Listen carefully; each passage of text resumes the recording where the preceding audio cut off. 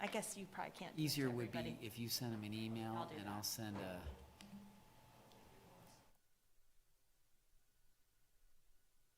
The meeting, but no, if I can then but we'll give it a shot. do individuals.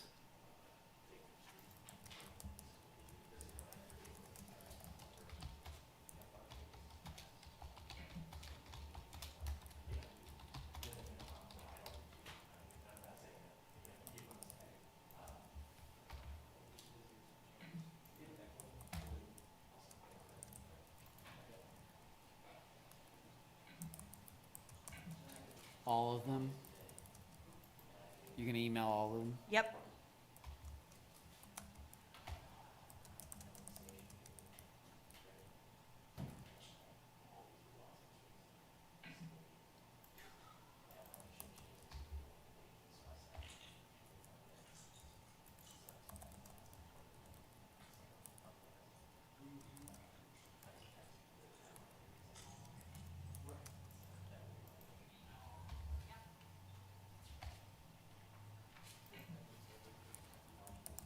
4, 5.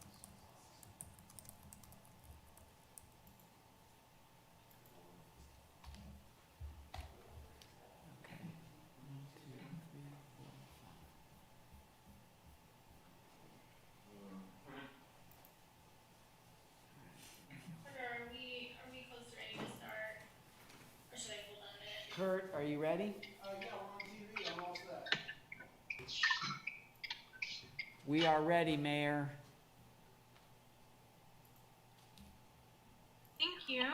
I am Mayor Ananda. Good evening and welcome to the Tuesday, July 21st, 2020 Lawrence City Commission meeting. We're going to start before we take roll and have Porter talk a little bit about the procedures for the meeting. Thank you, Mayor. My name is Porter Arneill, and I'll be facilitating the Zoom video portion of the meeting tonight. With me is Sherri Reidemann, City Clerk. She will work alongside Mayor Ananda to facilitate the meeting proceedings. This meeting is being recorded and broadcast on the city's YouTube channel and public access cable channel 25. During the meeting, please mute yourself by clicking on the microphone icon found on the lower left-hand side of the Zoom menu next to the video icon. Muting your microphone during the meeting will make it easier for everyone to hear. You'll just have to remember to unmute if and when you want to speak. In some cases, I may mute or unmute people as needed. Each time you speak, please remember to state your name and title for the benefit of those listening remotely. In the menu, you can also turn your camera on or off by clicking the video icon. For the purposes of this public meeting, please keep your video on during the meeting. Hang on. There we go. If you're participating by phone, you can click *6 to unmute your phone. For those using Zoom, somewhere on your screen you will see a choice to toggle between speaker and gallery view. Speaker view shows the active speaker. Gallery view tiles all the meeting participants. And now I'll turn the meeting back to Mayor Ananda. Mayor Ananda, thank you, Porter. I will go ahead and take roll of the commissioners. Vice Mayor Finkeldei? Here. Commissioner Larson? Here. Commissioner Shipley? Here. Commissioner Boley? Here. All right, thank you. And I am also present. Before we jump into our agenda, I would ask Sherri Reidemann to give us some information about the process for the meeting as well. Thank you, Mayor. This is Sherri Reidemann, City Clerk. I want to provide a few reminders to ensure that the provisions of the Kansas Open Meetings Act are met.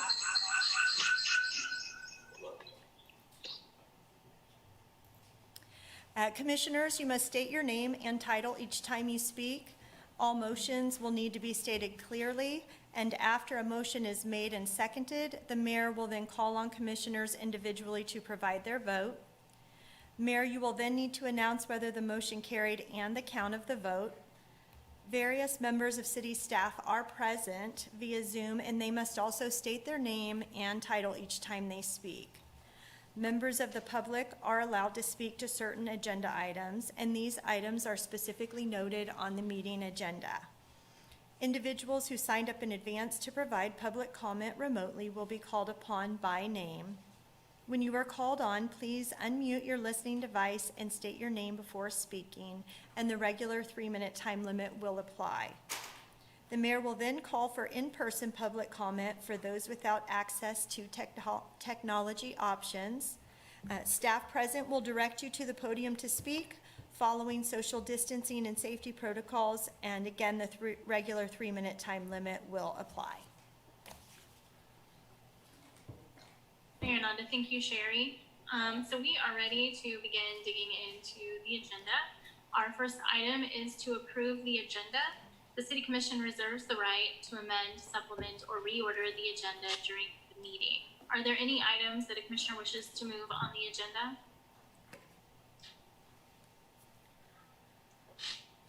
Do we have a motion to approve the agenda? I move to approve the consent agenda. This is Commissioner Boley, I second. So was that, I'm sorry, Commissioner Larson, was that to approve the agenda? I'm sorry, the agenda, that's what I meant.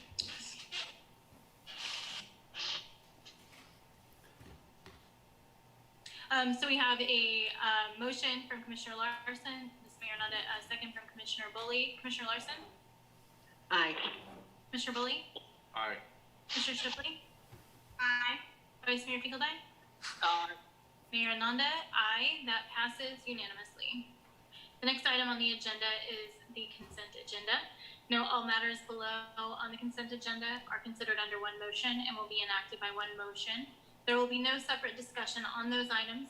If discussion is desired, that item will be removed from the consent agenda and will be considered separately. Only those items noted with yellow highlight, bold print, and italics print are eligible for live public comment, and the public will be limited to 3 minutes for comments.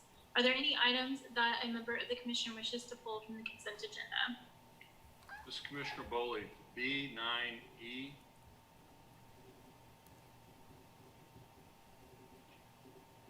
I would like to pull item B9C. Any other items? Mayor, Commissioner Shipley, B9F.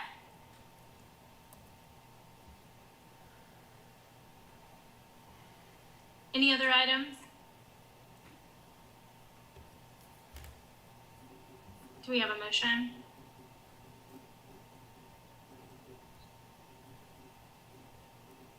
This is Commissioner Larson, and I move to approve the consent agenda with the exceptions of B9E, B9C, and B9F. This is Vice Mayor Finkeldei, I second. This is Mayor Nanda. We have a motion from Commissioner Larson, a second from Vice Mayor Finkeldei. Commissioner Larson? Aye. Vice Mayor Finkeldei? Aye. Commissioner Shipley? Aye. Commissioner Boley? Aye. Mayor Nanda, aye. That passes unanimously.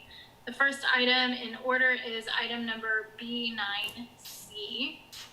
And that was the item that I pulled. It was authorizing the finance department to enact a plan to assist customers with paying delinquent balances due to the COVID-19 pandemic and to resume late fees, service disconnection, and collection activities on new charges for all customers on or after August 1st, 2020, in accordance with city code. I pulled this item because I think it's worth having more discussion about this, particularly in light of the large amount of our community, the significant percentage of our community that is still experiencing unemployment, that, you know, those late fees, if we begin enacting them again and they're still experiencing unemployment, can have a pretty significant impact on a family. And also, not having water, access to clean, safe water, particularly for families or families with children. I do wonder, what percentage of that might be the students who left town of the significant number, that was included in that report, around $1 million that we are behind in collecting. And I understand that that has a significant impact on our budgeting and processing. But I'm wondering if, we can offer the option of engaging in payment arrangements, or have folks show continued unemployment or serious fiscal concerns and be able to extend this program that we've put in place, because the pandemic isn't over. In fact, with universities offering on-campus courses, with students coming to our community, I think that this is probably something that will get worse before it gets better. And so I just think that I would like to have some dialogue around that and consider the possibility of extending or expanding that program, particularly in light of the Roundup option that we approved at our last meeting.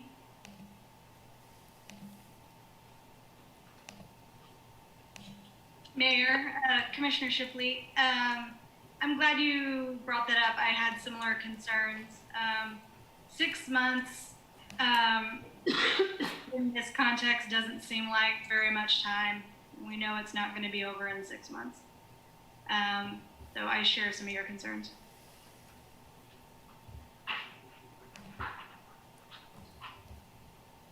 This Mayor Nanda, I don't know if staff wants to kind of add to the conversation. So Jeremy Wilmot, the finance director. I think just from a staff perspective, we're seeing other utilities around the community starting to re-engage their collection practices.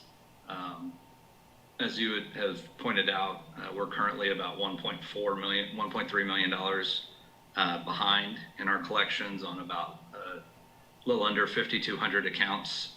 The average balance that someone owes right now is around $260. And so from our perspective, we wanted to try to tackle that before that snowball grew even larger.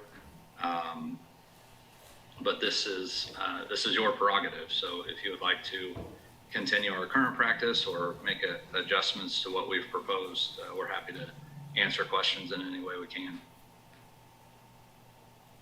Mayor Nanda, thank you. This is Commissioner Larson. I had a question, Jeremy. How does this past due totals compare to historical time periods? I haven't really had a lot of time this week to do any research on historical. I know Christy, our manager, is also on the call. Christy, if you had a chance to look at what our common, if you will, backlog is. Yeah, Christy Webb, Utility Billing Manager. Good evening, Mayor and Commissioners. We typically are only running about a total of 5,000 customers who are delinquent total. The numbers that are in that memo only include those people that have a balance that is greater than 21 days. So typically we're running 5,000 total with people who have 1 day or more past due. So it's significantly higher than normal, but in terms of the actual debt that's behind, I need to do some more research on that. Thank you. This is Mayor Nanda. I guess what I would like to propose and discuss is the possibility of continuing the program as it is, or in having the staff take a look at the possibility of creating or enacting some kind of financial hardship option that would allow some folks to continue to participate in this program.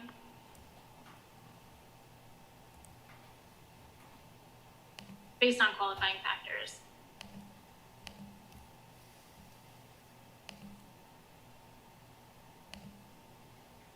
This is Christy Webb again. Do you have input on what qualifying factors should be considered? This is Mayor Ananda. I think that perhaps it would be useful to look at what some other utilities have used as factors. I know that unemployment, certainly level of income at this point, particularly if there's been a loss of income for a family, would be considerations in making those standards.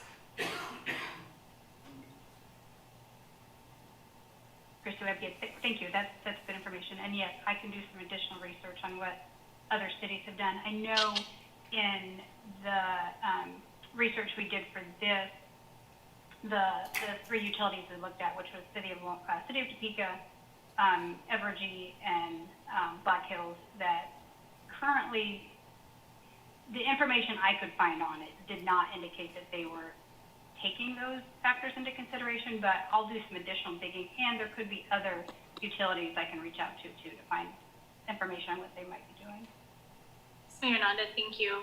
I just think about the cumulative impact that late fees and other items can have on folks, and as they're coming out of this, if bills are sent to collections, and there's something that we can do to avoid that, I would prefer it, because I know that, you know, once the snowball starts going down the hill, it can add up real quickly. And if this is the result of, you know, something completely outside of someone's control through COVID-19, I think it's very important to do what we can to protect our residents. This is Vice Mayor Finkeldei. I guess, and maybe staff can speak to this, I'm a little concerned that between, you know, everyone, in theory, people coming back to KU and starting up services, people moving the July 31st date, and the change of services, you know, and if we require a lot of paperwork in order to get people signed up for this, I mean, that might not be the time to do it. And maybe it makes sense to continue this for a month or two and then put that into place rather than putting all that paperwork. It seems like to me August must be one of the busiest months for utilities, but maybe staff could speak to that. This is Christy Webb. Yes. Right now, we are actually in the middle of our busiest season of the whole year, and that ends usually around at the end of the first week of August. So you are correct. This is a really, really, really busy time, and you know, we're doing the best we can to keep up with normal call volume. So absolutely, that's a good point that adding additional reasons for people to call in makes it harder for us to keep up with that call volume. This is Commissioner Boley. Mayor, would it be acceptable for you to push back the date in this to September 1st? And that would provide some time to consider things further, but we'd still have something done tonight. This is Mayor Nanda. My preference would be to maintain the program in place for as long as we're comfortable doing that, acknowledging that at some point there might be some discomfort with continuing the blanket program. So absolutely, I support continuing that until September 1st. Commissioner Larson here. I was wondering if we'd also consider the possibility of extending the length of time they have to pay it back. The way I read it, it's 6 months right now. Is that right? About 6 months. As to whether or not we could stretch that out a little bit more, because based on what Jeremy said about the typical bill being $260, so that's about $45 a month, whether or not we could stretch it out to kind of make those payments a little bit lower. This is Jeremy Wilma, Finance Director. That's correct. Our current proposal has it at 6 months. Again, that's just a recommendation. So if you all do that longer, we can certainly accommodate that. This is Mayor Nanda. I think that's a great idea. Thank you for pointing that out, Commissioner Larson. This is Vice Mayor Finkeldei. I'm just thinking out loud. I mean, if we don't take an action, we continue what we have been doing, and maybe we ask the staff to bring us back something in August to look at, to consider going forward at that point, and let them get through this busy time and also see where our numbers go and maybe look at a couple different alternatives and bring some of it back to us. This is Mayor Nanda. Does that work for staff? This is Christy Webb, Utility Billing Manager. From my perspective, it does, but I'll let Jeremy weigh in on that as well. Sorry, I thought somebody else was about to speak. This is City Manager Craig Owens. We could certainly do that. If somebody could clarify what you'd like to see when we bring it back, that would help us. This is Mayor Nanda. We discussed, looking at the possibility of either extending the program until it ends or extending the program to the level of comfort and then adding qualifications for continuing that program, as well as extending the payback period. Is that clear enough guidance? And is that resonating with the other commissioners as to what we discussed? Yeah, I'm concerned because the federal supplement to the unemployment is supposed to run out like now, right away. So this could get worse before it gets better, and that's something to be really concerned about. So, I think having some idea of what the administrative burden from doing qualifications would be, I think we'd need to know that, but also, what we can do to help people who are really strapped.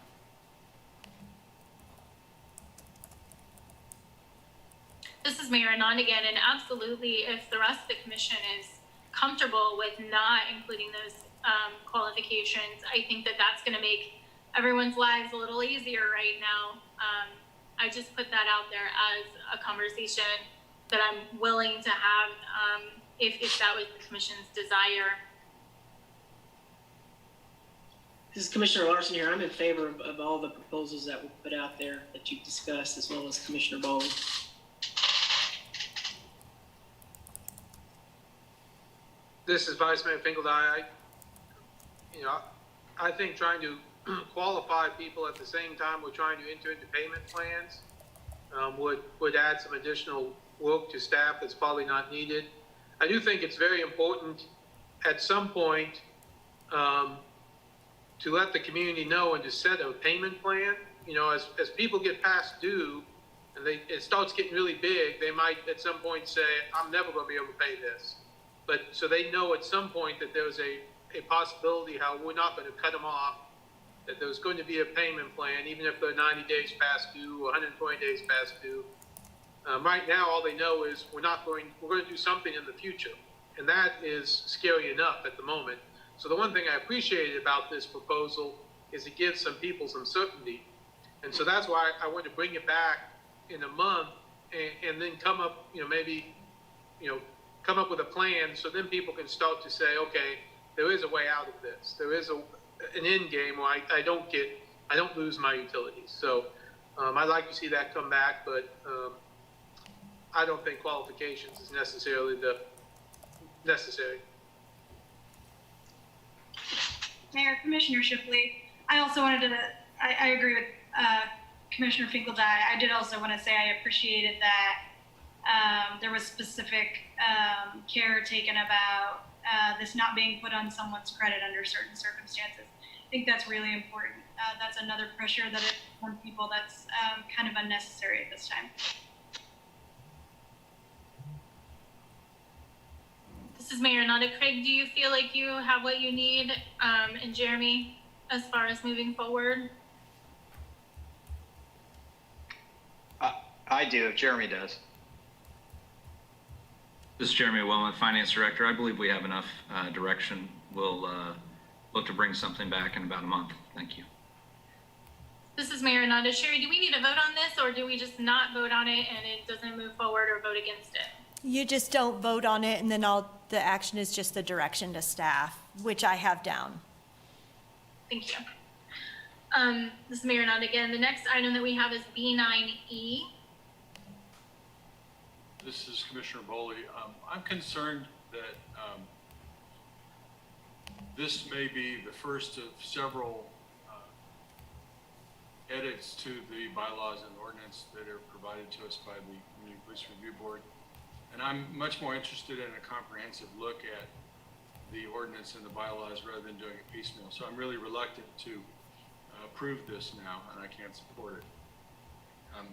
My preference would be that we provide guidance tonight to the CPRB on their process for doing the consideration of the bylaws and the ordinance. And the guidance that I would anticipate would be that we ask them to engage with the public on the topic of the role of the CPRB. We ask them to engage with a consultant who'll be doing the review of the police issues and policies and procedures and how we're doing it. And also to engage staff, so that through this process we could perhaps come to some common understanding of the issues and a better understanding of the policy choices. That's why I asked to have this poll.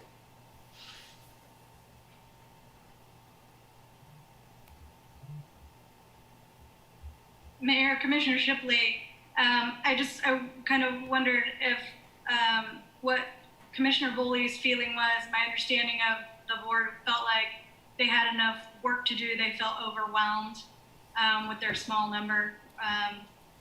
Did Commissioner have any comment on that? My concern is that they are really tasked right now, I think, with looking at the ordinance and the bylaws. And the process that we do that should include how many people would be on that board. It was also a split vote, 3-2. And there are 2 vacancies right now, so there's a possibility to fill those vacancies, which should be done. But I'm concerned about piecemealing an ordinance. I mean, I want to have a comprehensive review. And I think that as they engage with the public and staff and use the resources of staff and the consultant, that it won't be as much work on this as they're anticipating. It'll be a lot of work, but it won't be the book report that they were looking at. This is Mayor Nanda. I can speak to the appointment conversation. There was the recent push that we had for folks to get onto the board, and I wanted to give folks time to apply for that. I think that period there will be appointments at our next meeting for this item.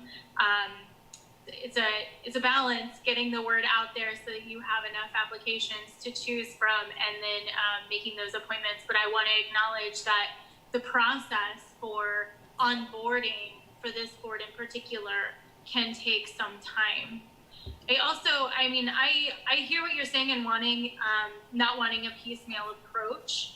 I also, don't want to punish them for not knowing that beforehand, and asking for what they want and requesting those other board members by not approving that because that's not what I wanted, when I haven't clearly communicated that to them.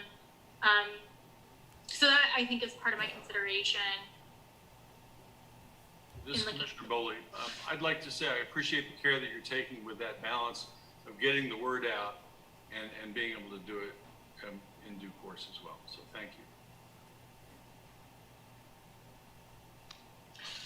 And this is Commissioner Larson, and I am concerned about piecemealing this process, given that they're going to be coming back to us with, I believe, to be some pretty significant changes, and I would personally rather like to address those all at once, so we can get a comprehensive look at it before we actually take a vote on it. And the other thing is as you had mentioned, Mayor, that there's quite a long period to get board members approved and gone through the various steps that they have to in order to get on this board. And by the time, I just wonder if the length of time that takes, that could be a couple months down the road in order to get that all going. So that's what I'm worried about. 3-week process. I didn't mean to interrupt, Commissioner Larson. This is Vice Mayor Finkeldei. Is one of their charges or one of the things they're looking at in the bylaws have to do with qualifications, or not necessarily qualifications, but types of people on the board, that sort of thing? Is that one of the things that they might bring back to us? This is Mayor Nanda. That's correct. That's one of the items that they were tasked with reviewing. Vice Mayor Finkeldei, I guess I could see a problem with expanding it to 9, appointing 2 people, and then seeing that the qualifications or the attributes are different than what we just appointed. So it might make sense to see what those attributes are, the qualifications are, and then tie that to the number of people. I guess I could see that being a more direct approach. This is Commissioner Boley. My ask of the CPRB would be that they look at everything, that they consider their role and how they would function effectively in the community, since there seems to be widespread perception that hasn't been the case. So I think addressing the perception of their role in the community is one of the basic things that they'll be doing through this process. And as we have the review of police, I guess my question to staff would be, is that, has a request for proposals been issued on that at this point? Yes, it has. Okay. So, I mean, I think working with the consultant, working with staff, and engaging the public are the things that they could very well be doing to address this comprehensive revision. This is Mayor Nanda. To speak to Vice Mayor's point, I think that it's a good point, and it could also be approval of those two additional members without appointment until the bylaws are completely reviewed as far as requirements for being on that board. I mean, that would negate the point of necessarily approving it tonight. But maybe that's a question we can send back to the board before approving those additional seats to see whether they considered the modification of those qualifications in that request.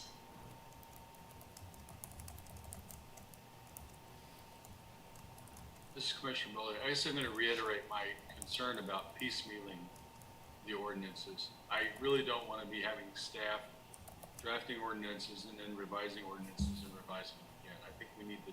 I think that's confusing for the community as well. So I think we need to have, a shot at doing this well.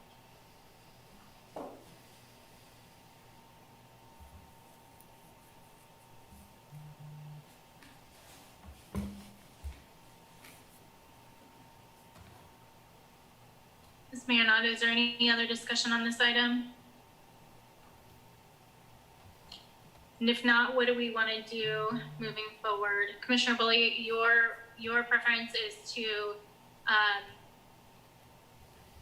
essentially do the same thing we did on the last item, which is to not make a decision at this point, sending it back to the CPRB. I think that providing guidance to them and encouragement is what we need to do, and also direction to staff to work with them and make sure that the final contract with whoever will be doing our consulting includes, assistance to the CPRB and the department in finding an appropriate role. This is Mayor Nanda again. Sherri, would that require a motion, or is that sufficient direction for moving forward? I'm not sure that's sufficient direction to staff, but I'll let them respond. That's fair.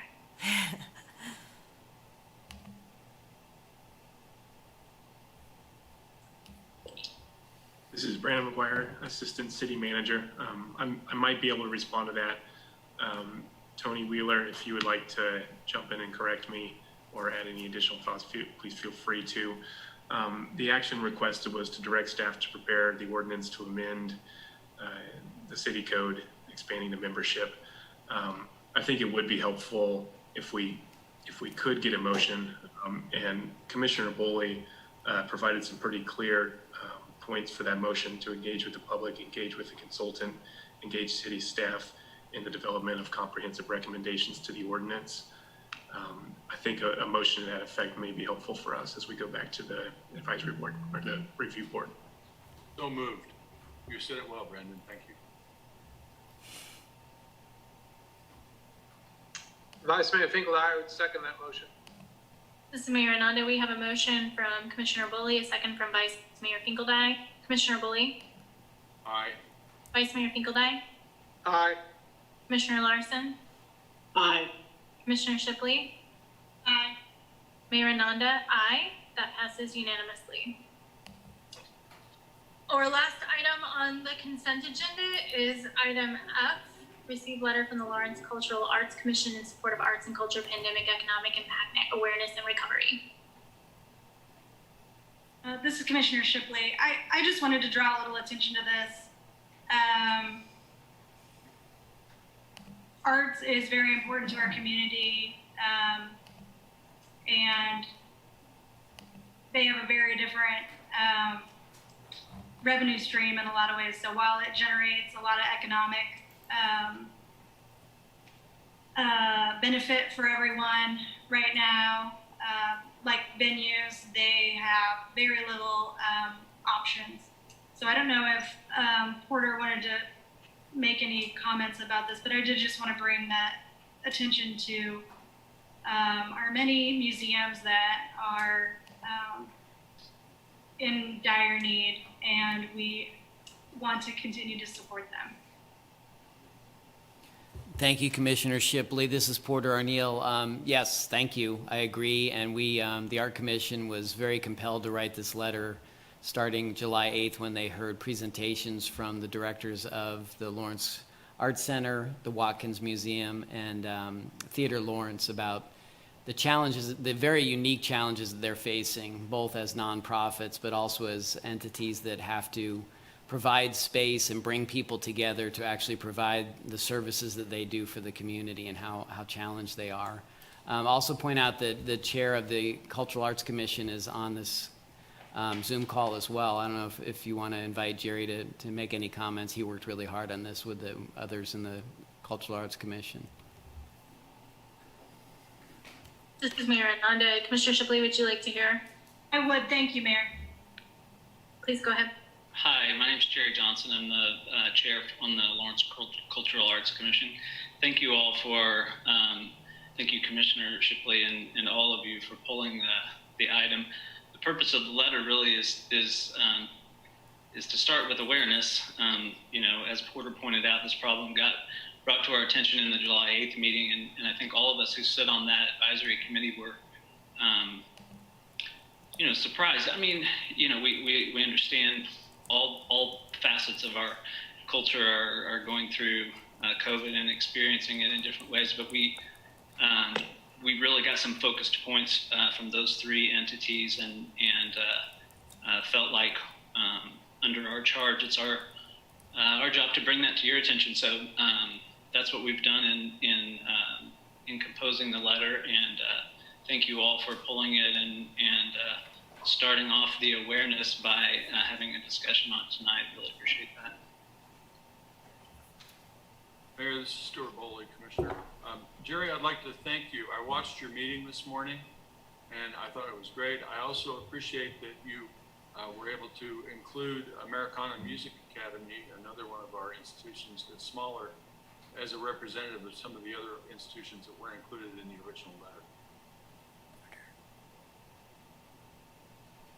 This is Commissioner Larson, and I want to thank you for the letter and all the work that went into it. And you know, it is important that we be exposed to the fact that there's organizations that are being impacted by COVID that maybe we wouldn't normally think of. And so when I watched that meeting, I was surprised at the impact it had on some of our arts venues.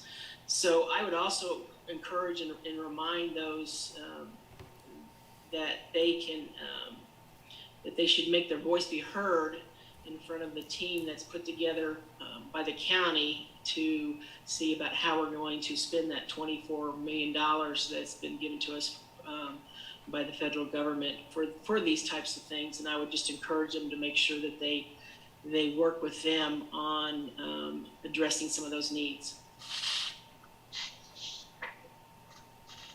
Commissioner Larson, I know that they're doing that. This is Porter Arneill, so thank you. Good point, and I know they're working on that. Mayor Ananda, is there any other discussion on this item? Thank you for pulling it, Courtney, Commissioner Shipley. Do we need a motion to receive the letter? Sherri Reidemann, City Clerk. You do not need to make a motion on this item. Mayor Ananda, thank you. That is all the items that were pulled from the consent agenda, and we are ready to move on to public comment. General public comment will be accepted in written form only. General public comments must be submitted 24 hours prior to the start of the meeting. Emails or mail are acceptable, and written comments can also be dropped in the utility billing drop box located at the cutout at 6th Street in New Hampshire. All comments should be marked for the City Commission. To submit general public comment by email, email ccagendas@lawrenceks.org or by mail, City Hall, 66th Street, Lawrence, Kansas 66044. The communications that we received was an update regarding Lawrence Promise, an email from Chad Usdog regarding the cleaning of the city buildings during the pandemic, and an email from Chris Flowers supporting the National Mayor's Challenge for Water Conservation in August, and that will be in August, so I think that will be a discussion that we will be having then.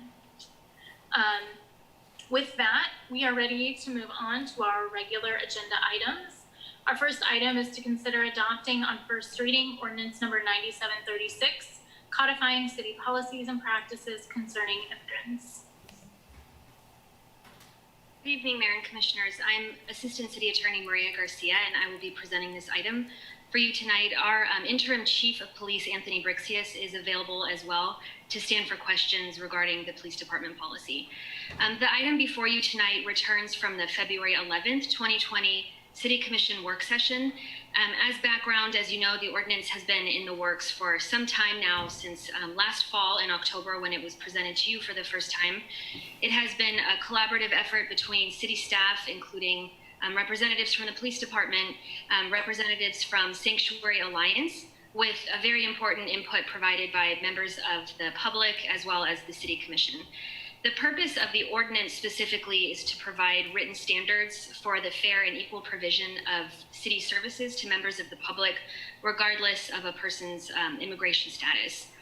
Since the last February meeting when we met, staff has met again with representatives from Sanctuary Alliance to discuss and finalize several outstanding items. The ordinance has been improved each time staff has met with Sanctuary Alliance representatives. The input and the feedback has been really excellent and very valuable, and we have incorporated a great majority of it into the draft ordinance as it appears at this time. I was happily able to confirm with Sanctuary Alliance, a representative, after our last meeting that we have been able, staff and representatives of Sanctuary Alliance have been able to come to agreement on all of the items with the exception of one, which I will discuss in a moment. But for now, I wanted to share with you the so-called scorecard, which you have seen previously, but it has been updated since we met last. And I've been advised that I can just do a share screen, so I will do that.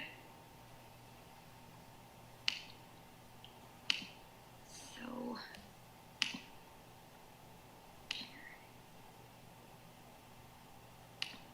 can you see my screen? Yes, thank you. Thank you. All right, so I'm just going to go through briefly, since again, you all have seen the great majority of this previously, but I did want to highlight some things that have changed a little bit since the last time we spoke.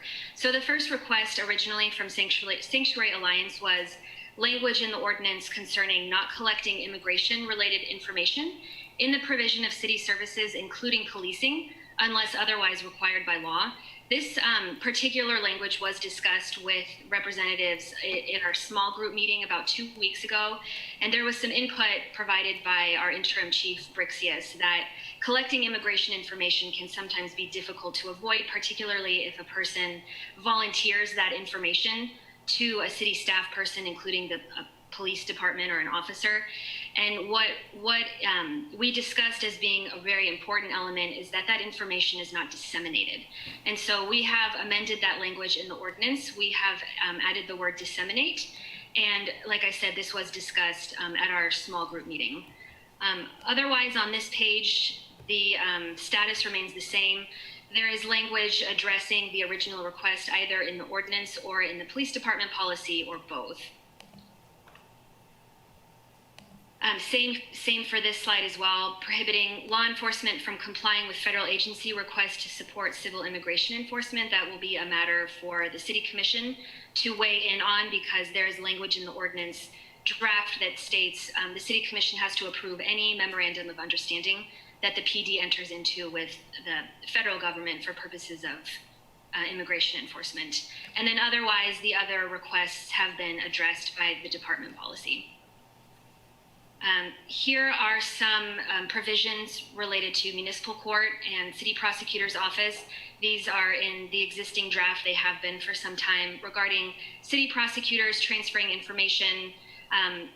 The next one, I'm sorry, requires public defenders to affirmatively and competently advise of the immigration consequences of criminal offenses. That has been addressed in the ordinance under the specific section for municipal court.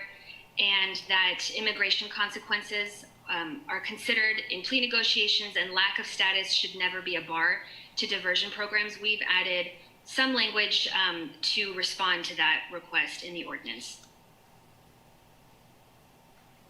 The next request on this slide is requiring local law enforcement to issue immediate public notice of any contact by state or federal agencies requesting assistance with federal immigration enforcement. We had a small group meeting with Sanctuary Alliance representatives in January. This request was slightly modified by the group to say that there was a request for public notice of ICE activity in completed cases when Lawrence Police Department was aware of that activity. At our meeting 2 weeks ago, we further discussed this. Interim Chief Brixius provided input on it as well. And the agreement at that meeting was for Sanctuary Alliance representatives to be a bridge between the community members and the police department, for representatives to ask the police department in any case where whether ICE was in town, whether there was activity, the police department would be able to answer the question as best as they could, provide any information if possible in that case.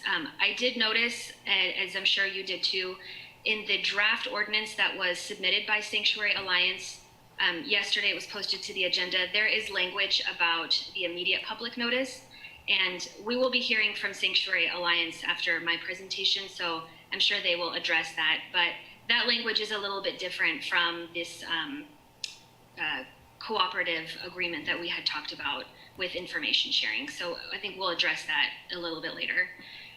Let's see, I'll skip to the next slide. There are two pieces in here that were educational pieces. There was a request to require ICE or DHS officers to identify themselves and wear duty jackets if allowed into local facilities, and a request to not allow ICE or DHS into local facilities for purposes of federal immigration enforcement. And we have talked previously and presented to you, City Commission, a public service announcement in the form of a poster or something that could be posted in a public place for members of the public to know that Lawrence police officers are required to be in uniform when they're taking enforcement action generally, and that those federal agents are not employees of the city, and as an educational piece that there might be enforcement or the presence of those officers, and the members of the public might not know that.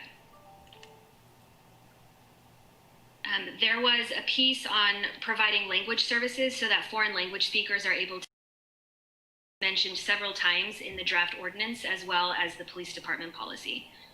So I've put in a different color the newer request that Sanctuary Alliance has made and that we have spent a lot of time talking about in recent weeks. So the first one is to expand section 1-1005 of the ordinance to include additional language regarding the process for reporting violations, the follow-up process when violations occur, and protections for individuals or groups who report violations, including specific non-retaliation provisions. So we have added the definition of retaliation to the definition section of the ordinance.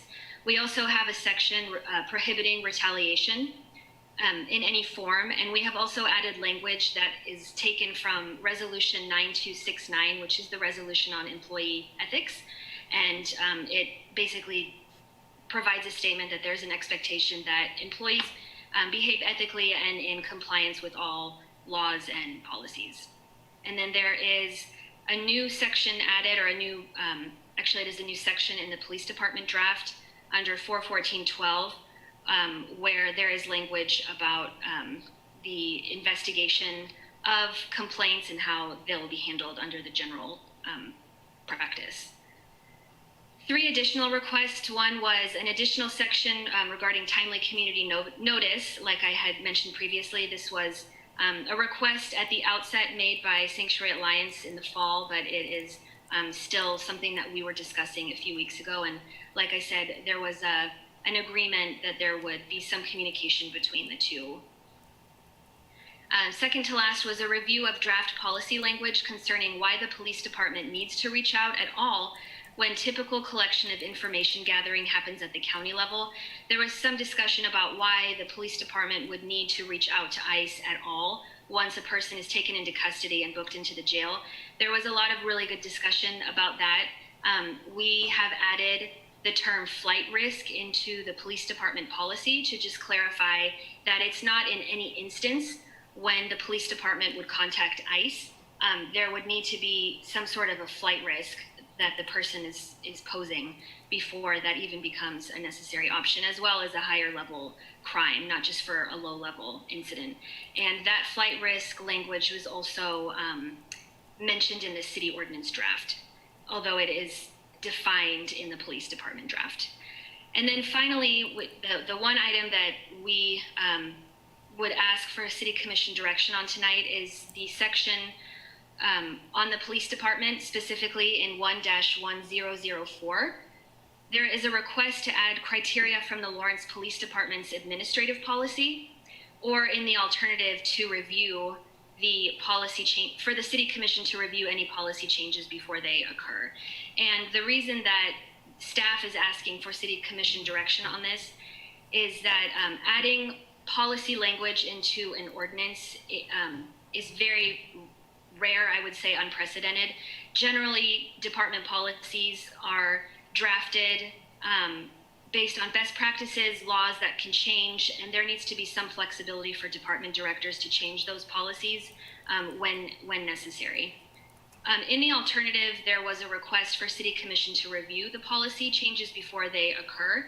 That, as I stated in the staff memo, could be a more feasible one. There is some precedent for that in the code, unlike the first request. But I'm here to answer any questions that you might have about that particular topic. With that, I will conclude my initial statements. If you have questions, I'm happy to answer them. But if not, Mary L. from Sanctuary Alliance has a presentation following mine. This is Mayor Ananda. Thank you, Maria, for that presentation. We will be having a presentation from the Sanctuary Alliance as well. I'm wondering if commissioners, are there any questions that you want to ask Maria before we hear from the Sanctuary Alliance?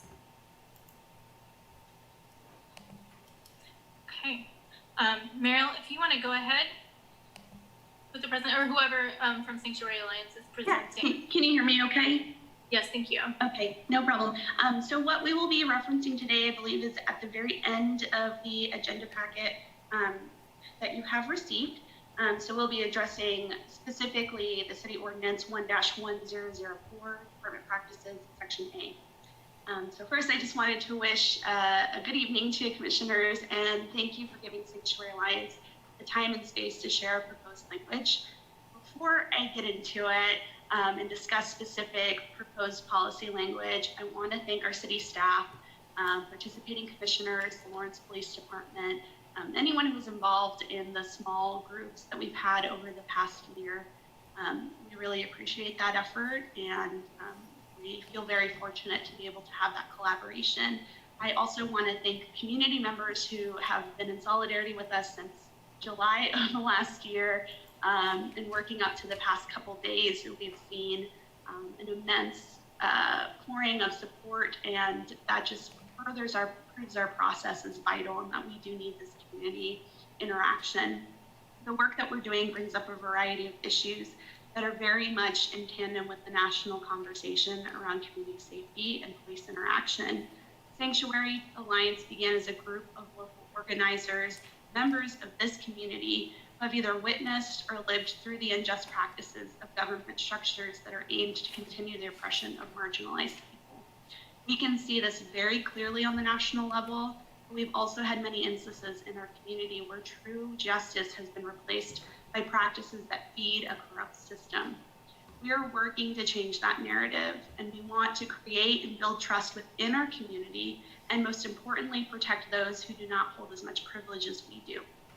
We know that we can shift away from harmful practices and reimagine what true safety is for our community. Now, more than ever, as we face a deadly and life-altering global pandemic, we know we must prioritize public health and public safety. We believe that this ordinance is the beginning of that shift as we reimagine and create new paths of protection for our community. And it may not be the way things are typically handled, It may feel unprecedented to request stronger policy, but we need to keep in mind who we serve, the people of Lawrence, every single one of them.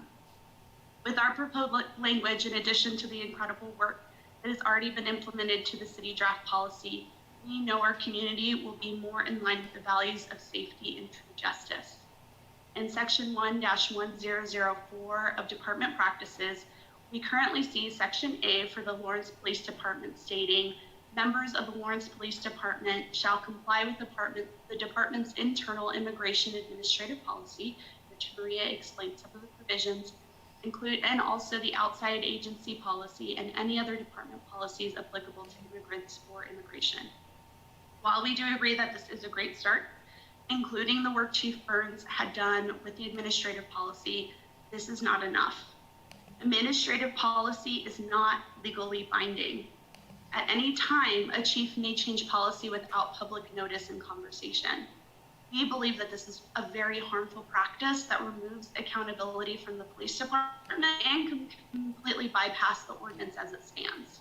This language differs from all of the sanctuary policy models that we shared with Commission, whether it be at the city, county, or state level, which includes specific provisions and standards governing police department practices in local law.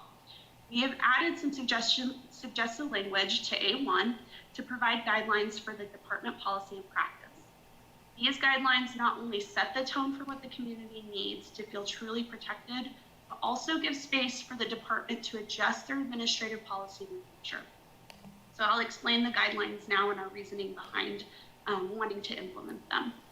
So we have added in Section A, Part 2, the department's internal immigration administrative policy shall include provisions which support the findings of this ordinance, number 9736, including but not limited to the following.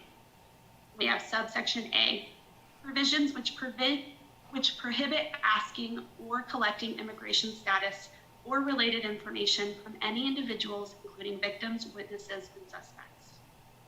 We continue to view this as a necessary guideline for all departments, especially the police. If there is no need to acquire immigration status from each and every individual, then we should not have an issue with codifying this practice. If we do not, we believe that this could lead to unnecessary profiling and a distrust of the police from community members. At no point has citizenship status aided in local violation of law and should remain as private information. It is possible to provide offers of protections to victims and witnesses who may be undocumented without requiring that those people disclose their legal status beforehand. Subsection B, provisions which prohibit the Lawrence Police Department and its members from detaining, arresting, transporting, or withholding any individual based solely on a civil immigration detainer or administrative warrant. As we continue to navigate the quickly changing, unjust federal practices of ICE and DHS, we must remember that an undocumented immigration status is a violation of civil law, not criminal law, and should be handled solely by members of ICE or DHS.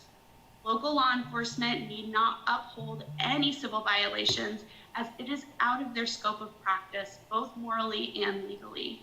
We cannot continue to begin to assist an agency whose goal is to separate families, keep innocent people in detention centers where COVID-19 easily spreads, and viciously harm communities like ours during a global pandemic.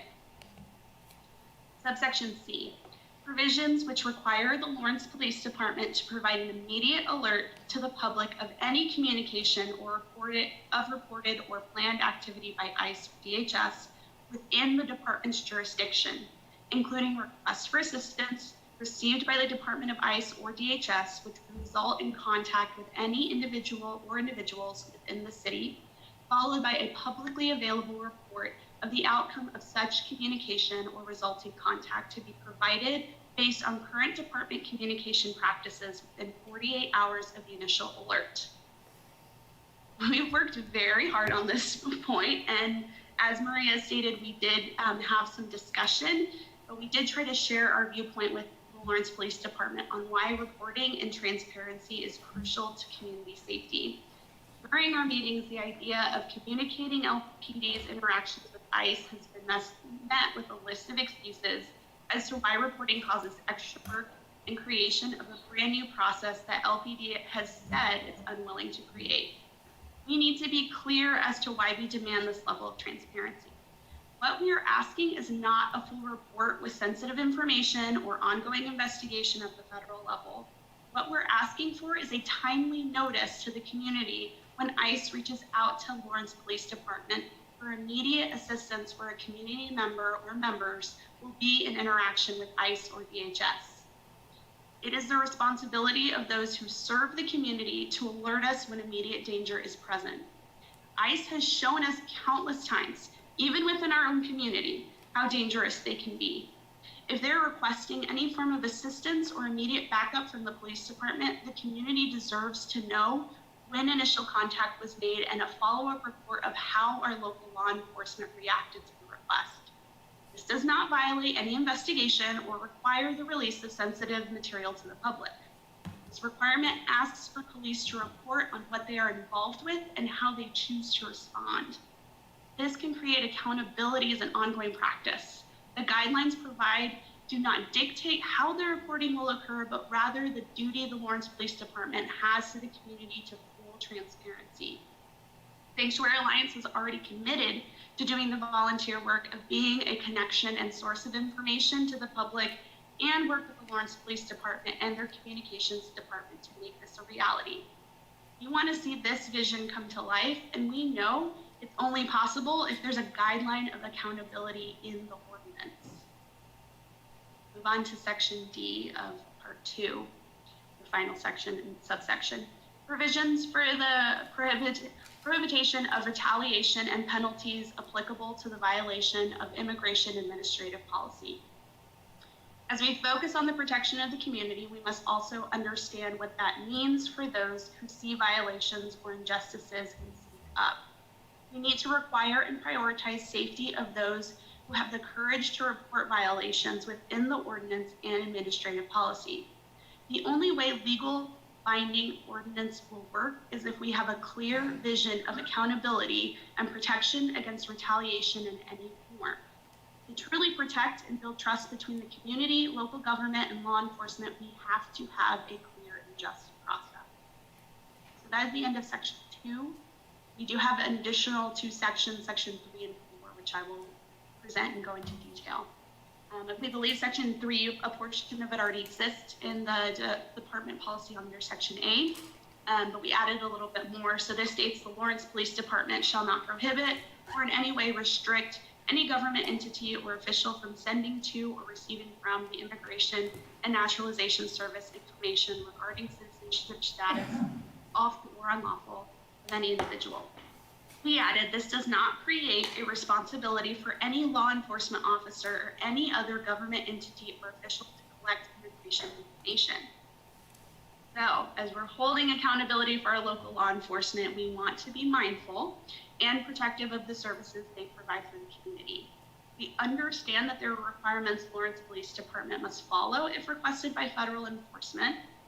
In addition, this additional language that we've added to section 3 ensures that we will not condone breaking any federal law, but it also acknowledges that we do not have a responsibility to the law that is outside of the Lawrence Police Department's scope of practice. Civil violations are different from criminal violations and do not pose a threat to community safety. These are not the responsibility of local law enforcement. We must draw a bright line between what serves and protects the community and what is the responsibility of federal enforcement. Finally, our last recommendation, number 4, the Lawrence Police Department shall provide public notice and make publicly available any revisions to their immigration administrative policy, outside agency assist policy, or any other department policies applicable to immigrant or immigration prior to the effective date of such policy change. Our last provision requiring public notice of any administrative policy change continues with our request to be in alignment with community transparency. We're thankful for the work that has been done so far, and we do not want administrative policy to change that affects the lives of community members without public notice. We have encouraged openness during this entire process, regardless of whether we agree on every line item or not. But we demand a through line of transparency as we continue this process as an open one to all community members.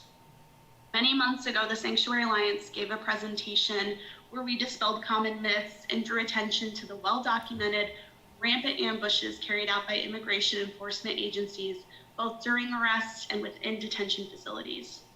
This abuse continues today, ripping non-violent, non-threatening immigrants from their families and homes, even during a deadly global pandemic, and throwing them into crowded detention facilities where they are at heightened risk of contracting COVID-19. During the pandemic, ICE has not slowed down their efforts. The federal law now permits them to operate with even less accountability to the public than before. Now more than ever, we must show that our city is committed to higher principles. We must have accountability and transparency. The ordinance as it currently stands is incomplete. Sanctuary Alliance cannot, in good faith, accept a policy that is legally binding, but leaves out guidelines for a department who interacts with federal agencies like ICE more frequently and holds responsibility for community safety. We are asking city commissioners to adopt our proposed language to the ordinance and then vote to codify it. We addressed concerns, we sat in meetings, we looked for all the alternatives. We know that this is the necessary work. We know that community safety and transparency require a new mindset and new practices. We know that above all else, our commissioners have the authority to ensure all city departments prioritize the people of Lawrence. We are calling on you, commissioners, to take a position that is in alignment with what the community needs. We need true sanctuary in Lawrence, and this proposed language is that truth.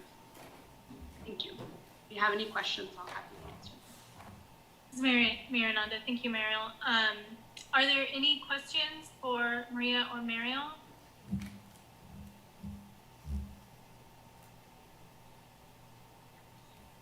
I had a couple of questions for Mariel because I did have the privilege of being part of those meetings. And I wanted to just have a little bit of conversation, if you're willing to do that, Mariel, about how that public, I'm sorry, pulling back up to it, that immediate alert or that alert within 48 hours, which I think is a little different from what we were talking about.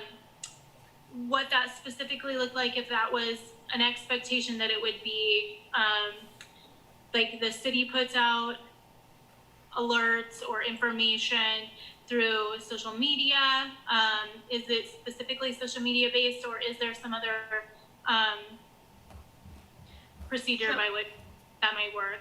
Yeah, so we're community members, and so we know that that's not our responsibility to figure out, but my suggestion would be, and I mentioned this in the meeting that we had a few weeks ago, that there are already communications both on social media and on the public communications team, however they handle that bring out information. We see Lawrence Police Department have a very active Twitter account. We see communications coming back and forth on social media and other avenues. We know that that's a possibility, and even if it's not one that has set instructions, that's something that should be able to be implemented and created. And I think that at this point, we've communicated specifically. We're not looking for the entire story. What we're looking for is if the police department's contacted by ICE and requesting backup, immediate backup for a situation where a community member is going to be in a position of interaction, that they say something and that they communicate that, because where we're at right now is that lack of communication causes fear, causes anxiety, and causes folks to not know what's going on. So that's the immediate. The follow-up report simply tells us what the Lawrence Police Department did. Did they respond to the call and provide what was requested, or did they not? And that is all we're looking for. And what that does is it shows transparency on their side just as much as we would like to see. All we're asking is basically an exchange of information for what they're getting, and we don't feel like that's violating anything or taking away from a federal investigation. This is Mayor Nanda, thank you. And I do appreciate that I don't expect, our community members to come up with that communication method. But we had conversations about that. So I think that it's helpful for folks who weren't in the room when we were having the conversation. So thank you for kind of indulging in that conversation with me.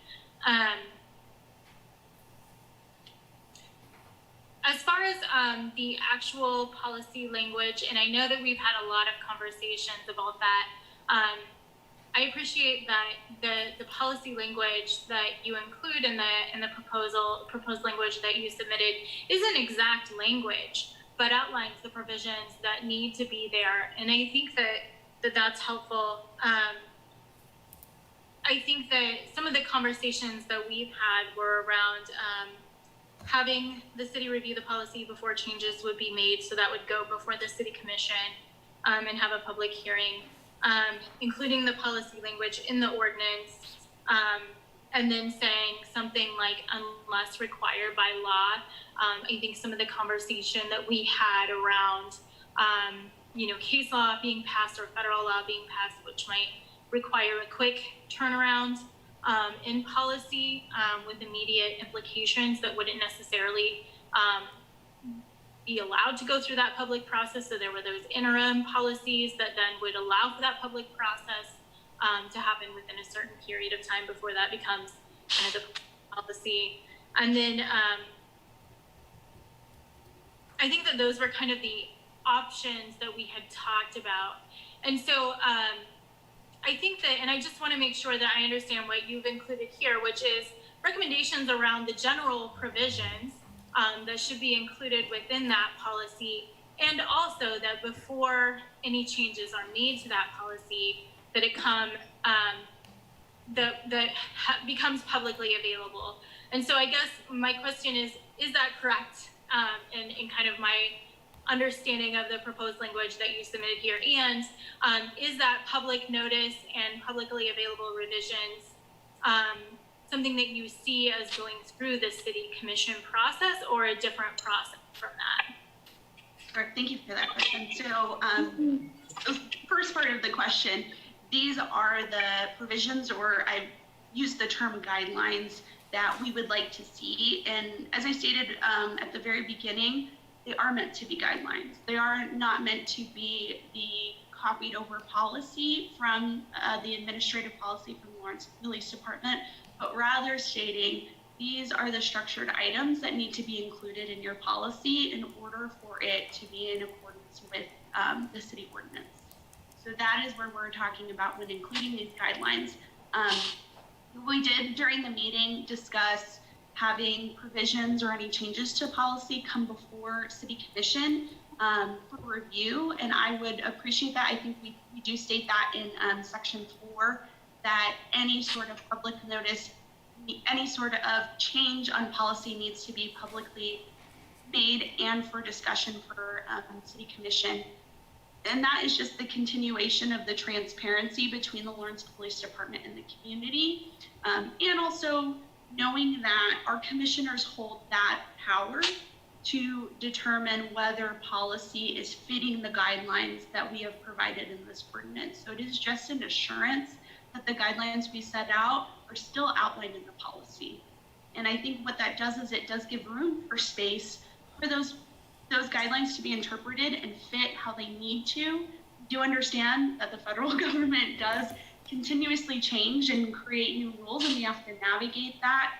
But a lot of what we're addressing is still pertaining to civil violations, not any sort of criminal violation. And so we still need to really understand that distinction, that implementing these policies we're probably not going to see unless they change immigration violations into criminal violations. Then we'll have a real problem on the federal level.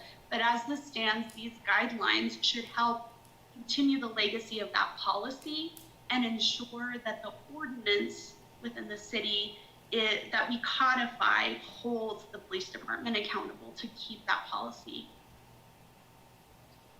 Ms. Mayor Nanda. Thank you, Mariel. And I apologize. I want to remind everyone, and this is my job to remind everyone when you speak, please be sure to say your name as you begin speaking each time you speak. So Mariel, that's on me. Are there any other questions from the commissioners for either of the presenters, or I believe the interim chief is here as well?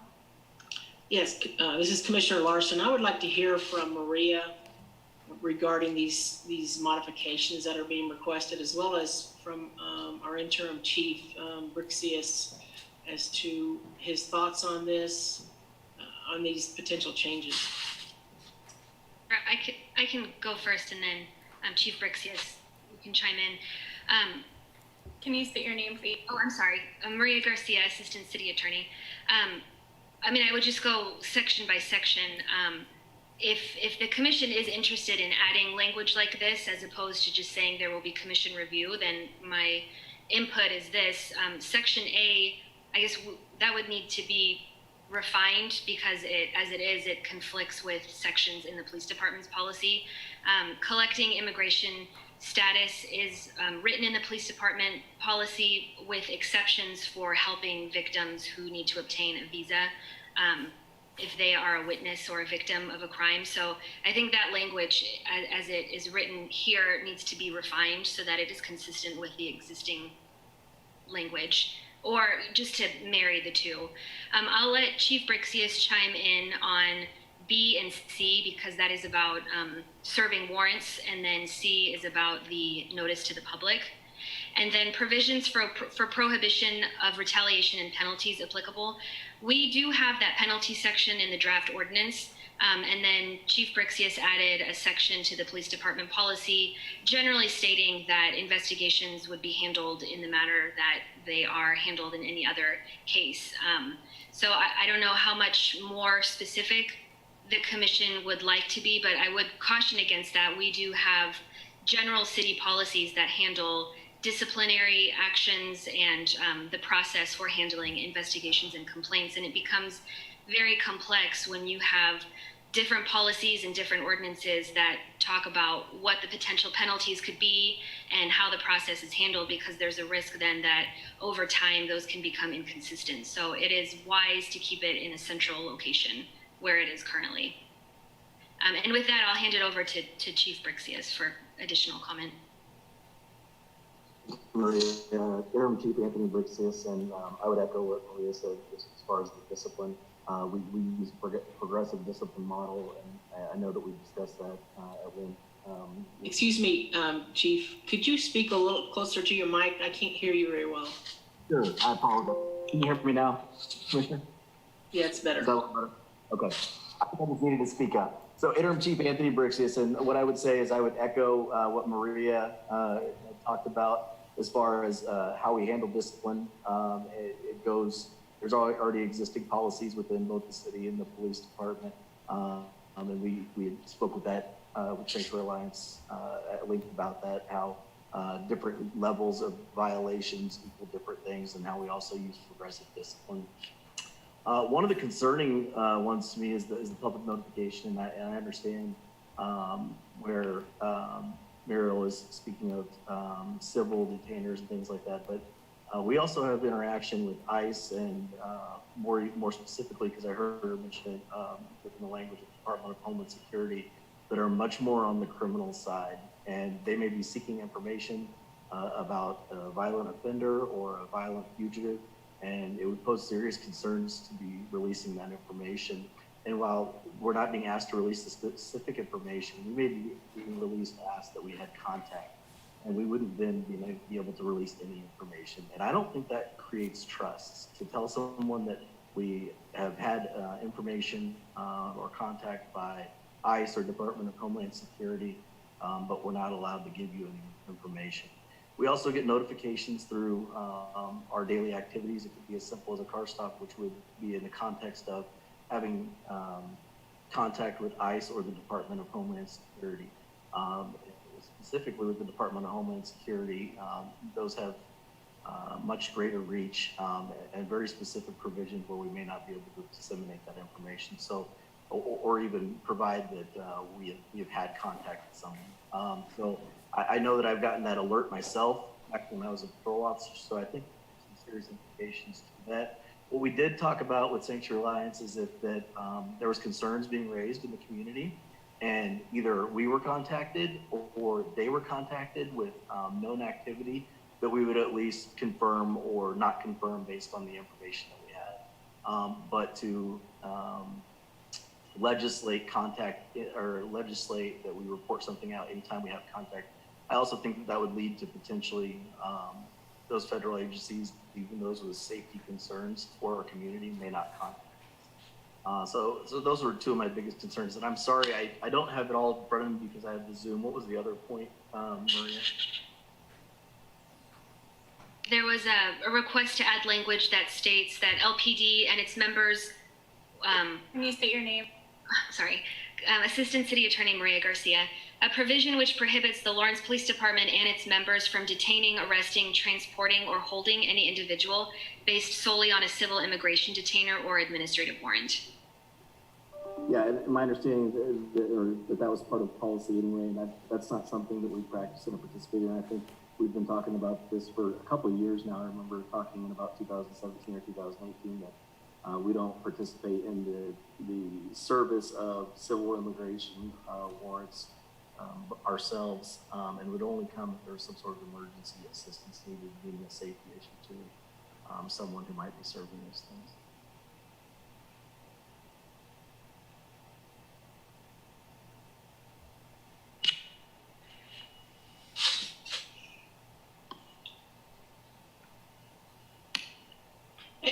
Commissioner Larson, I had one more question for the chief.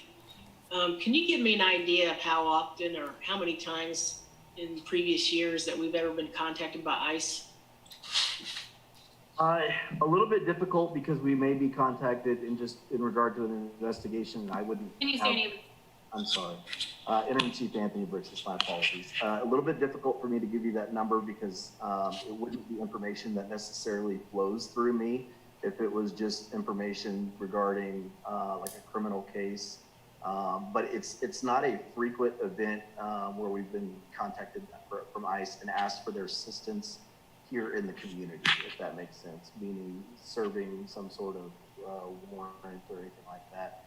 We were contacted, it's probably almost a year ago now, on an emergency request, but many times we're not given that information that they may be in town. I think that's also something that could potentially create distrust by the requirement of the notification. Is there's many times that we're not notified that a particular entity is in town, and somebody from the community may see that entity and ask us, and we would of course say that we're not aware of it, but I'm not sure that creates a trustful environment. We're not aware, but someone from the community is seeing it. So those were some of my concerns, but it's not a great frequency that we're contacted by ICE. Department of Homeland Security, probably a little bit more frequent, but it can come in many forms. It can come in the form of being in the area and just giving us knowledge that they're in the area, conducting whatever activities that they're conducting. It can come in the request for assistance as far as being on a particular scene. And it can also come from just telephone contact and or contact through our national databases from something that we may have run in the system, and then they're requested it.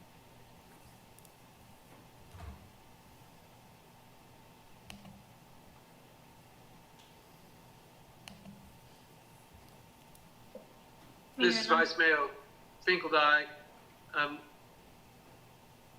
Captain Brixius, the provision A that they put in there talks about provisions prohibiting the asking for or collecting of immigration status. And I understand the asking part, and I believe there was some discussion from Maria about changing that to disseminating. I guess my question is, collecting information, is that, for example, would that occur? Would you consider collecting, having your video camera on and someone telling you their immigration status? Is that a collection, or were we talking about something different there? From my recollection of our conversation, it was that collection wasn't very clearly defined and what that meant. And that it's also sometimes important to collect information, as oftentimes we're able to ease a potential witness or victim of a crime's fears that maybe that we have something to do with Immigration and Naturalization Service, in which we don't. So very often we will have conversations with people, which I guess could be considered collection, and that was part of my concern. I think the real concern for any individual who might be interacting with this is that we wouldn't disseminate it, because that's ultimately how some sort of negative action could be taking place upon them. And so I think the collection is not as near as the concern as the dissemination, which is why I asked for the change in that language. What about this is Vice Mayor Finkeldei, what about the asking about immigration? Is that something you do, or is that, I think that's prohibited under the policy, but correct me. Yeah, I believe in the policy it talks about dissemination of that, but it might be something that we do. Many times when we're speaking with people who may be the victim or of a crime or a witness to a crime, they have fear about talking to the police, believing that they may be enforcing some sort of immigration or customs service. So we may just let them know that, and it may not be as much of an ask to let them know that is not our concern. That's not what we're trying to do. Also, as we get to the T visa use, that we would have that information. Without being able to ask that information, then we would never know that information. So we might want to help keep a victim of a crime here in the United States or a witness to a crime to prosecute that crime. So we would need to at least collect that information. The important part would be that we don't disseminate unless it's those two pieces, the T visa and the use. This is Vice Mayor Finkeldei. Thank you. Meryl, can you address that from the Sanctuary Alliance point of view on the disseminate versus collect or ask, and why you're taking the position you are? This is Mariel Ferrero, community member. Thank you for that question. So when we put this provision in here, we were aware of the administrative policy discussing UNT visas for protection of victims. We, however, know that that is not necessarily something that needs to be the responsibility of Lawrence Police Department. That can be something that a community member, pretty much anyone, can help somebody fill out those applications to send to DHS for approval. So that is not necessarily the responsibility of the Lawrence Police Department. I hear Chief Brixis in saying that that may help improve an investigation, but also it could and has been used against people and victims as well. So that's putting trust into a police officer that the community does not trust to not disseminate that information. And so we're asking because why does it need to be asked? Is there truly data or statistics that show that a victim is or a witness is more likely to share that information if they feel protected with their immigration status? Are we seeing these visas being approved? So I'm not seeing any of that used, and it's been continuously said that we don't do this that often. And so if we don't do this that often, then it kind of goes the other way. Why do you need to have this provision in here if it's not necessarily your responsibility? And if it does help in an investigation, there can be other individuals, attorneys, things like that that come in and can help with that process. So we don't feel that that's a need. That's a community safety thing. I can speak from experience that a police officer asking for your immigration status is more concerning and fearful than if you were just to be treated like an everyday witness. Also, that is profiling because you don't know their status. So why would you assume they would need that question answered or that help? So we're trying to be very clear that these individuals need to be treated just like everyone else. Vice Mayor Finkeldei, thank you.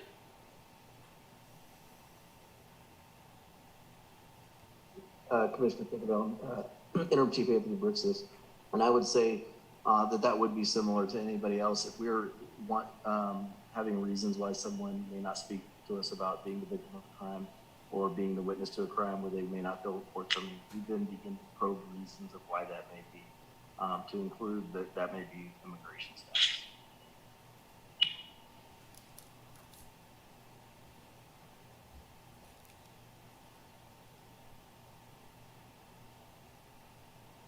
Mayor Nutter, are there any other questions before we open it up to public comment and then bring it back to the commission for a full discussion?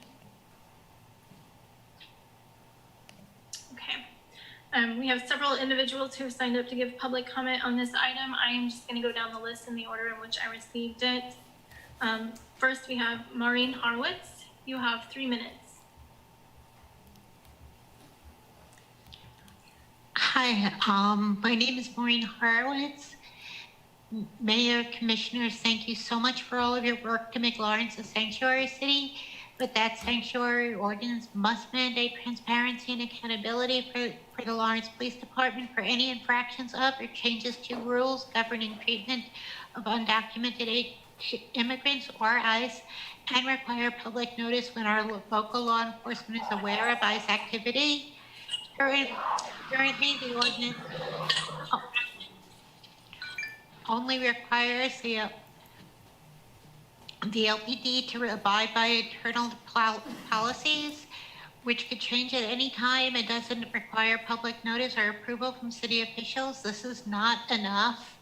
As we all know, we're living in a time of intense cruelty. ICE continues to gain power as increasingly large numbers of people are deported or suffer and die in ICE detention camps.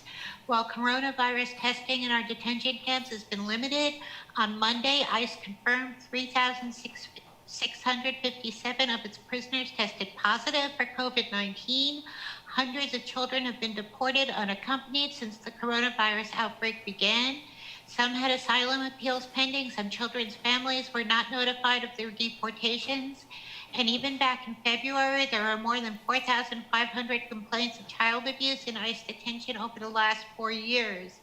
ICE is part of the ongoing assault against Black and brown people. Over 2 years ago, ICE's own lawyers concluded nearly a fifth of the people they detained were U.S. citizens. There were more than 22,000 people in ICE detention as of 2 days ago. And ICE was just classified as a security agency. This means ICE employees now have the same protection from disclosure as the FBI. So I hope when you discuss who is accountable to whom, transparency, and the complexities of creating policy, you will also talk about our responsibility for one another. Respectfully, if we do not do every last thing in our power to protect the undocumented community from ICE, we're only a sanctuary city on paper. Immigrants in Lawrence need our unequivocal support. ICE does not. I hope you will do what so many of us have been demanding for a year: exercise your police oversight and vote for Sanctuary Alliance's policy proposal. Thank you very much. Mayor Nanda, thank you. The next individual that we have is Paul Spierka.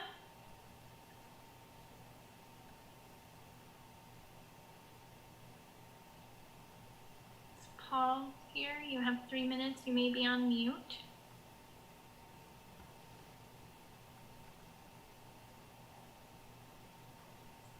What we'll do is I will make note of who is not available when I come to their name, and I will repeat those at the end of public comments. The next individual on the list is Stephen Watts.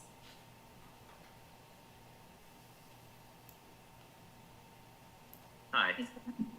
The 414 immigration policy that is accompanying the ordinance, if adopted as written, will prove to be a hollow victory for the pro-immigration folks and the Sanctuary Alliance people. The language is crafted and structured to give total control to the police and any involvement with the police.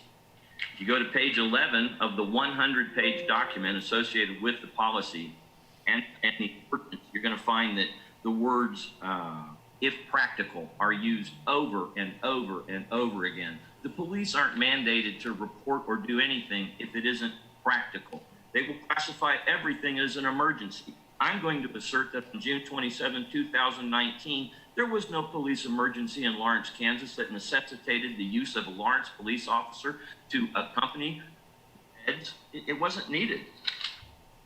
So the language needs to change, because if they can not do stuff because it's an emergency, everything will turn out to be an emergency.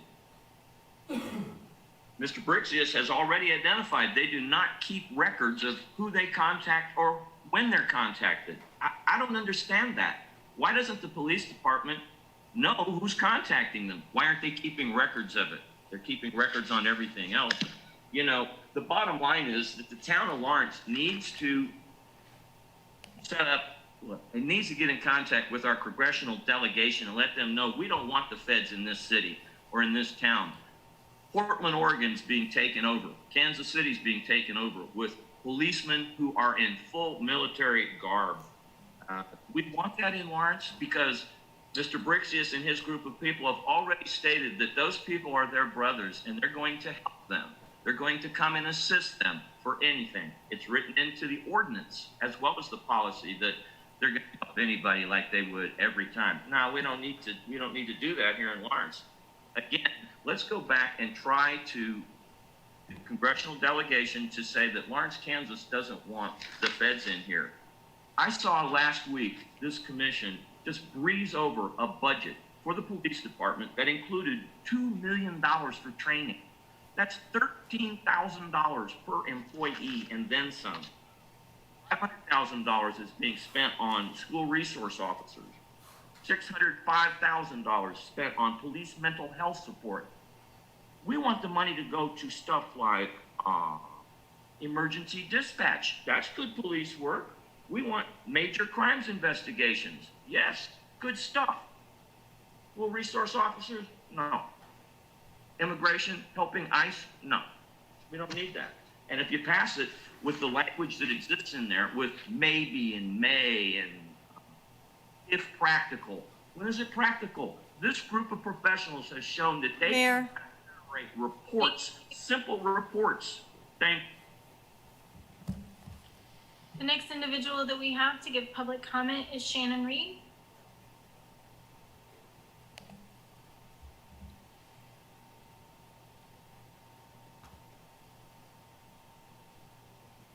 Shannon, please go ahead. You have 3 minutes. Sorry about that. Can you all hear me? Yes, thank you. Okay. Hi, I'm a lifelong Lawrencian who stands in solidarity with undocumented community members whom we have to give sanctuary to right now in Lawrence and throughout Douglas County. But we have to start with the City Commission of Lawrence. The commission has to pass Sanctuary Alliance's proposal that puts police accountability into written city ordinance. We must mandate transparency and accountability for the Lawrence Police Department regarding contact with undocumented folks and ICE and other federal agencies. And we have to protect all residents by requiring public notice when our local law enforcement is aware of ICE activity.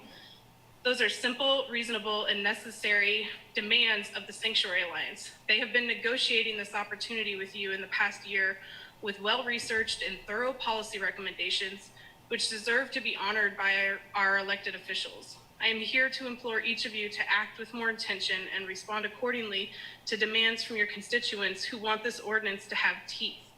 As my partner Bobby so pointedly wrote to you in an email yesterday, if we cannot ensure protections for our immigrant community in this city right now, I'm not sure you understand the gravity of what is happening in our country at this moment.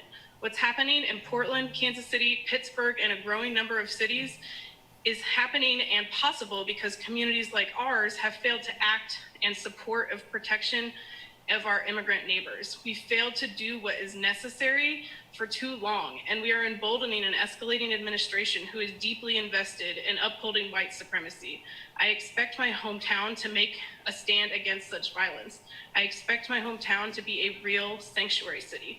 We elected you to have oversight over police. You are their bosses, and we are taxpayers who fund them. The police must be accountable to us through you, especially when it comes to our most vulnerable community members and rogue agencies who regularly abuse human rights. Do what hundreds of Lawrencians have been demanding for a year and vote for Sanctuary Alliance's policy proposal as it has been proposed. Thank you. Mayor Nanda, thank you. The next person on our list is Alex Tesla Kimball Williams. Please go ahead. You have 3 minutes. Thank you, Mayor Nanda.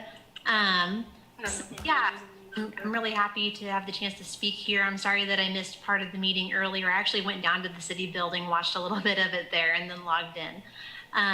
But yeah, I think that, and I know that I've mentioned this in meetings before, and I probably sound like a broken record, but this is all about building community trust. if the community does not trust the police department, I mean, how can we assist with investigations? How can we have an ongoing relationship? And how can they expect to keep us safe if we're not, in conversation and if we don't trust?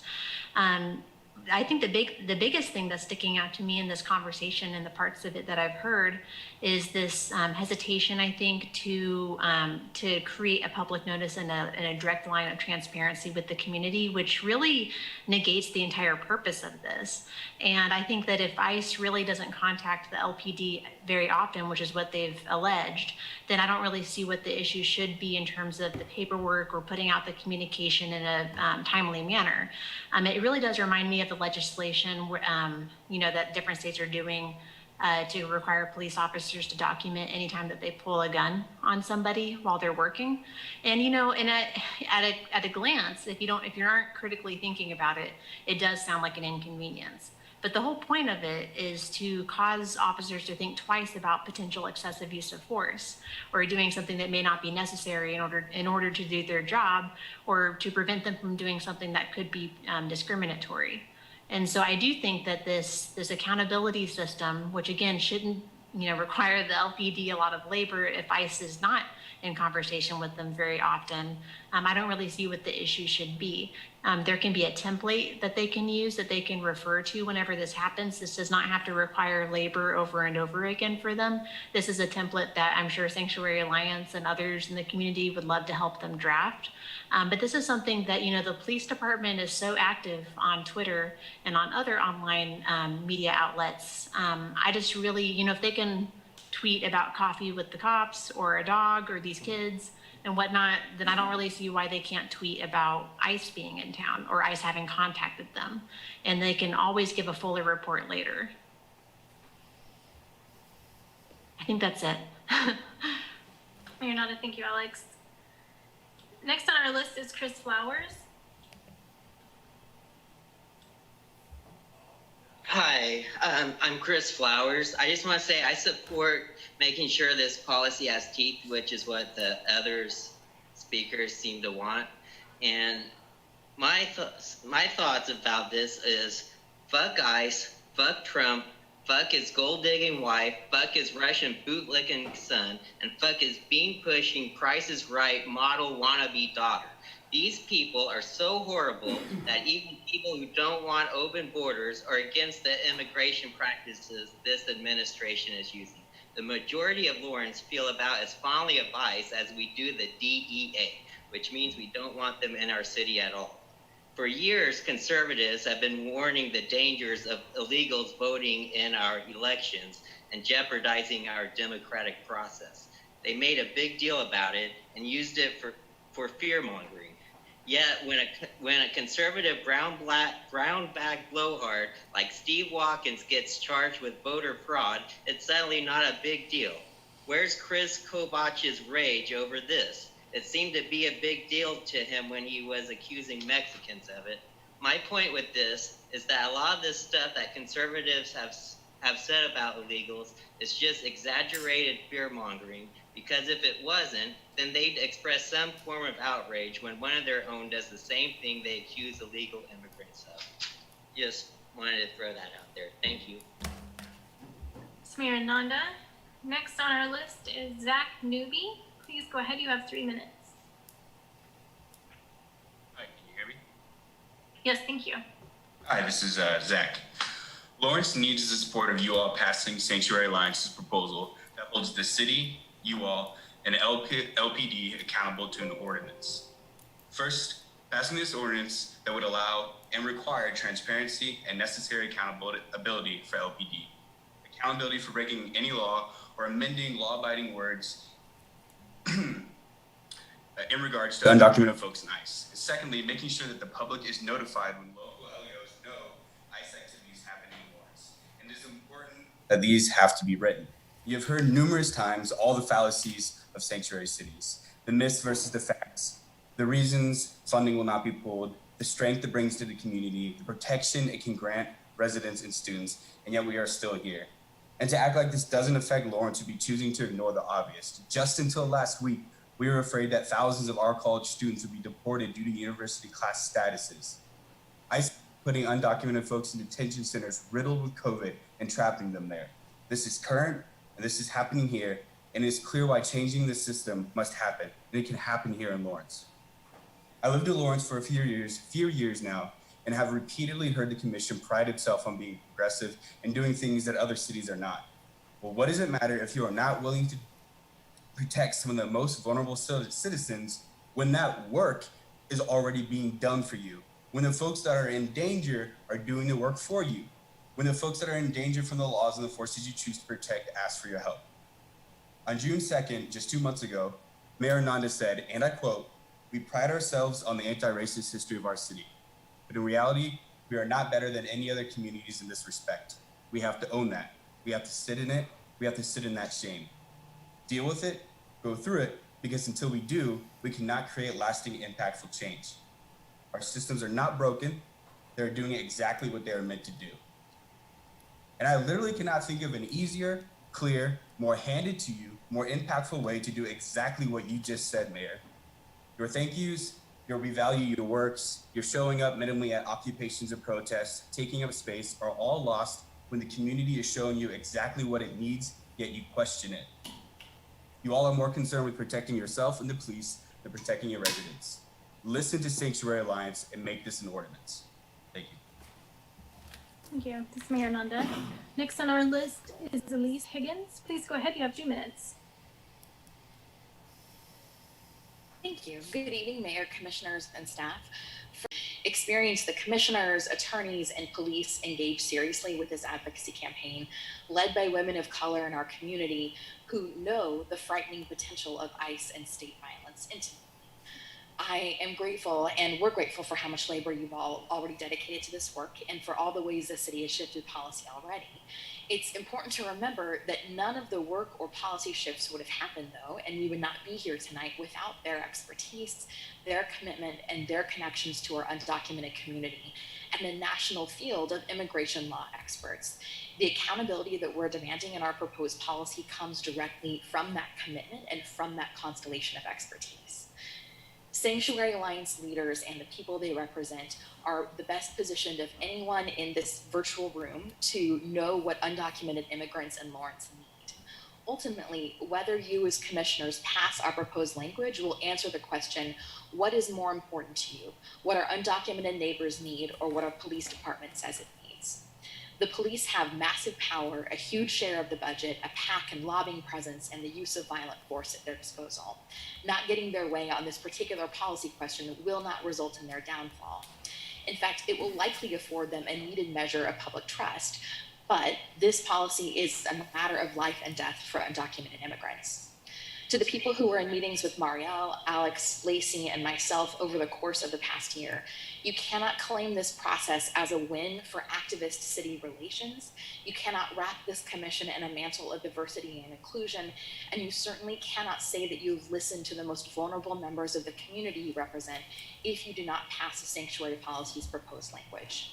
If the City Commission and local police truly stand behind this policy and the months of research and work that went into it and the vision of a welcoming city, if you commit to an oath to protect our community from abuse and fear-mongering, then why not take the first step to solidify these standards for accountability? Why hesitate? Please don't hesitate to do the right thing and pass this policy. Thank you. Mayor Nanda, thank you, Elise. Next on our list is Cooper Overstreet. Please go ahead. You have 3 minutes. Thank you, Mayor. Thank you, Commissioners. I speak today as a citizen of Lawrence, and I also speak knowing the privilege that exists by calling oneself a citizen, simply by the virtue of being born in this country. Many of our friends and neighbors in our community are not extended this privilege. As an attorney who practices every day in the criminal legal system, I've seen firsthand the injustice undocumented persons are exposed to simply by the very nature of their immigration status. Oftentimes, our undocumented neighbors face harsher penalties, unfair treatment, and dire consequences in criminal proceedings. And this unfair treatment begins with interactions with law enforcement. I also know that these same people face significant added risk, which works every day to disrupt and destroy our immigrant community. And most often, ICE's conduct in any given community is dependent on law enforcement providing support in its harsh tactics. Therefore, I stand here today to ask that as our city leaders, you denounce these corrupt practices and pass Sanctuary Alliance's proposal to mandate transparency and accountability for any infractions of or changes to rules governing the treatment of undocumented immigrants. Also, we must provide public notice when our local law enforcement is aware of ICE activity. Law enforcement doesn't have to cooperate with ICE. ICE is not a part of our community. They're a rogue, outside civil administrative agency. Our law enforcement can and must be crucial in acting to protect our immigrant community. And that's why policies must be in place to ensure this occurs. The time is now. Please act swiftly and adopt Sanctuary Alliance's proposal to make our city a safe place for all. Thank you. Mayor Nanda, thank you. Next on our list is Lacey Rowe.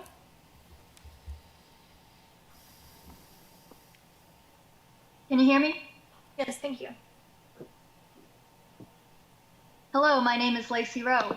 I am speaking as a member of the Sanctuary Alliance and in support of the revisions we have proposed, which would ensure transparency and accountability from the Lawrence Police Department and require public notice when local ICE activity is brought to their attention.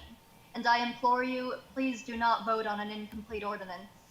We have stated that sanctuary policy is about public safety, community trust, and addressing the need for everyone in our community to feel safe. Police departments across the nation have come under scrutiny in recent months for excessive use of force, criminalization of poverty, lack of accountability, and their devastating damage to Black and Brown communities. Our local police and criminal justice system are not perfect and are not exempt from criticism.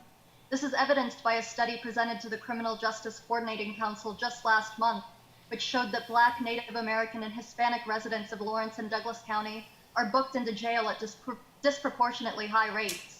Following a similar national trend, the Health Equity Report by the Lawrence-Douglas County Health Department has also found significant local disparities by race in education, employment, income, life expectancy, and overall health outcomes.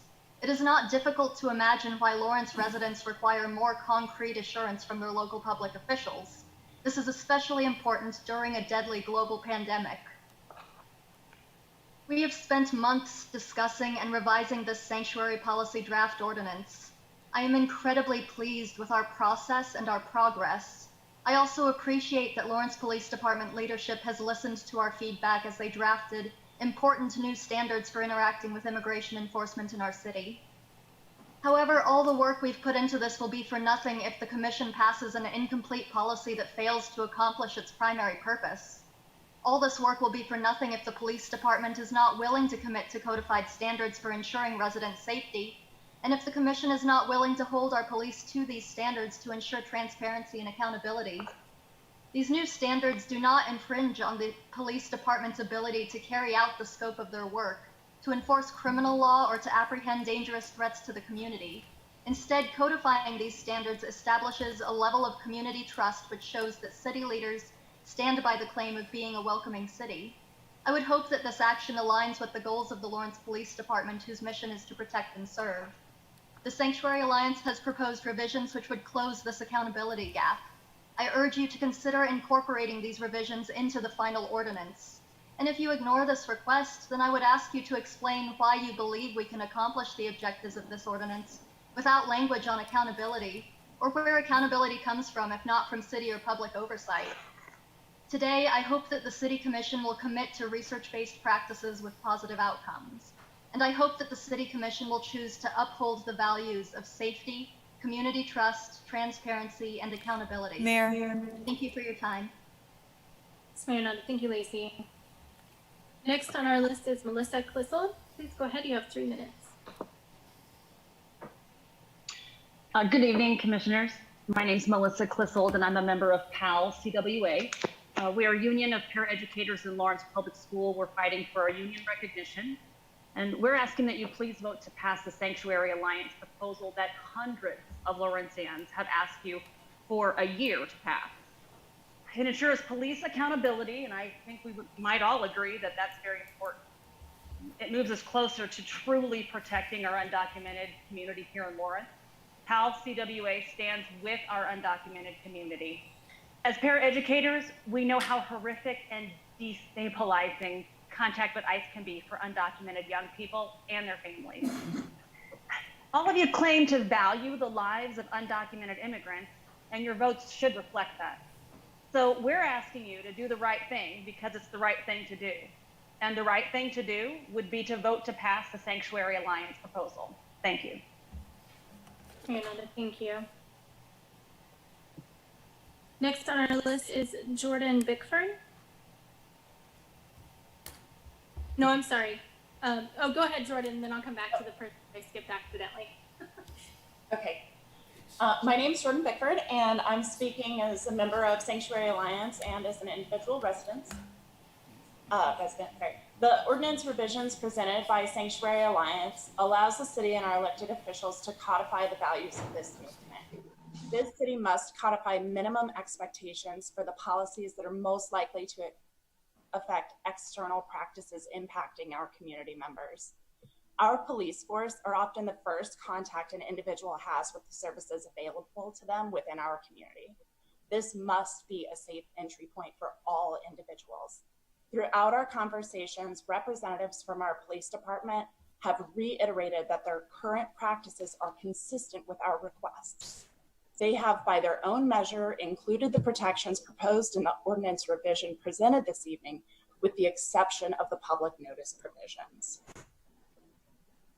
The provision proposed in 2A addresses asking for and collecting information because, as referenced in the city's draft ordinance, federal law prevents cities from adopting ordinances and practices that prevent officials from sending to or receiving from Immigration and Naturalization Service information regarding citizenship or immigration status. Revising this section to address dissemination asks to substitute language that we legally cannot adopt. If there is a disagreement between the ordinance proposed and the police policy, the policy can be revised to meet these requirements of the ordinance. As to proposed section 2B, if the police department does not currently engage in the execution of civil immigration detainees or administrative warrants, there's nothing to prevent the inclusion of this provision to ensure this protection going forward. In regards to the notice provisions, we ask that the department provide notice only if they are contacted by federal agencies and have knowledge of activity which will result in contact with residents of our community. This does not create an obligation where the department has not been contacted and does not have knowledge of the activity. And nothing in this section requires the department to make notice of contact regarding investigation matters not involving contact with any resident. We also ask that changes to police policy affecting immigration practices be made public prior to becoming effective. That does not mean policy changes must be approved by the City Commission to be effective, only that they be available to the public who will ultimately be affected by those policies. As members of the community and the Sanctuary Alliance have consistently expressed, this action, this ordinance, this movement is about creating and maintaining a safe community for all individuals, building trust, and ensuring transparent sanctuary policies guaranteed by legally binding city ordinance. Thank you. Thank you. Ms. Mayor Nanda, thank you. Hannah Allison, you're next on the list. Please go ahead. There's one more. Hannah Allison here. We'll go ahead and go back to the other name that we missed at the beginning of the list. Paul Spirka. Is Paul here? Okay. And then again, Hannah Allison. Mayor, This is Sherri Reidemann, City Clerk. I believe Ms. Allison, Hannah Allison had signed up with another individual, and one of them were going to be here to represent their organization. So I don't believe she's on the line, but we do have a couple people and individuals here in City Hall who want to provide comment on this item. This is Mayor Nada. That was going to be my next question for Porter. If there was anyone present who wished to give public comment on this item.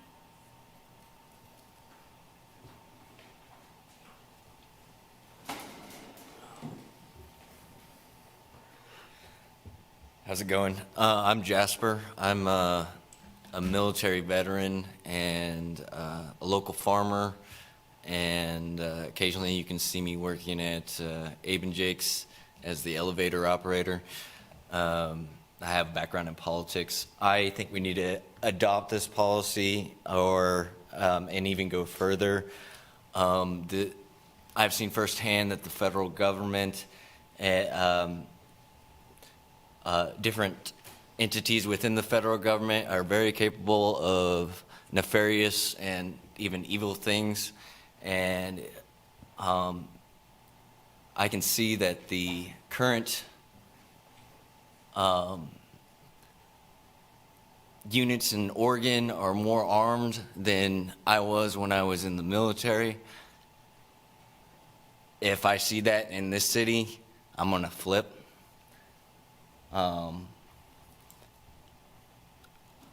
So we need to make our focus on external threats for this city rather than internal threats. I do not want to see armed men coming in our city, and I think this is a good start to protect us from that. Thank you. Thank you.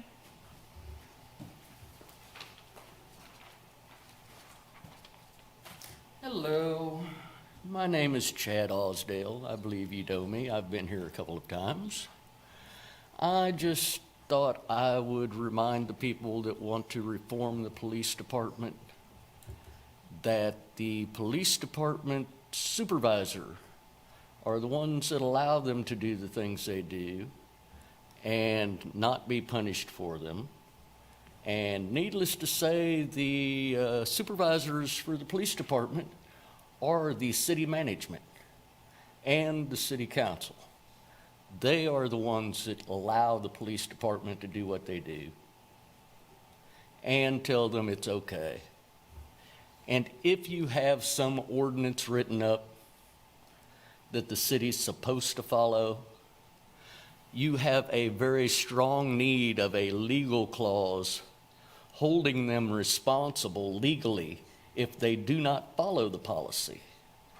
I have seen way too many city policies written down the way they're supposed to be and the way it's supposed to be done legally.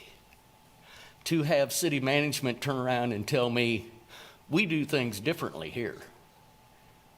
And to trip over their PIRA safety net, denying me of any labor representation of any kind other than to file a complaint with the city against the city, to have the city decide whether the city did anything wrong and decide whether they're going to discipline anybody for doing anything wrong, and then tell us, the ones whose labor rights have been violated, we have no right to know anything about the process in the complaint that we've made. We have no right to know what the process is, if they're going to be charged, if we've had our findings for us or against us. We have no right to know if they've been disciplined in any way. We have no right to know if they've been disciplined the same as any other employee would be disciplined. We have no rights unless the city asks the city, do we want to give them any rights? But for some reason, the city has all the rights and has no oversight, has no transparency, because they can be trusted, they can be believed. They don't need oversight. They don't need a review board, because they're the only people in the world that would never lie, that would never do anything dishonest, never use manipulation or sleight of hand to slip anything by. And I did not plan on talking on this subject tonight, but I will be speaking again when the Teamsters are here. Thank you for your time. Thank you. Mayor Nanda, Porter, is there anyone else here to give public comment on this item? No, Mayor. Okay. This is Mayor Nanda again. As I mentioned at the beginning of the meeting, now I'm worried that I did that before we took roll. But my intention is, because we know that this is a meeting with a lot of discussion that will be occurring, to plan to take a break every 2 hours. We are 2 hours into this meeting, and I know that we will probably have a pretty robust discussion on this item before we take action this evening. So I would request, if the other commissioners consent, to a 10-minute recess. Okay, we are in recess for 10 minutes, then we'll come back for discussion. Thank you.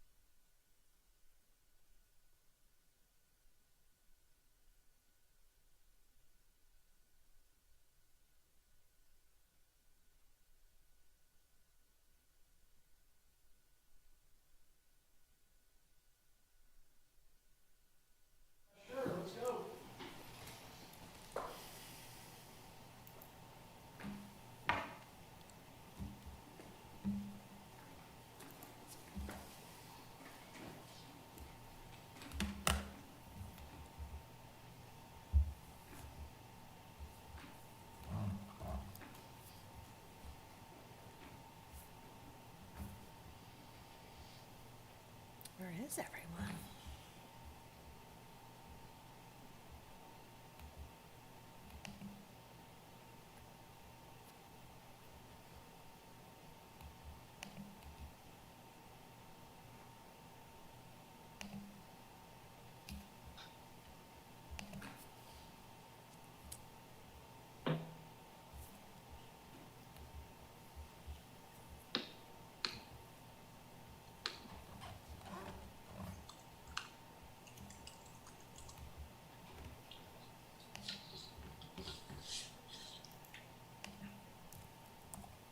This is Mayor Ananda. Are we ready to take roll call again?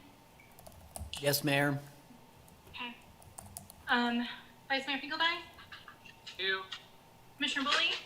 Here. Commissioner Shipley? Here. Commissioner Larson? Here.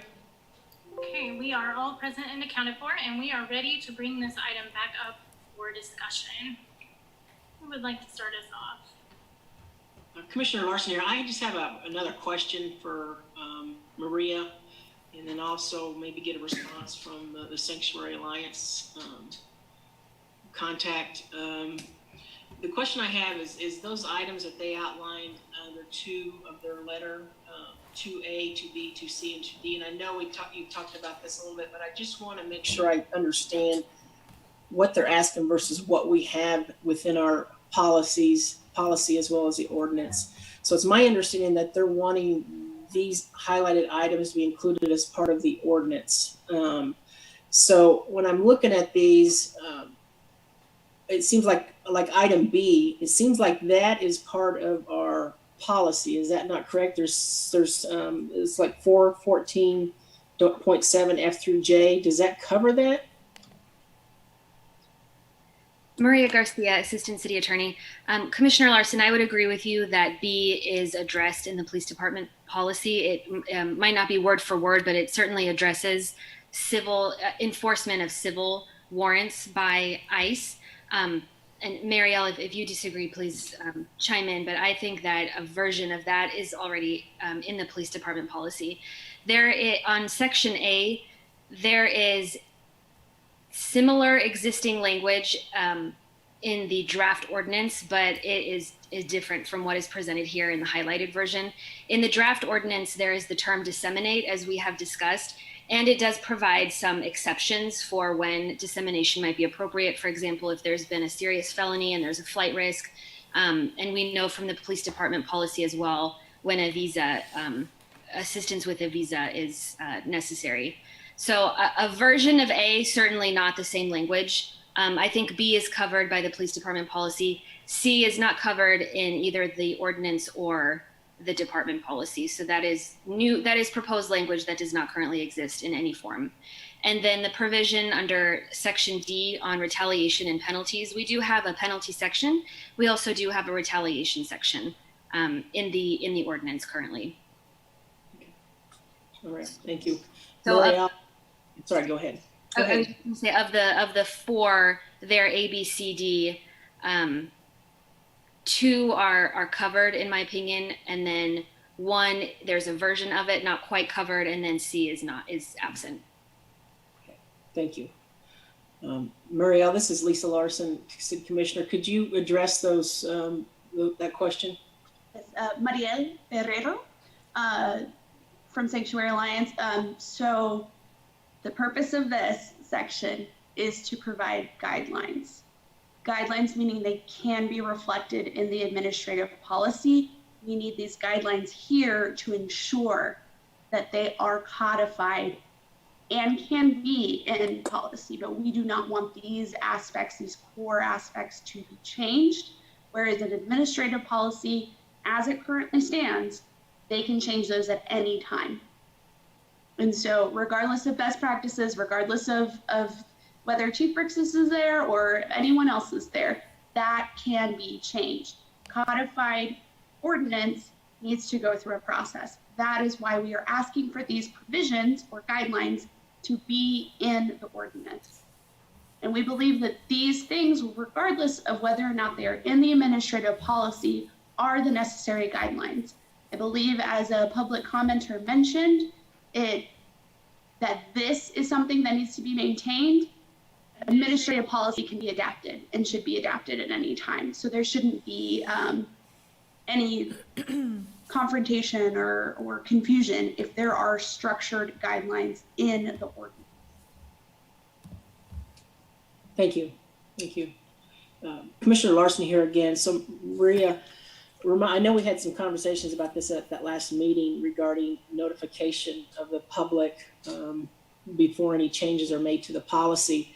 Can you discuss a little bit the thought process on how that evolved and whether or not that was something to put in the policy?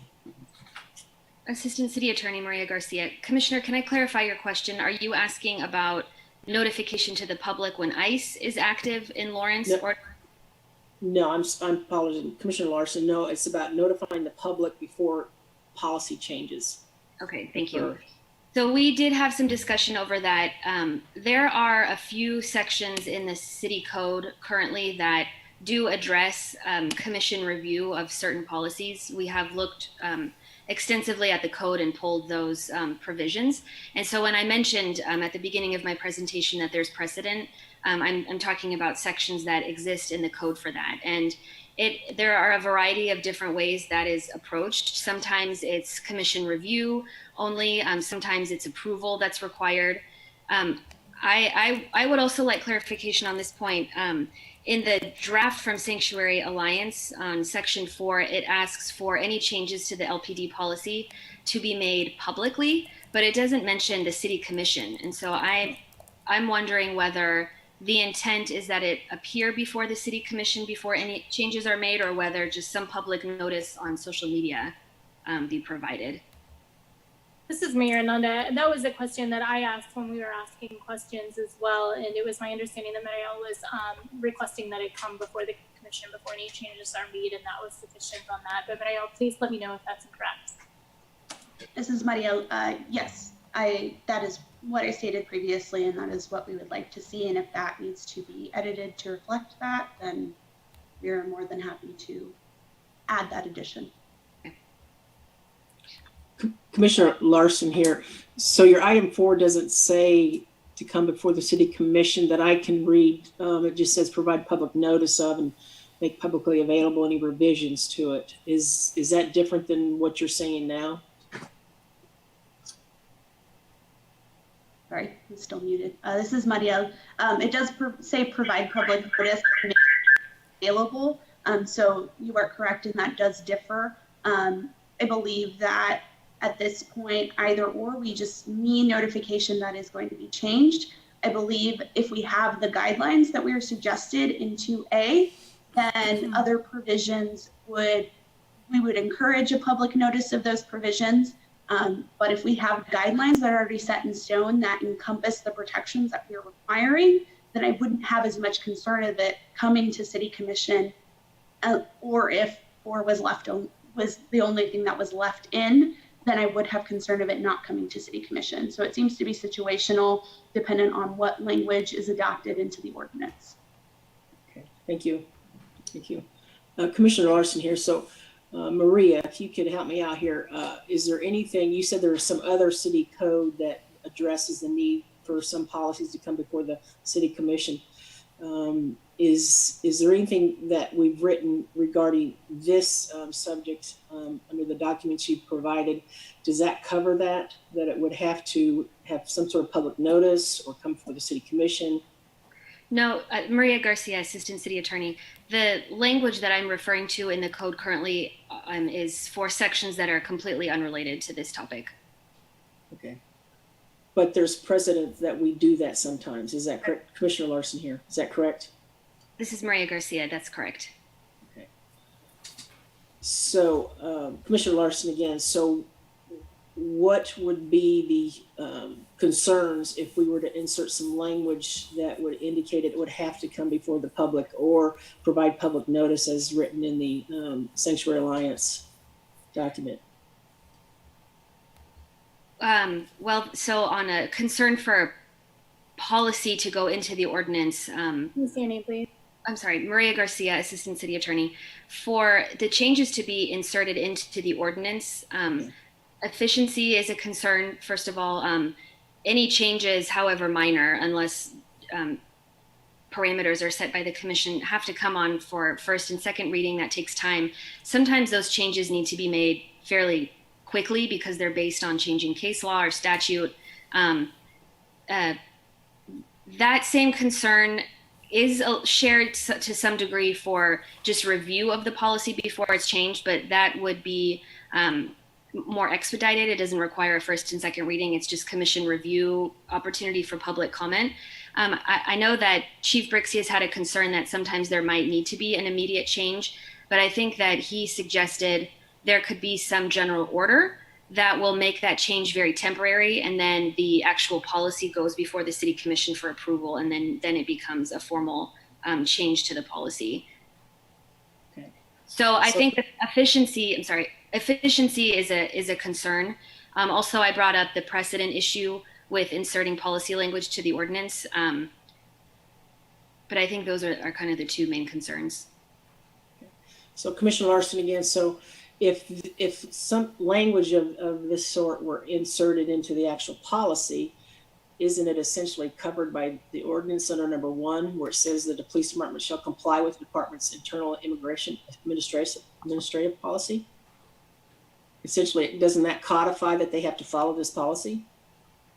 Maria Garcia, Assistant City Attorney. Yes, but I believe it is a concern that I've heard in our meetings with Sanctuary Alliance, that the policy can be changed because generally policies are at the discretion of the department director.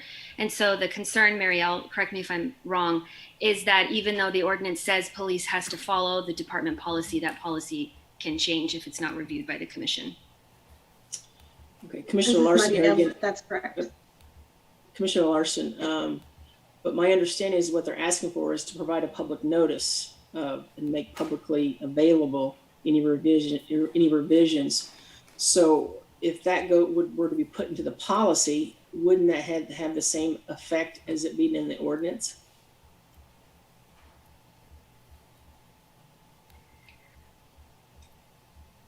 So Maria Garcia, Assistant City Attorney, you're suggesting that there be language in the police department policy that says this policy cannot be changed without commission review or public notice?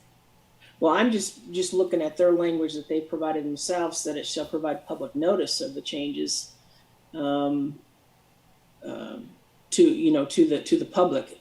That's what I'm looking at, that language specifically that they're asking for. Right.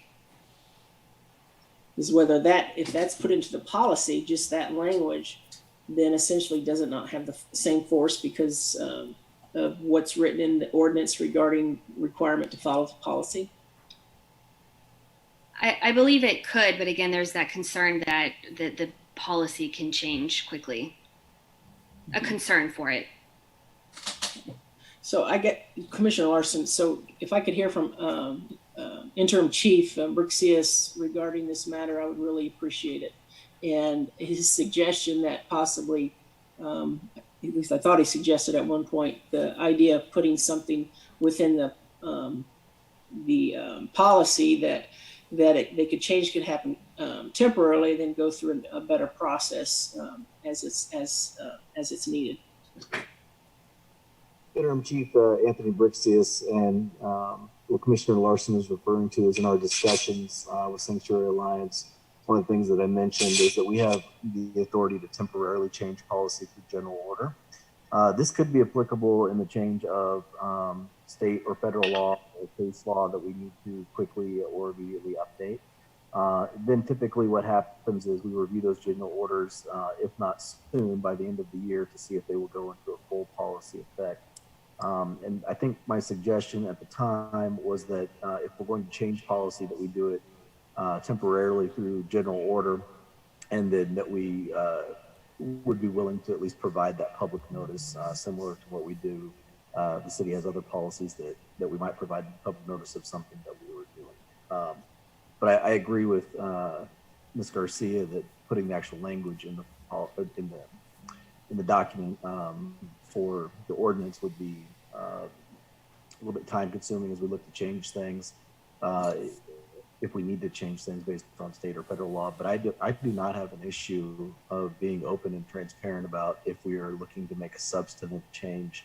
And when I say substantive, sometimes we'll change a policy in the version of like a comma or a period, things like that. So if we were changing any of the principles of the policy by letting the public know through the voice of the city commission. But temporary changes would be made through general order. Thank you. Thank you, Chief. Commissioner Larson here again. So Maria, is that something that would be possible if the commission were interested in doing that? Of putting language in the policy in that regard? Assistant City Attorney Maria Garcia. Commissioner, you're asking whether it's possible to put language in the police department policy that any changes will be brought to the commission? That's Lisa Larson here again. No, I'm talking about the language that they actually have in their letter they sent to us, saying that they would provide public notice of and make publicly available. That's what they're asking for. right. That's certainly possible to put in the department policy. Yes. Commissioner Larson, Interim Chief Anthony Brooks, that is something that I would be willing to do and that we discussed at our meeting, with the caveat that immediate changes needed would be done through general order. And if we had a permanent policy change, that we would take that and provide notice to the city commission. I'd be willing to put that in our policy. Commissioner Larson here. So when you say you would come to the commission or public notice once it becomes a permanent policy, how long does it, is there a time span that something could be temporary before it's considered to be, or has to be considered to be permanent?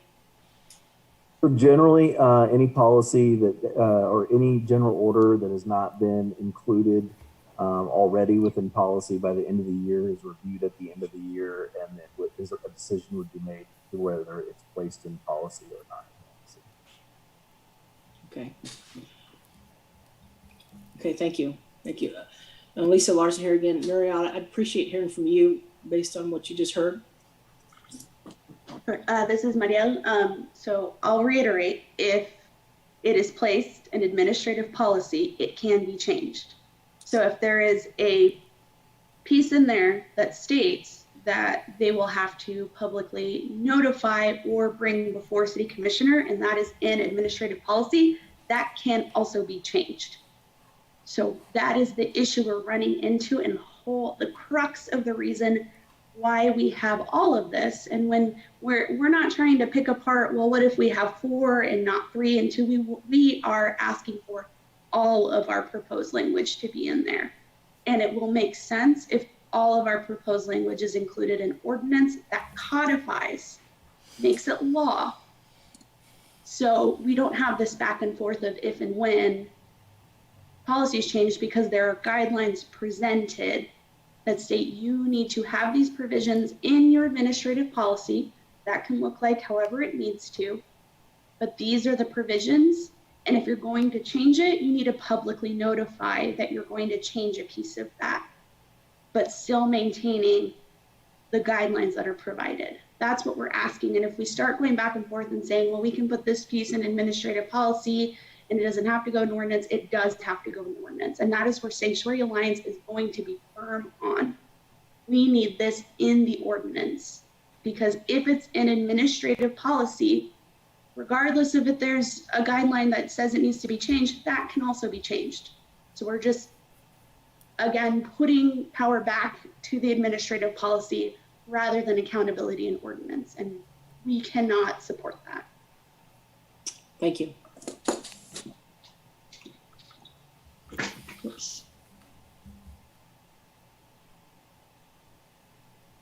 This is Mayor Nanda. I would say that I find value in including the requirement for any policy changes to go into the ordinance, because of that very reason that, you know, if your policy says that, but you have total control over your policy, then you can remove that piece from your policy and not go through that public process, because there's control over that policy. Whereas if it is part of an ordinance, that can't unilaterally occur. And, you know, we might not always have Chief Brixius. We don't know who would be in that position, who would be willing to make a decision like that. I think that there is room for conversation around the need for, case law that comes out that requires immediate change. Those interim measures that Chief Brixius discussed, I think, are an opportunity to align with state or federal law that may change. But if there are broader changes that are not based on, that are not substantive or based on state or federal law or case law from our circuit, et cetera, or the Supreme Court, then those items do need to be publicly discussed because of the importance of this policy that, our community has clearly shown us as a priority.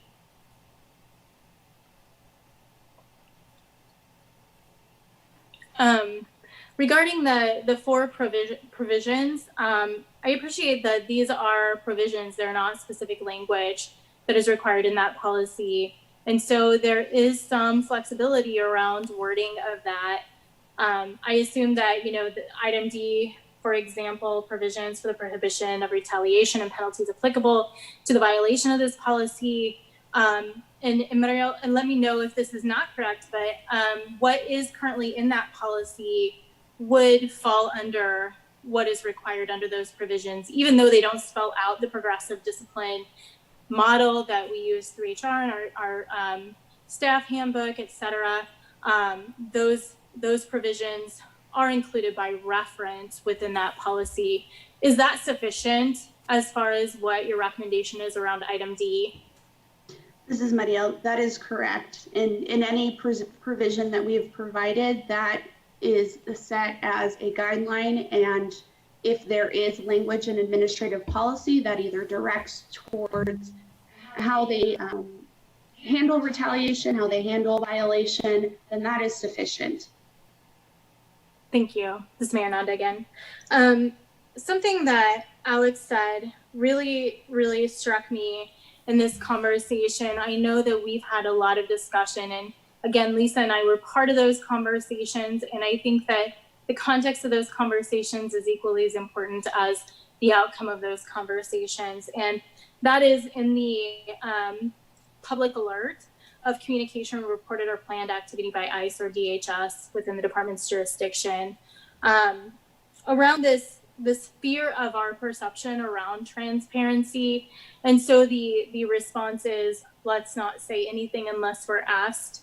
I think that that fear of a perception of lack of transparency really prevents us from moving toward transparency on these items. And I think that, it's an opportunity to really engage in open transparency. There will be times when ICE is in our community and the LPD is not aware of it. In fact, probably by creating this policy, we're kind of guaranteeing that.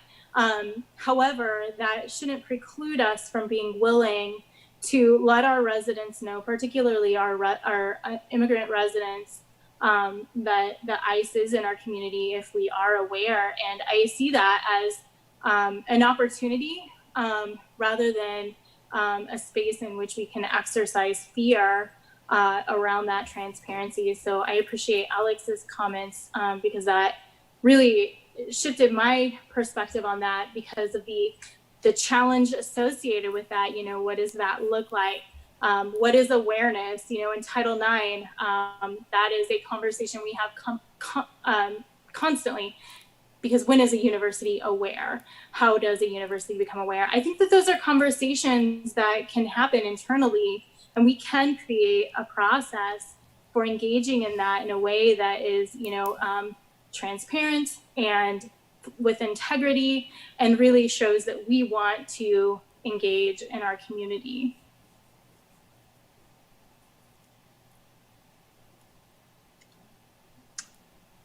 This is Vice Mayor Finkeldei.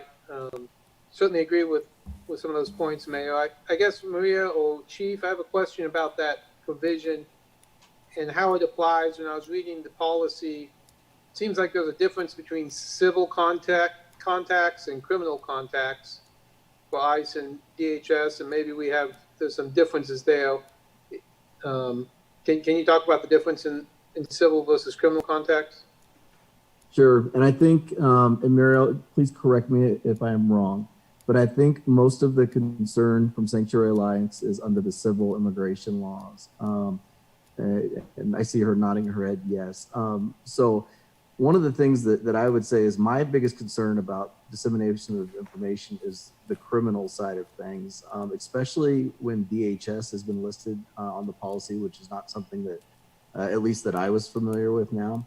That would be new to me. But certainly there could be a compromise as far as public notice on administrative warrant service if we are asked to be present or involved.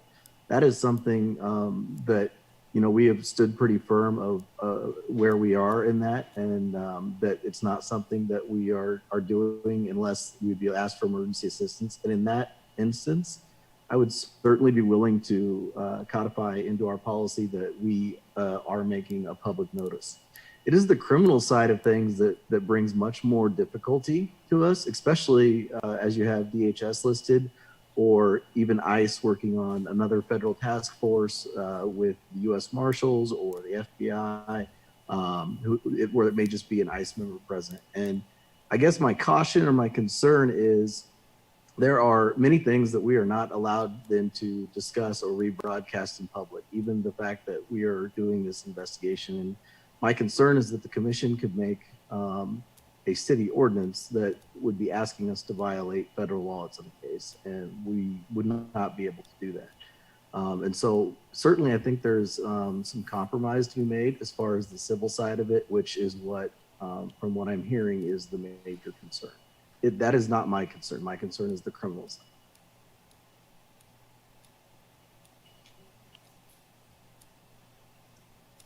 This is Vice Mayor Finkeldei.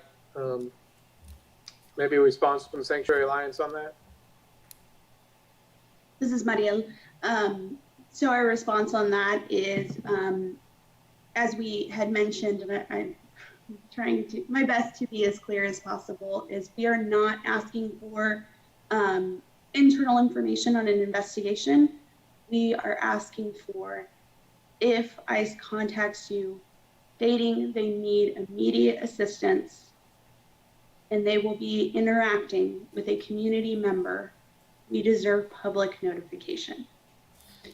That saying, probably the time frame in which you receive that call, provide the information, the person that they are attempting to retrieve has already been in contact with them. However, the notice is for the community, so we understand, and folks that are in danger, our immigrant community, our undocumented community, are alerted and know who is here, because we know of ICE's rogue tensions to just grab people off the street. I will go back to last summer. The person that was stopped by ICE was profiled. Lawrence Police Department responded to the request for an assistance when that person did not have a warrant and was racially profiled by ICE and was responded to by Lawrence Police Department. Misinformation was spread around the community, and it took days for the police to respond with clarification. The community, undocumented or not, was in concern, was scared, and was uncertain of their own safety. That is the problem. That is the crux of why we need this notification. It's not to provide info. We don't care about the investigation or cases. We understand that there can be a million varieties of situations, but what we're looking for is that transparency, that if you're called for backup, we need to know if you're responding or not. And we need the community to know that they need to be on their guard, because there's a federal agency who is acting outside of what they're supposed to do and targeting individuals. That is why we're asking for this. I don't think I could be more clear on that, but I appreciate the questions. Mayor, Commissioner Shipley, I think I want to follow up a little bit with what Brad was asking and what the chief was responding to. But I think my question might be for Maria Garcia. I thought I read in here, maybe even a couple different places, that this shall be in effect unless it conflicts with federal law. So my concern, my thought was the chief's concern that there are certain instances where they're not allowed to share that information. They would not be able to share that information due to federal law. Maria Garcia, Assistant City Attorney. Yes, you're correct. In the draft ordinance that staff provided, there are caveats that say XYZ will happen unless otherwise prohibited by state or federal law. And that is seen throughout the ordinance draft to protect the city in case there is a federal law that would prohibit some activity by the police department. One statute that comes to mind when we talk about notification to the public is obstruction. And the city should not place the police department in a position where they could possibly be in violation of a federal obstruction law in order to provide notice to the public. So if we do proceed with this language about public notice, I think it would be a good idea to have caveat that unless otherwise prohibited by law, like you mentioned, and also as written in the draft document from Sanctuary Alliance, it says within 48 hours of the initial alert. And I think we should be cognizant of that interference or obstruction. Perhaps it should say within 48 hours of the completion of the activity, perhaps, because there could be a case where ICE notifies PD that in 1 week we're going to be doing this enforcement. So now PD has to alert within 48 hours that this activity will be happening in 5 days. So I think those are some things to think about. I think it's language that's workable, like Chief Brixia said, but keeping in mind that there are some laws that might apply. This is Mayor Ananda. Maria, on that, so let's take the example that you use, and I know it gets tricky when we start pulling out specific examples.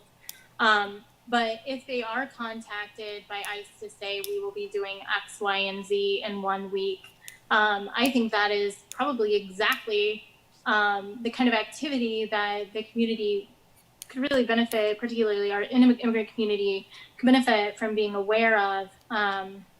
Again, without those specific details, but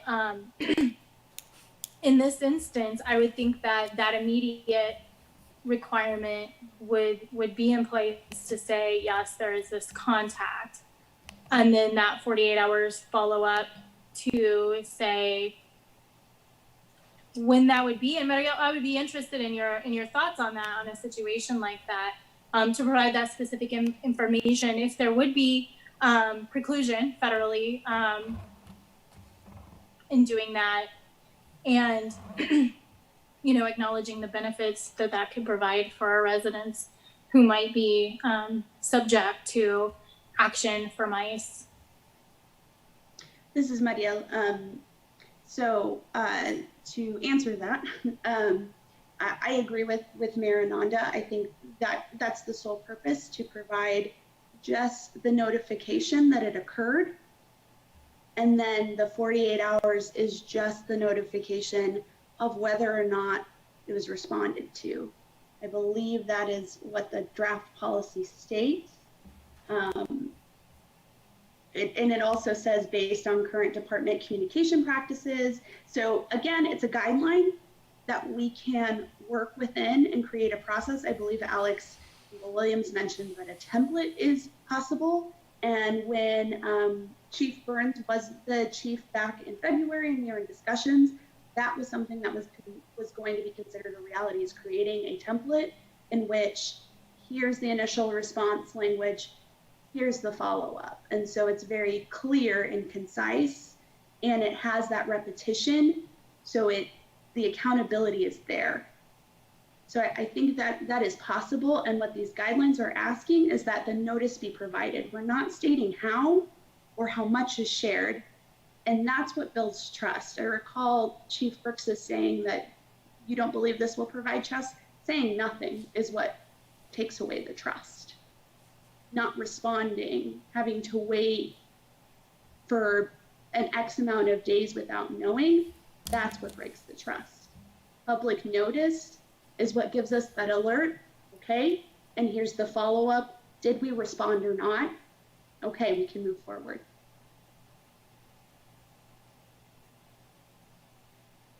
Commissioner Larson here. Murray, I'll have another question for you.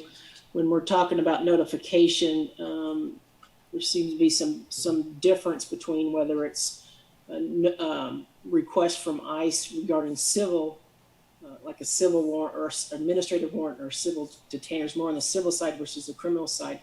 Is that a situation where we could divide that out so that we're talking about notification because of they're requesting more assistance as far as civil versus criminal? Maria, yes. Oh, was that for Maria or for me? I'm so sorry. Both. How about both? You can go first, Marielle. Okay, this is Maria. Thank you, Maria. So traditionally, and from what we've gathered from conversations with the LPD, is they don't provide that information. They don't say whether it's civil or criminal. They just request the assistance. And Chief Brixis, correct me if I'm wrong. If we put that specific language in there, how are we going to know? And that's going to delay the process of reporting. So what we're saying in this is immediate contact with a community member. So that's not saying if ICE or DHS calls requesting information on an ongoing investigation where they already have the suspect and they're already doing the work. We're looking at if they're requesting assistance that will immediately affect a community member, we need to be notified. So we're very specific in that language. And if we try to differentiate if they mean criminal or civil, they think all of it is criminal. That is why this agency is not working for the community, because they're viewing it as this is all criminal violations and these community members are a threat, when in fact, most of them are detainers and civil violations. So if a federal agency is conflating and confusing the difference, then we cannot expect them to report that clearly and concisely to the police department when they're requesting backup. Thank you. So Commissioner Larson, Anthony Bricks, Interim Chief, I think that's at the crux of the issue for the police department is the difference between criminal and civil, and that many criminal matters can't be or aren't going to be discussed, where a civil detainer, it is a little bit rarer thing, and what Muriel is saying is correct. When if they're asking for an immediate assistance, we would not know what it was until we get on scene, and that's one of the jobs in the policy is for both the individual and a supervisor to respond to the scene and determine what kind of event we're actually undertaking. And so in the civil side, I don't have any issue with reporting back out. And even if community members are seeing us interact with ICE or whoever it is to report back out and say that, yes, indeed we're in town or they were in town, but we have to defer whatever their investigation is back to them as far as their public affairs. It's more the criminal side that I have concerns with. I also have concerns with DHS being listed on there. My contact with DHS has never been in regard to a civil detainer. So I think that, and I could be incorrect and maybe Muriel knows something that I don't know, but my experience is not that that has anything to do with a civil detainer. So I have great concern with them being listed on there.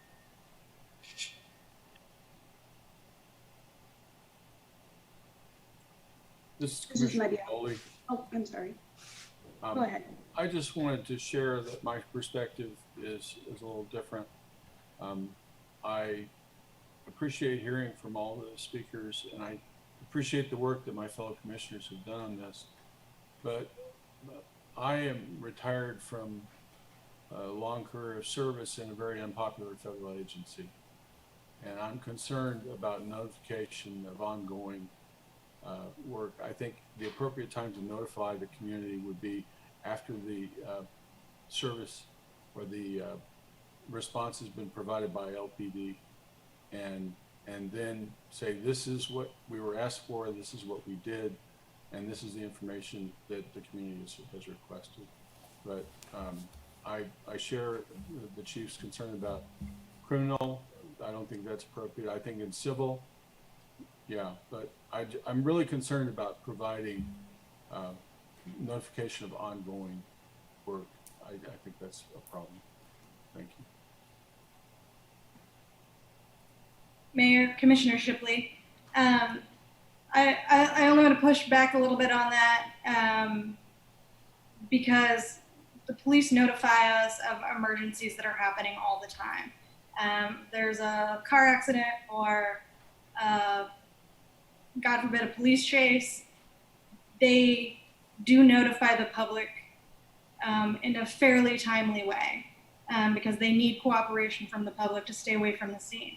That doesn't necessarily mean they're giving out specific details about what happened. So I just want us to remember we get notified a lot. They're pretty communicative. And I just don't think the very bare minimum of we've been contacted by ICE. Bare minimum. I don't think that's too much to ask.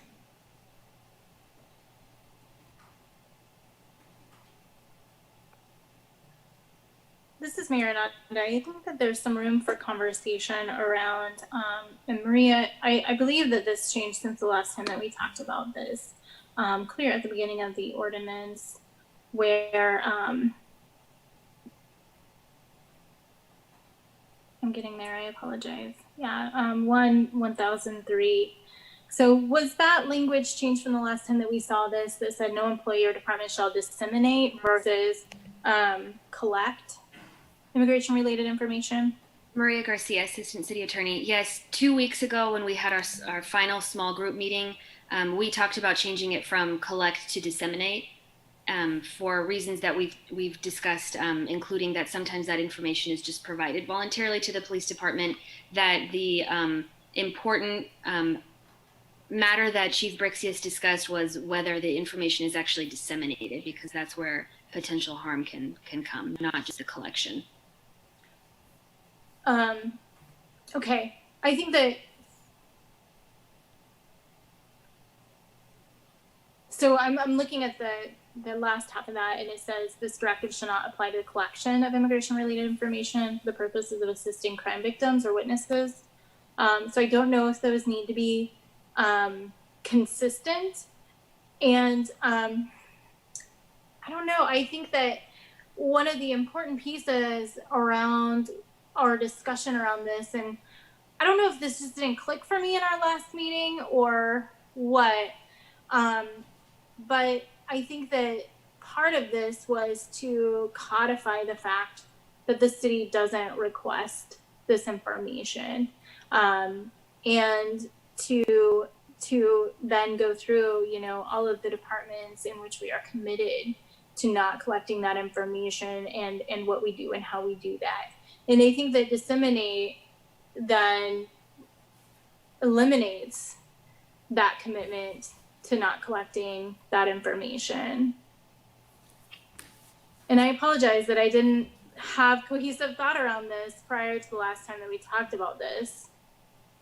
Maria Garcia, Assistant City Attorney. This was discussed just 2 weeks ago. Chief Brixius, I'll let you, if anybody wants to hear again, what we discussed at that meeting, the reasons why disseminate, was a suggestion made by Chief Brixius. I guess Chief, do you have anything to add? Anthony Brixius, Interim Chief of Police, and we did discuss this a little bit earlier with like crime victims and witnesses, and it was also mentioned before that we involuntarily collect that information that may be told to us, we may be provided with identification. And because collect is not defined, we're going to be the collector of information. It may be how we identify someone or how they identify themselves by out-of-country ID, by a passport, and then that information would be collected in a police report as far as how we identified that person. So what I was trying to get to a point is no matter what, we're going to be a collector because the information is going to come in. It's the dissemination that causes potential concern for somebody in our community. This is Mayor Ananda. I wonder if, so I hear that distinction that you're making, that, you know, if it's given to you voluntarily without requesting it, then that could be considered collection. So I wonder if we could add shall no employer or department shall request or disseminate. What are thoughts on that?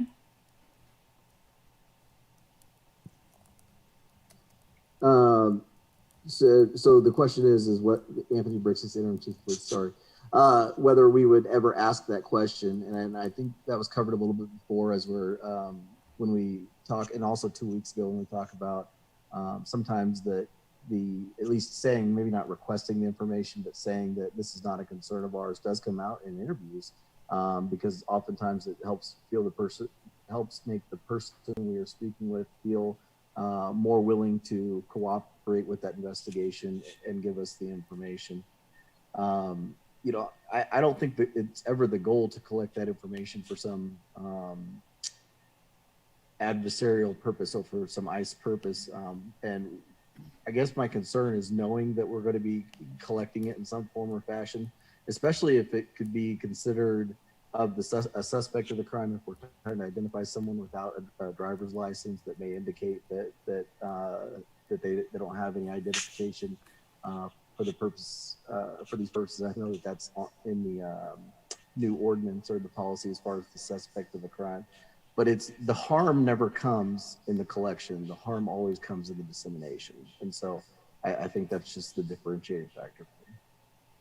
This is Mayor Nanda. I do recall that part of the conversation, and I think that, you know, the piece that I brought to that conversation was that, you know, providing someone comfort around the fact that we aren't seeking that information can be stated and shared regardless of whether or not we collect that information.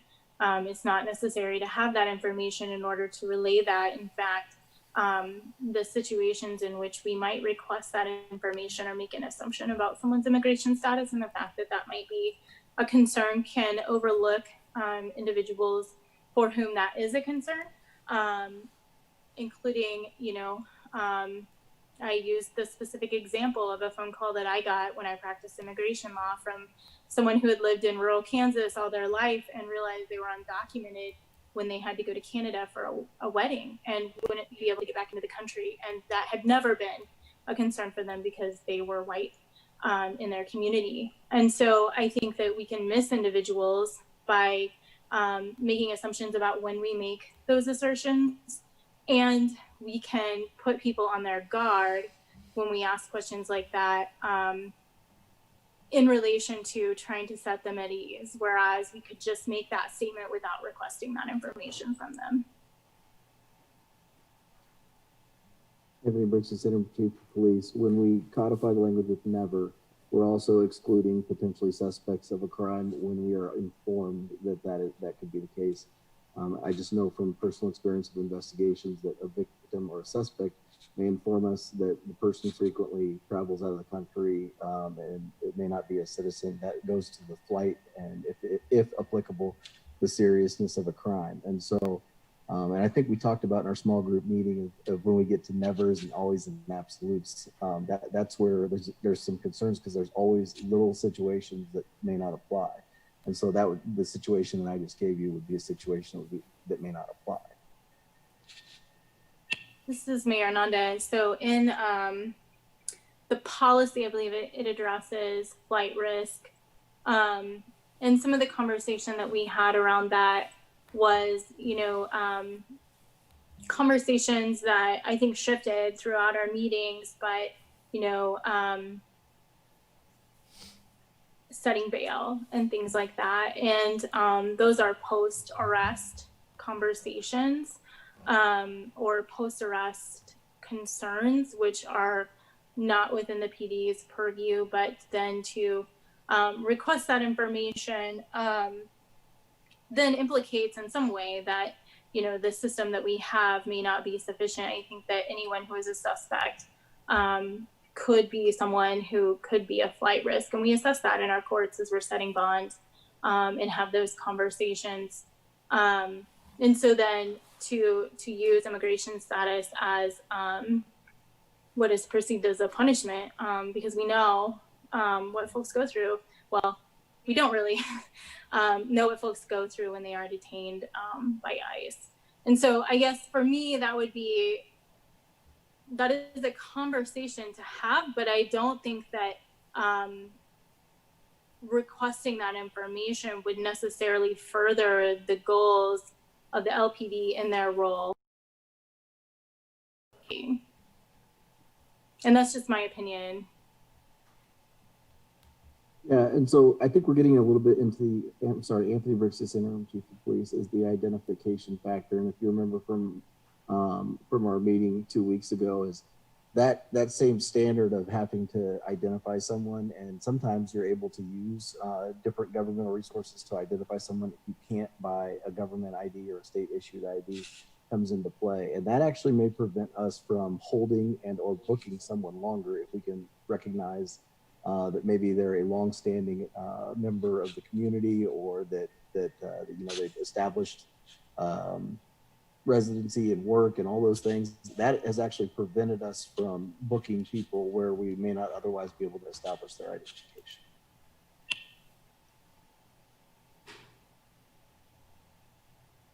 Mayor Nanda, are there other thoughts on that? This is Vice Mayor Finkeldei. I'll preface this by saying, for everyone watching, this is why we do work in committees. But as a lawyer, you know, I think collect is an interesting word. You know, if you are a collector of stamps, you intentionally go out and collect stamps. If you receive a letter in the mail that has a stamp on it, have you collected that stamp? Or is a collect an intentional action to acquire that information? You know, I think depending how you state the word collect, you know, as I mentioned earlier, I'm concerned that we now have, rightfully so, and you know, we have body cameras, for example, and in-car cameras that record every interaction. If a police officer walks up to a vehicle and the person says their immigration status, we now have collected that information on a record within the city. I don't think that's what we're getting at here. I don't think that's the intent. I think the idea here is that we don't want to be asking or requesting.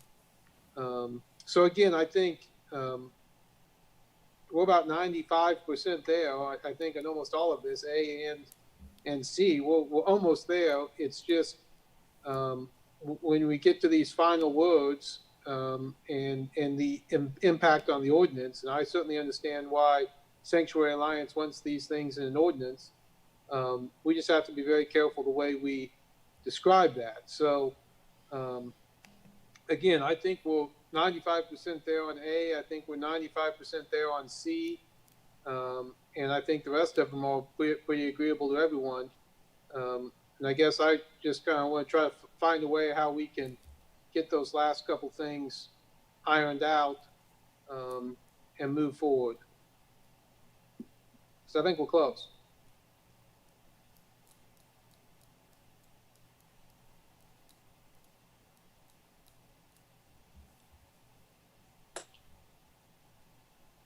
This is Marielle. Do I have space to speak? I know this is the commission discussion, so I don't want to impose. This is Mayor Ananda. I would say, yeah, I would definitely, as far as A and the conversation that we've been having in C, which Vice Mayor Finkeldei just mentioned, I would appreciate your comments.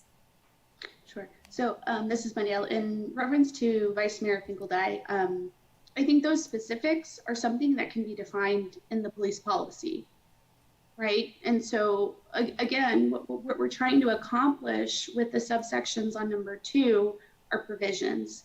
And I don't believe that in the ordinance we need to get that specific, because then we fall into the issue that I believe that interim chief is trying to address, is that it will be harder for us to maintain the administrative policy if we add specifics in. So at Sanctuary Alliance, we believe that these are our guidelines, these are provisions, and that the specifics of these provisions should be referenced in the police policy and be specified. And then if anything needs to change, those specific instances, those specific language within the administrative policy can be adapted and brought before the community as a notice. And that's the transparency we're looking for. So really the reason we want these codified is so there's a guideline. So this policy doesn't get completely, pushed away or changed. if that were to happen, because that potential is always there, regardless of what best practices are. So I think that all of these specifics we're talking about, all of this nuanced language is very important, but also can be contained and stated in the administrative policy. What we're asking are just these concrete guidelines that say these, and if we do need to look at those languages and make them a little bit more focused as provisions or guidelines, we can do that. But I don't think it's going to be beneficial to anyone if we continue to split hairs with the specifics in an ordinance that is supposed to be a guideline. So that's what I'll say on that, that I agree that we're almost there, but what we can do to get there is put it in the administrative policy, is make it specific, just like we would with any other administrative policy in any department. This is Vice Mayor Finkeldei, and that's exactly what I'm saying as well. I think we're 95% there, and we just need to work through those details. And I think maybe I'd look to Maria to answer the question. I mean, a couple things that pop into my mind would be to give some direction. One option would be to, give a little more direction. Again, I think we're almost there, but we haven't heard from everyone. Give a little more direction and have you come back with ordinance language next time. Option two would be to adopt something tonight on first reading and then change it slightly if need be on option two, on reading number two. I guess those are the all three. Is there a word or two we can add to what's presently before us that gives us a little more guidelines and gives us slightly more flexibility where we can move this forward? Assistant City Attorney Maria Garcia. Vice Mayor, your first two options have been done previously. The commission can just defer and have the staff continue to work on it and then propose language next time. Alternatively, I have seen it done where the commission would adopt on first reading tonight the ordinance as proposed by staff, with the caveat that on second reading there will be changes under this section regarding the police department.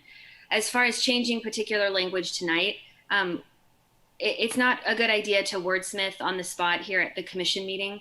That's, sometimes mistakes can be made that way when everyone's just, thinking out loud. So I think a better approach is to provide some time to really refine the language and create a framework within the ordinance. I know that it's been mentioned that the ordinance is going to provide guidelines, but ordinance is law. It's not really a guideline. Policies are what provide the guidelines. So when we talk about adding language into the ordinance, that is the framework that will say at a minimum, this is what the ordinance, at a minimum, this is what the police department policy has to include. I just wanted to clarify that and make that distinction.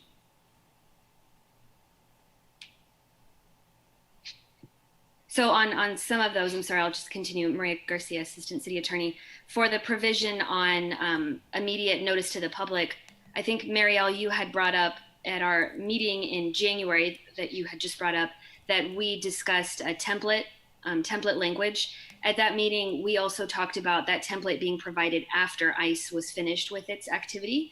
And so I wonder if when we are refining Sanctuary Alliance's proposed language on C, we can have that language that says the police department administrative policy needs to address notice to the public after the activity has occurred, or within 48 hours of after the activity has occurred, rather than within 48 of the alert. This is Marielle. I think we'd be willing to discuss that. Currently, we are very firm on the two-part alert, and we could be more specific with the previous, having a first round template and having the second round too, that provides both clarity and does not interfere with a criminal investigation or any activity that any federal departments are doing. So I would say, as it stands right now, we are still looking for those two types of notification, but I think we can be and will be willing to maybe define that a little bit more and have some templates that align with that ideology. Okay. Maria Garcia, Assistant City Attorney. I appreciate that willingness to discuss this more. I think that Section C was of biggest concern to the police department, but I think that if we are tasked with doing a framework only that is not very specific for the ordinance, that's something that we can talk about on a second reading, or however the commission wants to approach first or second reading.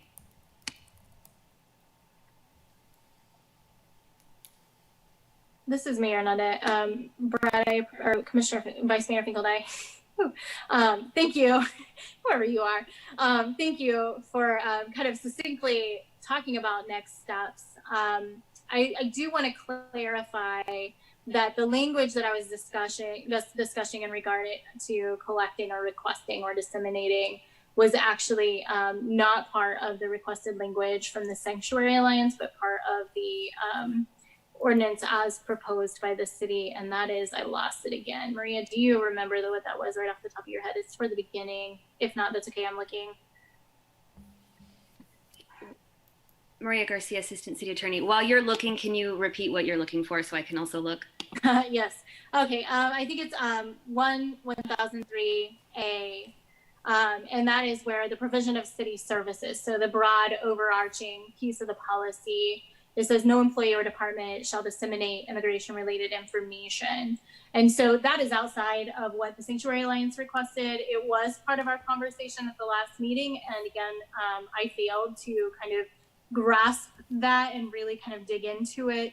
I think that based on the conversations that we had here, request or disseminate would be my preference for that language. Again, going back to the original intent of our conversations around this, there's space, I think, for voluntarily sharing that information. So I get and understand the collect and the concerns around a definition for what collecting even means. But requesting, not asking for that information was part of the original intent around having conversation about this policy, not just for the police department, right, but for all of our departments. So that is one piece that I'm just bringing to the table for conversation that's outside of the Sanctuary Alliance's recommendations or requests.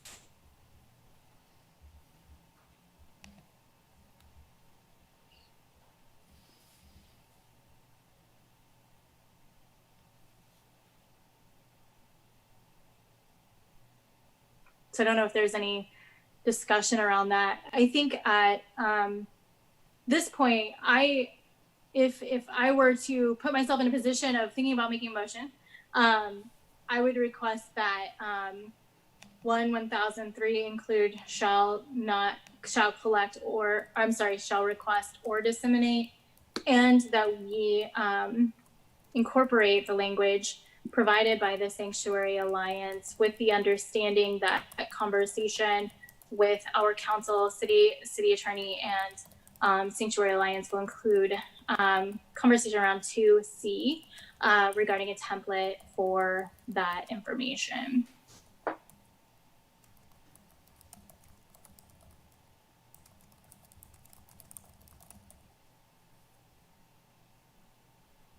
This is Vice Mayor Finkeldei. I guess I would want 2C to talk maybe a little more broadly than just the template about either exceptions for federal law or criminal versus civil.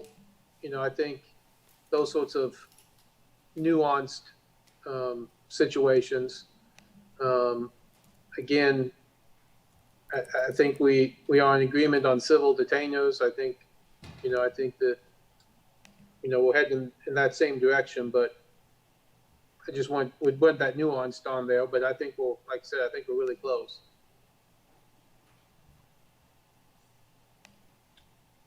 But I guess I would. Go ahead, Brad. Go ahead. I was just going to say, I think Chief Brixius was about to say something, but. Yeah, Mayor, if I may, Interim Chief Anthony Brixius, because I think we're looking for the same goal here, and it's not in the language.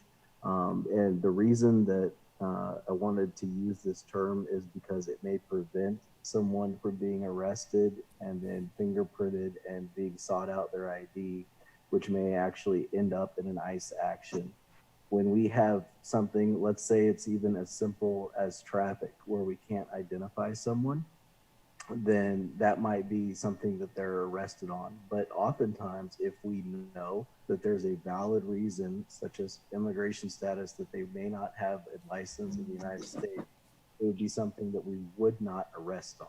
And so I would just caution you, because I understand what your intent is, but my intent is the same, and that's to prevent putting people in a system or in harm's way. And that is why I asked for the language to be the way it is. This is Mayor Nanda. Thank you, Chief. I think that was, and thank you for bringing that back up, because that was a piece of the conversation that we had at our last meeting. And I know that it kind of hung in the air, being acknowledged and not really knowing where to sit that piece of things. And that may be because that is a highly subjective analysis by an officer on the scene who may or may not share that goal. So I don't know. And Marielle, if you have comments in regard to that, I would be happy to hear them. I know that you've put so much labor into this meeting and answered so many questions that I'm not going to put you on the spot by requiring it or requesting an answer for that. But if you have thoughts on that you would like to share, I would be happy to hear them. Yeah, this is Marielle. So kind of that, thinking about that, I guess ideology, I would say, and I can only speak from experience and know that this is my community, and this is something that's directly impacted me and my family. And I will say that it's almost predatory to ask somebody that status question. I've never encountered a good situation in which a police officer pulled someone over, requested ID, and then used immigration status as a reason not to arrest them. That's just not the reality. The reality is that's more incentive and has been. Look at Arizona. They were trying to pass legislation to allow racial profiling. That is profiling, asking that question, regardless if you think it's beneficial or not. Just like a stereotype can exist and be positive or negative, it still is a negative impact on the community. Asking that question gives fear because of the reality that undocumented people and immigrants experience every day, whereas we're trying to avoid those questions. Those questions are not helpful. Answering those questions are not helpful. 9 times out of 10, if you're asking that question, you're not going to get a genuine answer the first time because we're consistently living in fear. And so I think it's unfair to have that ideology if you're not a part of that community and you don't have that experience. And also coming from a city department that unfortunately through the national lens is considered a helper to the departments that are wanting to take these people away, to deport them, to find any reason to, violate their civil rights because they don't deserve to have any. And so that ideology is very concerning to me because that's not what is in practice. That's not the reality. Unfortunately, it would be wonderful if that were we just ask your immigration status and we know that you don't have an idea, so we want to protect you as local police and make sure that, we get you the right identification. That's not the reality. I can't agree to that or think that has ever worked in any case. This is Mary Nanda. Thank you, Marielle. And I think that, that is a place where I hope that this community is someday. I think that communication piece, that transparency piece, that accountability and integrity piece is a step in that direction. But I do think that there is that, regardless of how the intentions of an individual making a stop may be, the perception of that is such that that's going to be an issue for anyone who's asked that question.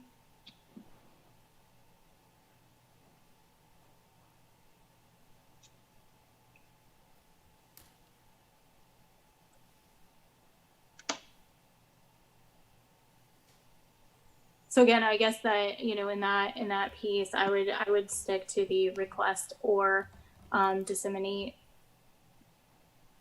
recommendation. Commissioner Larson here. I can support the discussion that Vice Mayor Finkeldei had about C, and that is that we parse out and provide better delineation between criminal and civil. And I also can support yours on A, Mayor.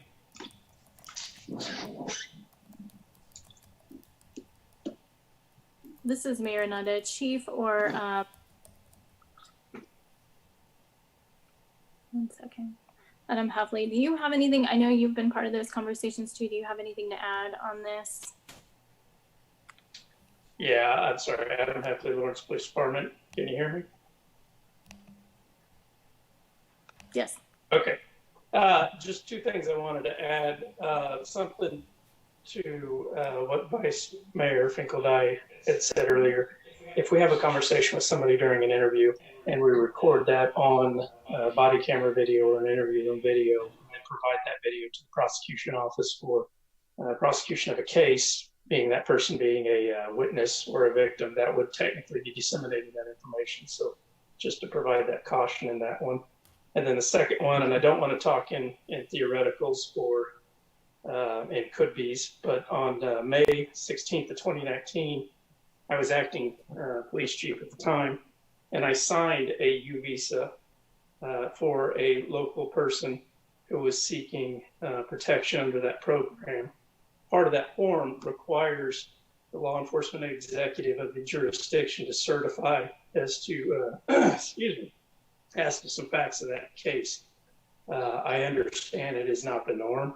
I've seen two of these in my time here, but I have in fact signed one of those in a short time where I was acting chief. So if we prohibit us collecting in any dissemination of that, we may ban ourselves from being able to participate in that process.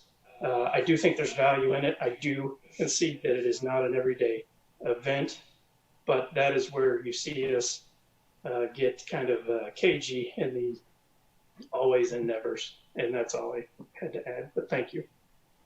This is Mayor Nada, thank you. And I would say in 1003A, that provision for U or T visas is accepted from that for that very reason, because of the attestation to helpfulness that is required for those.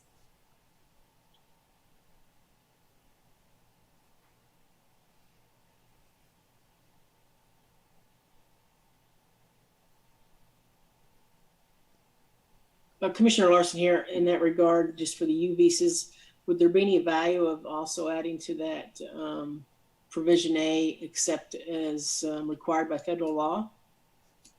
Or would that make it too broad? This is Mayor Nanda. I think the exception is already up above, and so it may just be repeating that exception in that specific space. Are there thoughts on that, Maria? So that caveat about following federal law is throughout the draft, and you are correct. Let me just get it open. Yeah, so it says no employer or department shall disseminate, but you're suggesting request or disseminate unless otherwise required by law. So that would be in compliance with federal law that would require the police department to provide that information. Thank you. That's good. Okay.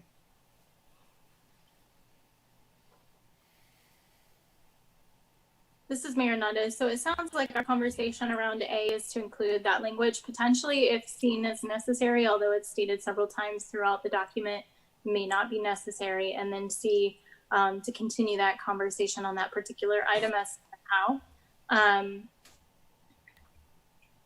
do folks feel like, do commissioners feel like we're at the point where we could make a motion on this? Commissioner Larson, I just had one more question for Maria. So these items that they're requesting to actually be put in the ordinance, as what, and they're calling them, Mariel's calling them guidelines, but you've indicated that really guidelines don't belong in ordinance, that belongs in the policy. Do you have a concern for putting any of these actually in an ordinance? Assistant City Attorney Maria Garcia. I think that providing general statements about what should be included in the police department policy is fine for the ordinance. I think some of these are a bit specific, for example, on section C on public notice, which is why I asked if we could meet and perhaps refine that language. But you are correct. Guidelines go into policy, but we could have language in the ordinance that says the police department needs to, at the very minimum, have something that addresses X, Y, Z. Thank you. I'll add, just for reference, and it might be helpful, there is a state statute that regarding racial or other bias-based policing that spells out what police department policies have to have in their department policy. So we have a state statute that says, departments, you have to have this policy and it needs to say A, B, C, D, E. And otherwise you can fill in the blanks and whatever's left, but at a minimum it needs to say this. So that has been done before. This is Mariel. If I may, Commissioner Larson, just to say that when I say guidelines, I don't specifically mean that term in reference to the ordinance. I think provisions is a more appropriate terminology in that we're asking exactly what Assistant City Attorney Maria Garcia is saying, is that we are having these items that at the minimum need to be within the policy. So I would like to be more specific in saying that I don't mean guidelines in the sense of permanently ordinance, but they act as a sort of template for the policy.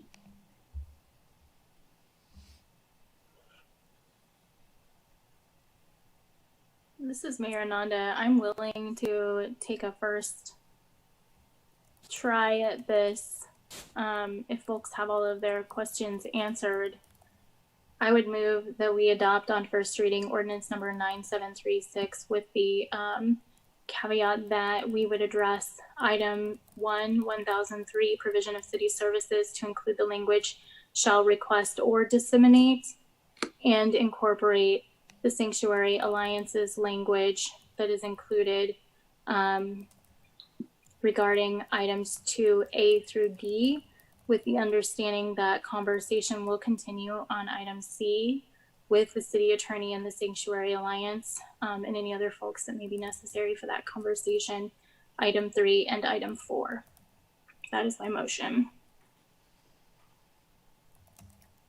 Mayor Ananda's Commissioner Shipley, second. We have a motion by Mayor Ananda, a second by Commissioner Shipley. Mayor Ananda, aye. Commissioner Shipley? Aye. Vice Mayor Finkeldei? Aye on the first reading, yeah, aye. Commissioner Boley? Aye. Commissioner Larson? Aye. Motion passes unanimously. I want to thank the Sanctuary Alliance for all of their work on this. They've put in great amounts of labor that is much appreciated and necessary as we continue these conversations. I also want to thank Maria Garcia for facilitating these meetings very gracefully with an open ear to listening and understanding and learning. Thank you.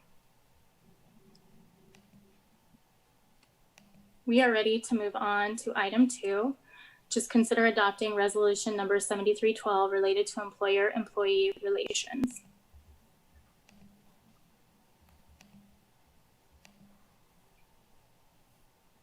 Good evening, Mayor, Vice Mayor, Commissioners. My name is Lori Carnahan. I'm the Human Resources Director with the City of Lawrence.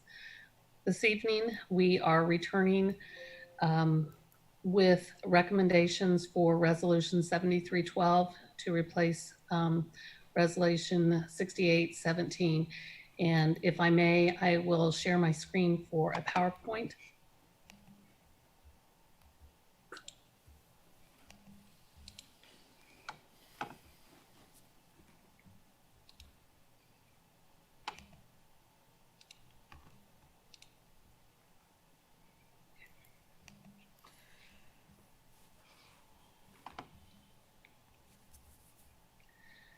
This evening, there are 4 things that we would like to review. The first is a quick review of the process of that we have gone through in revising this resolution. We will review the items that were referred by the commission back to city staff and a project team on March 3rd, 2020. During this time, we have had 8 items, and there are several areas for which we are in agreement, the project team, and one area which we will discuss with you this evening.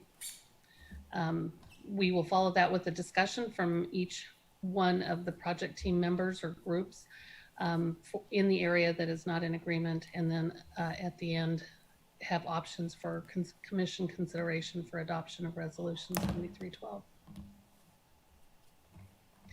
If you recall, in December of 2019, Teamsters Local 696 brought a request to the City Commission to review a Resolution 6817 with some proposed changes to that resolution. It was brought back to the Commission on January 21st for discussion, again on February 4th, and most recently, although that's not recent, on March 3rd.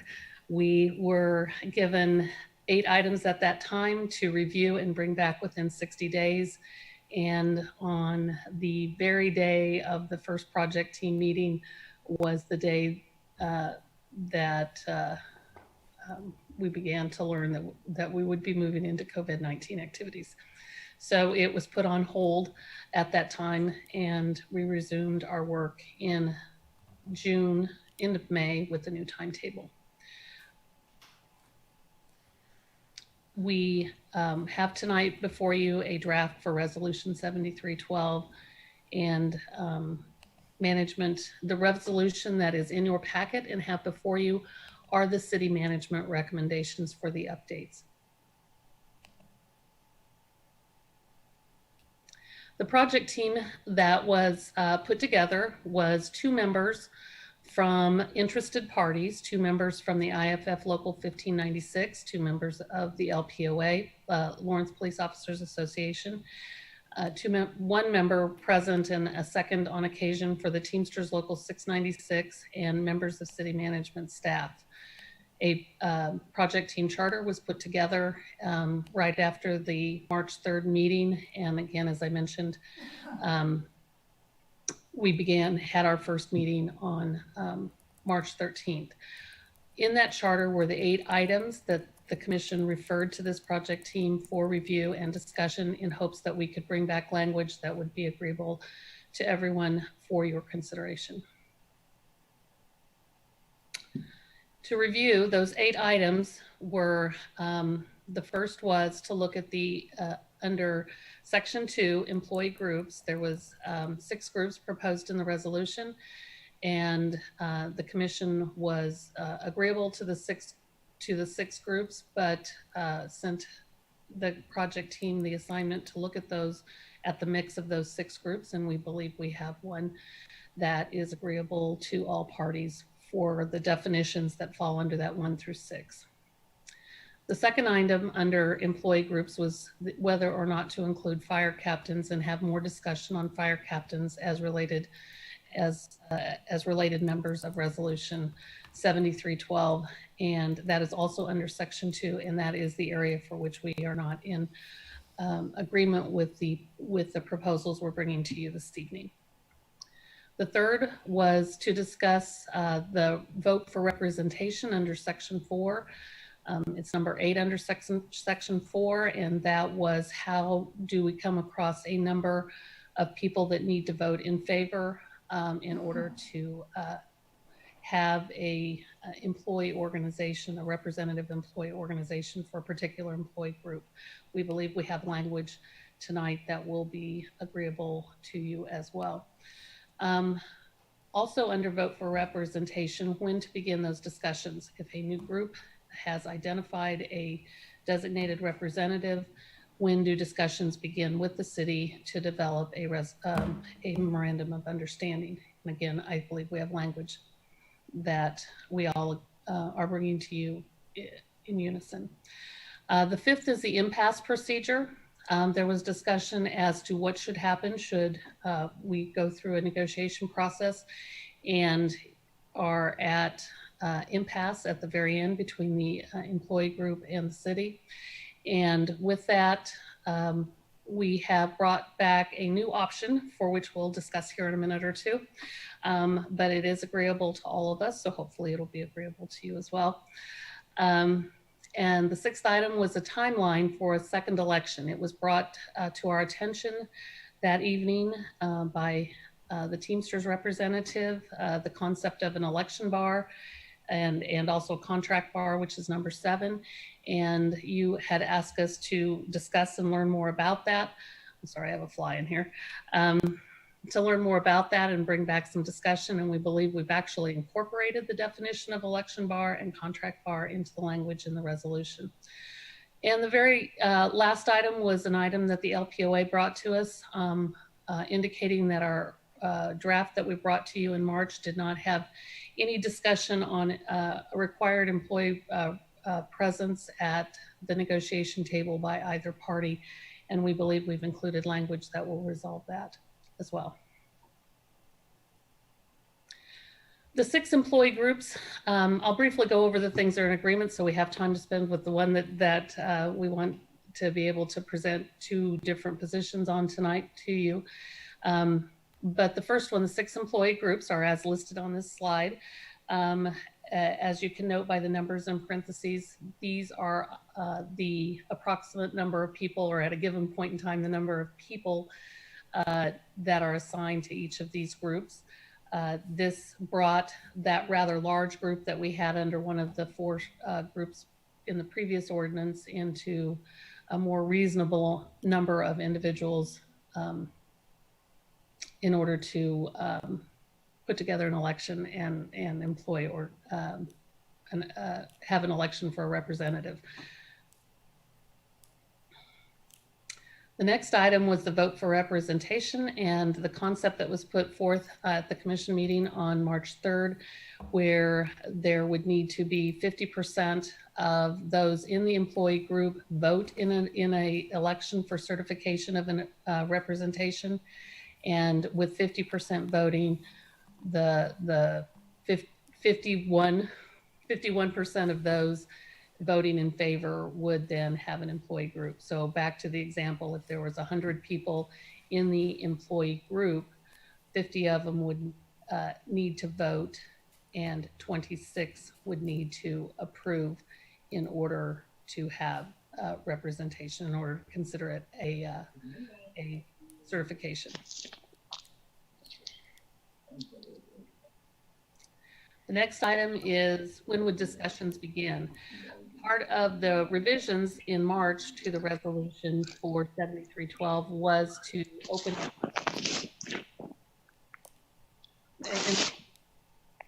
up the timeline in which individuals would be able to, in an employee group, hold an election. And that was pretty much broadened from a very short 2-month period to any time they could put the signatures together. And we needed a timeline for beginning discussions and having the first MOU that would follow that. Everyone in the group recognized that the budget was a huge consideration, and the budget cycle is fixed with the city. And so there was a recognition that if we could not begin negotiations and discussions by April 15th, that we would have a lot of difficulty. But while we would begin discussions within 90 days The only thing that would really be implemented prior to the following fiscal year would be things that were non-monetary in nature. This took a lot of work to get the wording the way we wanted it. The impasse procedure that we're bringing to you this evening that is in the revised resolution has some new concepts to it, and that is fact-finding, which is the second bullet on this slide. The first bullet is that everyone in the group agreed that the only items that we really wanted to bring to the commission at impasse were those that were not in agreement by the two groups, the city and the employee group, employee organization, and therefore only unresolved issues would move into this section, section 6B impasse of the resolution. Currently 6817 contains provisions for a mediation. It is being replaced with provisions differs in the fact it differs in the process that the person, that the third party that's called in to assist us in reaching resolution actually has a process for determining facts and will give an opinion that you will have to help make your decision at impasse if the two parties are unable to reach a conclusion prior to the very, very end of the impasse procedure. So it will give you not only the city position, the employee organization position, but it'll also give you the fact finder's thoughts on the matter as well to consider. This will give you not only those three options, but the way the resolution is written, you will also on the night of the impasse hearing have options. The fourth bullet here, and this is a quote out of the resolution, that you believe that are deems to be in the public interest, including the interest of the public employees involved. And there's some other bullet criteria in there as well that are in the current resolution that are carried over.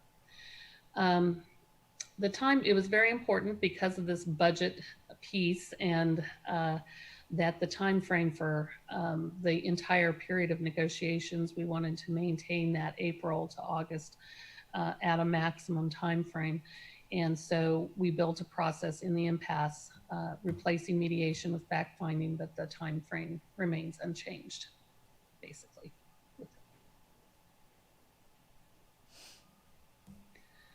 The next item that we had with this was the discussion of the election bar.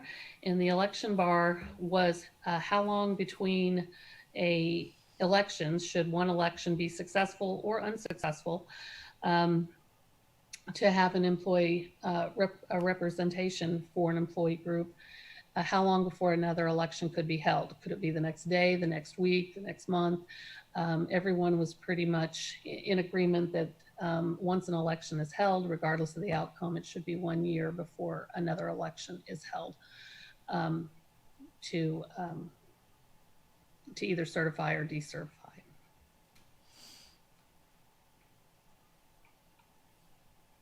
The next one is the contract bar, and that is at what point in time for an employee group who does have an MOU, should they wish to decertify or not have another contract, what should be the window for when they could decertify their representation and either move on to another representative or have no representative at all. And we determined that this decertification election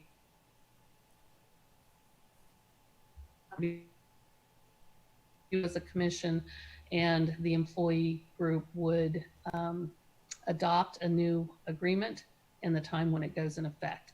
So generally speaking, that's an August to January timeframe. We are in that right now with the IFF, and for example, we are in that right now with the IFF, and if you adopt the LPOA MOU tonight, we'll be in that time frame till January. Going forward, this would be the time frame for a decertification, and that is what is known as the contract bar.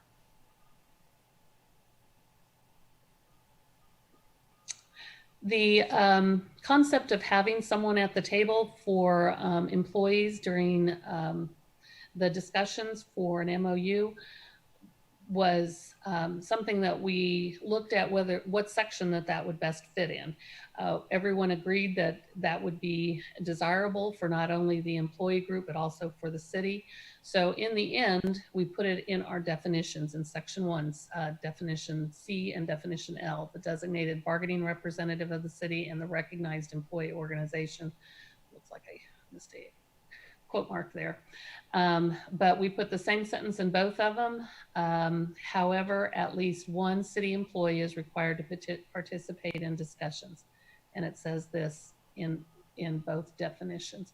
Therefore, a city employee would need to be at the discussions on both sides of the table. The one remaining question, for which we'll devote the remainder of our time this evening, is a policy question that we have before you, and that is, should supervisory employees be able to be represented by the employee organization? The way we have set up our presentation from here on out is I would like to introduce to you a member from each one of the groups that were on the project team and give them an opportunity to tell you their position for why they believe supervisory employees should be included or not included. And most specifically, this question came up in the discussion of fire captain at the last, at our last meeting on March 3rd. So with that, and hopefully he's still here, I can't see the whole crowd, I would like to give the IFF Local 1596, and is it John Darling, the Vice President, will talk with you about the IFF position with that. John, are you available? I'll stop my screen sharing for a moment. Lori, this is Seamus Albritton. Hi, Seamus. IAFF. I'm gonna turn it over to John here in a second, but I did just want to clarify that the discussion tonight on the item that's not agreed on is actually whether or not captains should have bargaining rights, not whether or not supervisors throughout the city should have bargaining rights. But with that said, I'm just going to go ahead and turn it over to John. Thank you. John?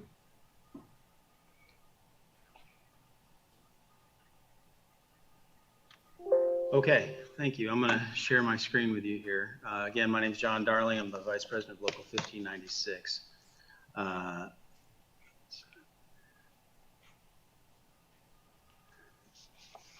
Mayor, Vice Mayor, and Commissioners, thank you for your time. I continue to be thankful and proud to work for a city that has a proud history of support for organized labor.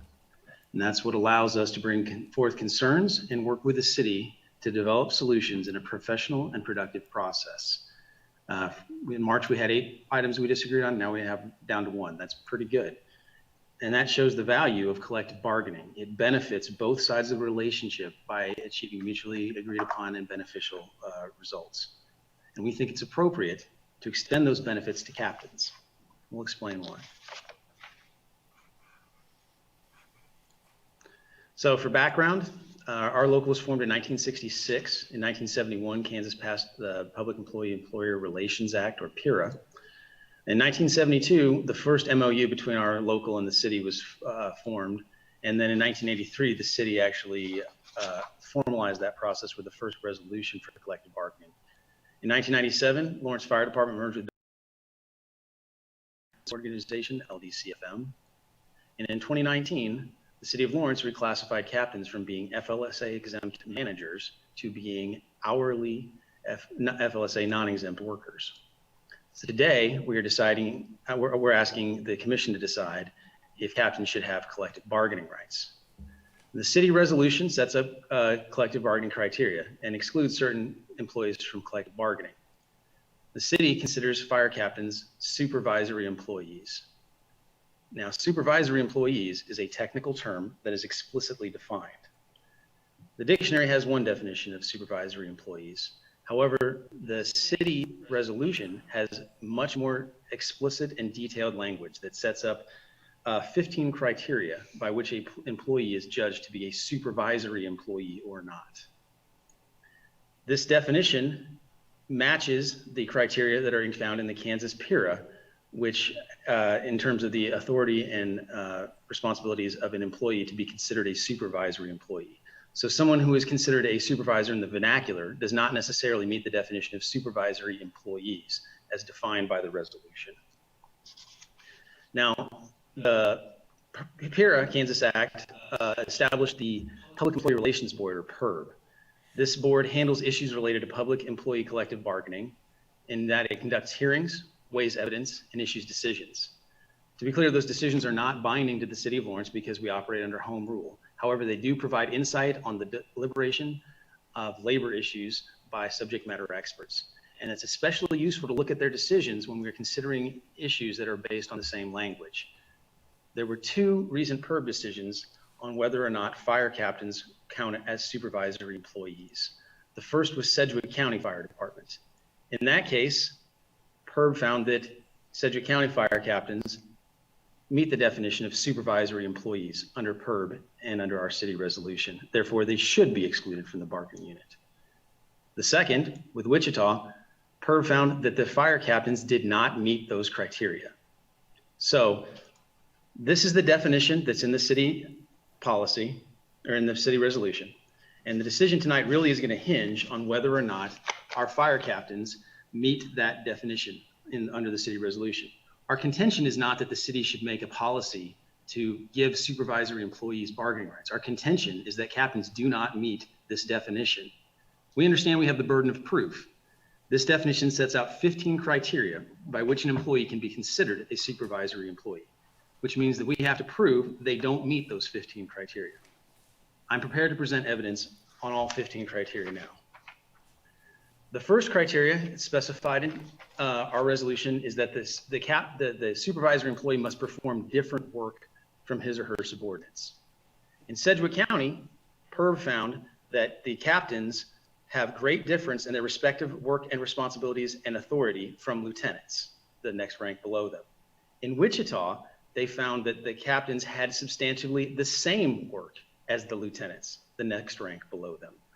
This is the list of the criteria that PERB found for Wichita, with the captains and lieutenants having similar job responsibilities. To go through that, in Wichita, captains and lieutenants are both considered commanding officers in their policies. This is one of our department SOPs, and it clearly states that we have station officers and company officers, and that captains and lieutenants both function as station officers and company officers. So just like Wichita captains and lieutenants are referred to as commanding officers, our captains and lieutenants are referred to as company officers and station officers. And what that means is that at Fire Station 1 downtown, you'll see a fire truck and an ambulance. The fire truck is considered a company, as is the ambulance. There's an officer on each truck designated by a red helmet. The company officer can be a lieutenant or a captain. The company officer on the fire truck is the station officer for the day. Now, the next criteria is that in Wichita, the captains and lieutenants are both required to supervise lower ranked employees. To be clear, this doesn't mean that they are automatically supervisory employees. This isn't the vernacular definition of just oversee their work. In Lawrence, the fire lieutenant job description states that we exercise supervision. But to be clear, lieutenants are already given bargaining rights. So just the mere fact that you exercise some supervision does not meet the criteria of being a supervisory employee, as our job description for the fire lieutenant indicates. Another thing that they found for Wichita is that their captains and lieutenants can both be in command at a fire. In this standard operating procedure from Lawrence, you can see that the officer, which is again a captain or lieutenant, establishes command and implements plans and manages resources until relieved by a chief. The next criteria is that both captains and lieutenants in Wichita are involved in physical and equally hazardous activities. In this job description from Lawrence for fire captains, you can see that they're expected to be exposed to inclement conditions and extreme temperatures, hazardous materials, physical exhaustion, heavy manual labor, and infectious and communicable diseases. This is the exact same language as lieutenants. So our fire captains and lieutenants are exposed to equal hazards and physical demands. In Wichita, PERB found that captains and lieutenants both help conduct training classes. And in our job description, you can see that fire lieutenants are responsible for directing and instructing and training their subordinates. And in fact, the rank below lieutenant, acting officer, has as a prerequisite certification as fire service instructor. So all of our lieutenants have to be certified instructors, and they, like our captains, help conduct training classes just like Wichita. Another thing is that Wichita captains and lieutenants have equal responsibility to initiate disciplinary actions. In this policy on our department that you can see, the company officer takes disciplinary action against subordinates. And the company officer, once again, is a captain or lieutenant. Captains and lieutenants have equal disciplinary authority under our policies. Both in Wichita, both captains and lieutenants complete performance evaluations of lower ranked personnel. In the job description for both lieutenant and fire captain in Lawrence, they both are responsible for evaluating their personnel. Moreover, our policy on performance appraisal does not state that captains perform it. It states that the immediate supervisor performs it, who is the station or company officer, which again by policy can be a captain or lieutenant. And on our department's performance appraisal, the supervisor signs, not the captain. And that also has to be approved by the division chief and fire chief. They don't complete independent performance appraisals. In Wichita, captains and lieutenants are responsible for ensuring equipment is properly taken care of. As company officers, the captain and lieutenant are equally responsible for ensuring the readiness of their apparatus and equipment and personnel under their authority. In Wichita, captains can delegate clerical duties to lieutenants. Likewise, in Lawrence, the fire captains and their job description are supposed to delegate some responsibilities to their subordinates, and the lieutenants are supposed to do those clerical duties. Therefore, again, being station officers and company officers, being both captains and lieutenants, in Lawrence, captains and lieutenants perform substantially similar work, not different work, which is required by the definition of a supervisory employee. So just to review, company officers are captains and lieutenants. They ride fire trucks and ambulances. They wear red helmets. This is the way our department used to be organized. So the green rings around the individuals are the people who are salaried employees. It's a simplified diagram. This is not every person. That leaves out several units, but prior to this year, this is kind of just a basic overview of what our department structure would look like on a given shift day. You had 5 stations, each one of which had a fire truck and an ambulance.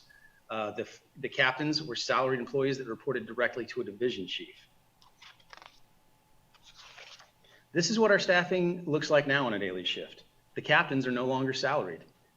They report to a battalion chief who reports to a division chief. Previously, when the division chief was gone, a captain would act as the shift commander in that division chief's place. Now, if the division chief is gone, a battalion chief takes that responsibility. Some captains are certified to act as battalion chiefs when the battalion chief is gone, but when a person is promoted to lieutenant, they are automatically from day one able to act as a station officer, company officer in the place of a captain. Our captains have to go through an extensive training program to be certified as a battalion chief, to act as a battalion chief. And currently less than half of our captains are able to do that. So that again shows captains and lieutenants have very similar job duties that they're interchangeable from day one, whereas captains and battalion chiefs have much different job duties. Now, to how this all integrates at a fire, this is what we call a bread and butter fire. It's a simple fire in a kitchen in a small 2-story house. The first 2 units from the fire station immediately nearby arrive. You have the officer on the fire truck and the ambulance are both inside the structure. The officer on the fire truck, let's say that company officer today is a lieutenant, is initiating incident command and directing the other resources as they come on scene. What that means is that if the second fire truck arrives and has a company officer that is a captain, the incident commander, the lieutenant, will be giving orders to that captain and instruct him to go inside and with his crew and conduct active interior firefighting. The lieutenant from the first truck remains command until she passes that command to an incident commander, which would be a division chief. The incident commander, unlike the company officers, remains outside of the structure and is responsible for managing the overall incident. Later on, the battalion chief may also arrive and be assigned as an incident safety officer, in which case they again are not actively involved in interior firefighting like the captains and lieutenants. They are exterior, managing and monitoring the entire operation. So here's just a few pictures to show what I'm talking about. When we talk about normally performing different work from his or her subordinates, on our department, captains and lieutenants wear red helmets, engineers and firefighters wear yellow helmets. I can't tell if that's a captain or a lieutenant that is spraying water doing the exact same work as the subordinate. And the point is, we really can't, because they do the same work. Here's another picture from a hotel fire. What you'll see is you see a division chief designated by a white helmet that does not have an air pack on, because their job is not to go inside the structure the way the captains, lieutenants, engineers, and firefighters are. Their job is to remain outside the structure and manage the incident by assigning tasks to the companies that are led by captains and lieutenants. There's another example of performing different work. Here, again, we see someone with a red helmet, which could be a captain or a lieutenant, someone with a yellow helmet, which is an engineer or a firefighter. They are both engaged in hands-on work at the scene of an emergency accident. Meanwhile, our division chief, she is not wearing the same PPE. She is not actively involved in patient care because her job is not to do that. Her job is to manage resources at the emergency scene. And so again, the captain or lieutenant is doing similar work to their subordinates, while the division or battalion chief is doing different work. So that addresses, I think, definitively whether or not they're doing different work. They're doing the same work. Another thing that's going to come up throughout this whole process is this phrase, effectively to recommend. What does that mean? What is an effective recommendation? Because it doesn't just say recommend, effectively means something. Now in Wichita, when PERB looked at the Sedgwick County case, they actually didn't address this, because in Sedgwick County, PERB found that the captains had the authority to make these decisions and take these actions without getting approval from anyone else. They didn't just recommend these things, they did them.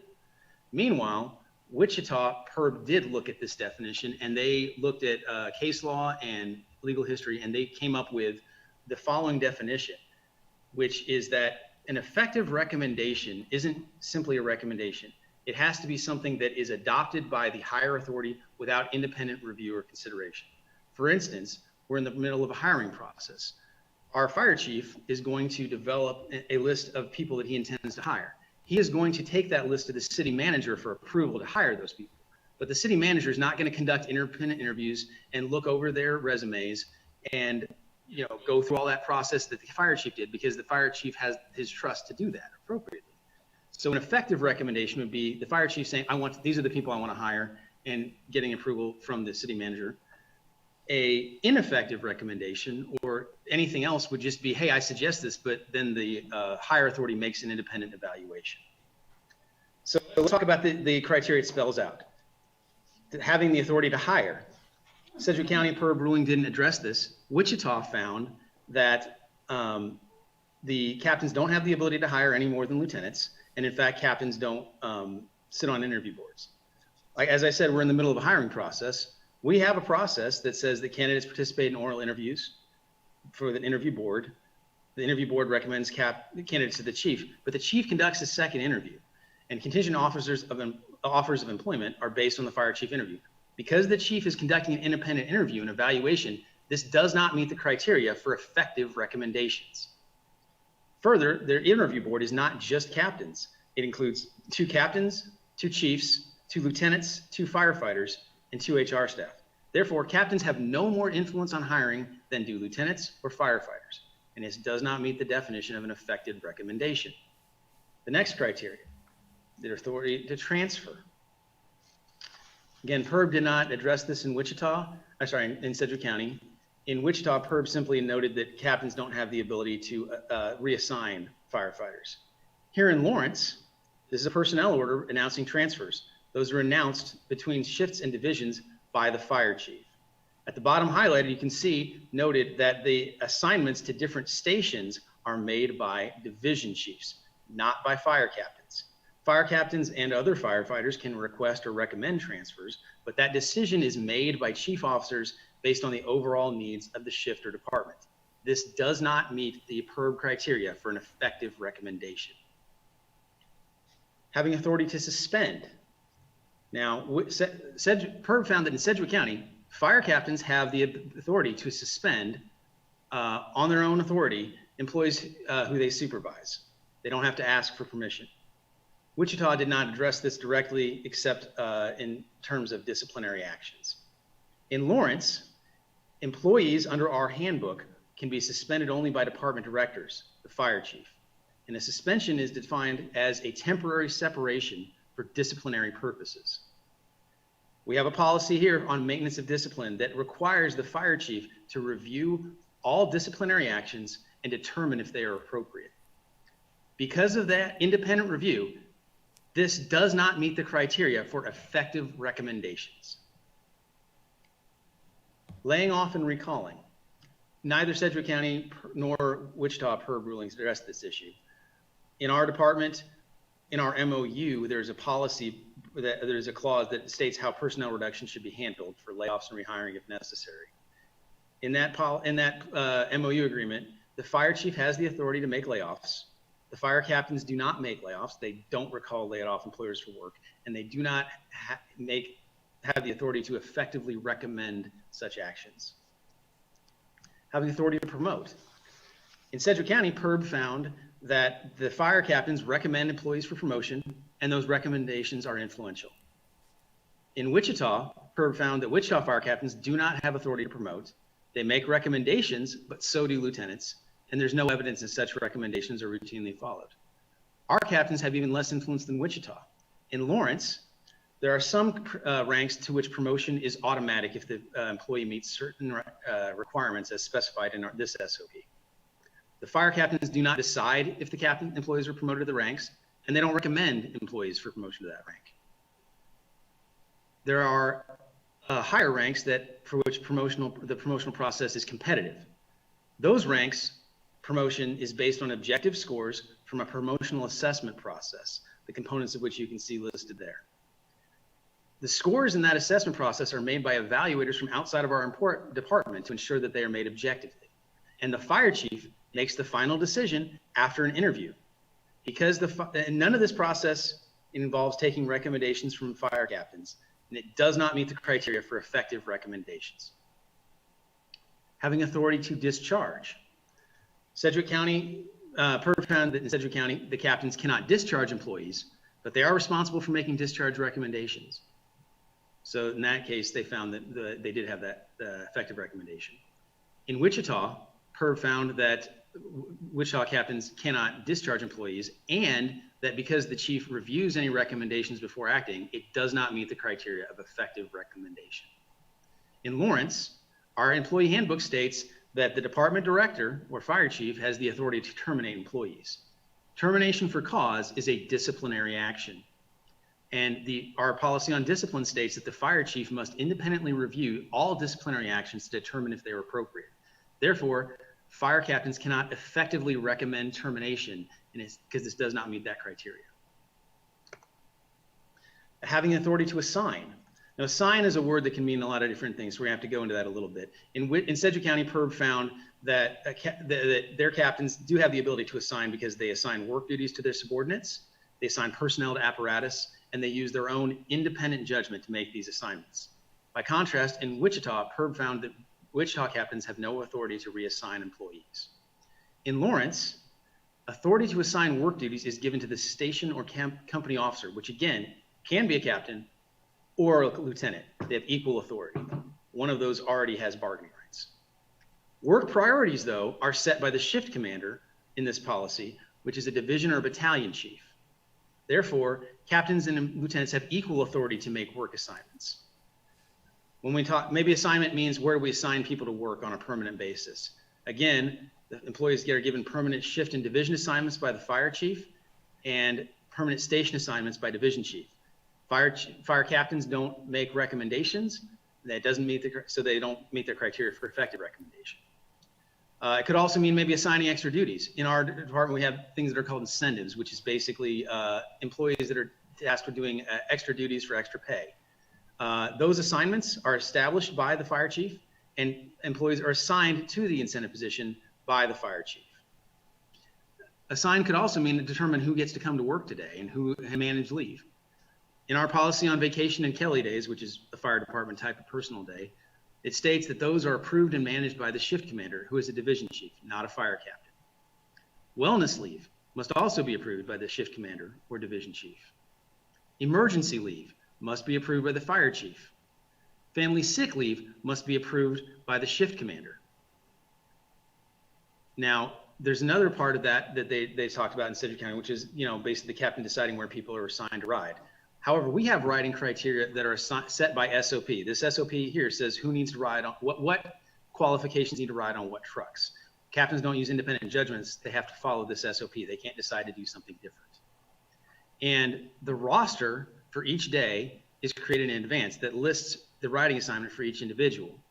The roster is built based on which employees are off on leave. That leave is approved by the shift commander, not the fire captain. And it's based on the riding assignment criteria that are established by the department SOP, not the fire captain. These rosters are actually created by lieutenants under the authority and approval of a shift commander or the division chief. The fire captain has no control over who walks into his station every day or her station every day. And these rosters assign employees to specific riding positions for that 24-hour shift. The fire captain is not involved. So again, to kind of to recap, unlike Sedgwick County, in Lawrence, fire captains and lieutenants are equally have the authority of station officers, but those station officers work with the personnel that are assigned to them on a duty shift. The station officers must follow established SOPs for making assignments. Therefore, it does not meet the criteria for making effective recommendations of assignments. Having authority to reward. The Sedgwick County PERB ruling found that captains can reward their subordinate employees through things like verbal praise and recommendation for rewards based on actions at incidents or in the station. By contrast, Wichita PERB didn't address this. In Lawrence, captains can certainly give verbal praise to their subordinates, but so can lieutenants, and they have equal authority to do so as station and company officers. When it comes to more tangible forms of reward, the employee, based on this Lawrence Employee Handbook, the fire chief can reward employees with additional pay with the city manager's approval. And the process by which that is done is those incentives that we talked about earlier. It's a percentage above base pay for firefighters to take on additional duties. Those incentive positions, as stated in our department standard operating procedure, are established and managed by the fire chief. There's a formal application and interview process. Fire captains do not assign the people to these positions to give them rewards, and they do not effectively recommend them because the fire chief makes those decisions. There's other types of awards. We have something called an awards program team where we recognize employees for actions. The awards program team in our department policy is listed as being the fire chief and 2 officers, which can be either a captain or lieutenant. And to be clear, this is an example of how in our department policies, we treat captains and lieutenants as interchangeable because they have such similar job duties. And we also, as the local, get to appoint 3 people. So a fire captain can nominate someone for award, but any department employee can nominate employees for most awards. Therefore, this does not meet the criteria for effective nomination because the nomination is not guaranteed. The award team decides based on the totality of the circumstances, and captains have no more or less weight than any other firefighter. Now, there's one type of award where there is a defined policy that determines who nominates people for that award. That's the clinical save commendation. The clinical save is awarded when when a crew successfully revives a patient in cardiac arrest. In our policy, it states that the incident commander shall recommend this, and it is approved by the fire chief. Our policy that defines alarms and responses states that a cardiac arrest response includes a medic unit, a fire truck, and a shift commander. A shift commander is the division or battalion chief. They're the highest ranking person on scene, and therefore they are the incident commander. Therefore, on the one award in which is not open for nomination by everyone, it's not captains that make that nomination, it is chief officers, and captains cannot effectively recommend awards. Having authority to discipline. In Sedgwick County, PERB found that captains can issue reprimands and other disciplinary actions without review by higher authority. By contrast, in Wichita, captains can recommend some forms of discipline, as can lieutenants, but those recommendations are subject to review by chief officers, and therefore they do not meet the definition of effective recommendations. In Lawrence, once again, our company officers may take disciplinary action against subordinates. Our company officers are both captains and lieutenants. So captains have the same authority as lieutenants to begin the process. However, our policy also states that the process is not final until after the fire chief conducts a review of all facts regarding that proposed disciplinary action. Because the fire chief and in that, the fire chief can modify or revoke discipline based on the results of that review. The company officer may initiate discipline, but they do not administer it. And again, you can see the quote from the PERB ruling. Because the fire chief independently reviews proposed disciplinary actions and adjusts them as he or she sees fit, this does not meet the definition of an effective recommendation for discipline. Then there's the responsibility to direct. This is another thing that can possibly mean a lot of things. What does it mean to direct? In Sedgwick County, PERB found that the captains do have responsibility to direct because they're responsible for all incidents in which they are the senior officer present. They have overall responsibility for their subordinates. They plan and direct activities within the fire station. By contrast, in Wichita, PERB found that captains do not meet the criteria of having responsibility to direct, because while they do lead subordinates, they do so according to detailed policies and procedures which they do not create. And also, at emergency scenes, captains may give orders to, lieutenants may give orders to captains under some circumstances. If you remember that illustration we showed you earlier, something that can happen very easily is if a lieutenant is the company officer on a fire truck that is the first arriving fire truck, he or she is in command and will give orders to captains until a chief officer arrives, unless they choose to pass that command to another officer. Let's talk about a little more about what it means to have responsibility to direct. Our department is managed by a written directive system, which is spelled out in this SOP. It includes things such as general orders, which may only be issued by the fire chief, and bulletins, which includes the standard operating procedures or SOPs. Those can be issued by division chiefs with the approval of the fire chief. So fire captains do not issue written directives under our policies. Once our policies are adopted, they're posted to our intranet. They're all reviewed and revised on a regular schedule. And those revisions must be approved by the department's executive staff, which is the chief officers, the fire chief, division chiefs, and battalion chiefs. Once it is approved by the executive staff, captains and lieutenants under this policy are assigned to review that SOP with their subordinates. Again, this is an exact case where our own policies clearly link captains and lieutenants as having substantially similar job responsibilities because they both are supposed to take directives from chief officers to their subordinates. And to give you an idea, this is a list of all the SOPs that we currently are expected to follow. We have 183 that totals 701 total printed pages. And that's a good thing. That gives us a lot of guidance as to what we should do. It helps us stay on the right path.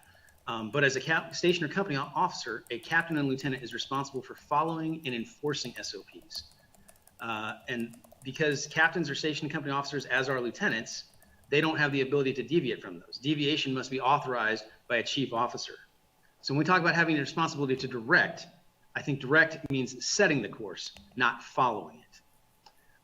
The next criteria is authority to adjust grievances. Neither the Sedgwick County nor Wichita PERB ruling directly addressed this.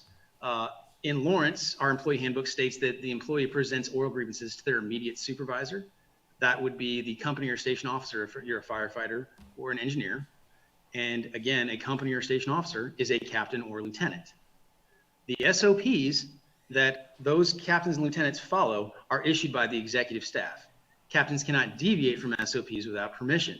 Therefore, if an employee has a grievance with some action, the only way that a captain or lieutenant can adjust their grievance or modify what happened is if they made a mistake and they are going to correct to follow policy. They don't have any authority to deviate from policy.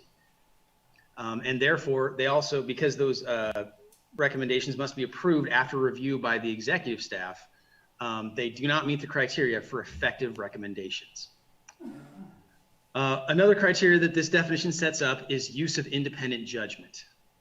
And this picture actually is a good example. What you see there is two firefighters on the ladders breaking out windows, and they have a couple of officers down below. Again, I don't know if that's a captain or a lieutenant, because on the fire ground, we don't draw a distinction between them because they do substantively the same thing.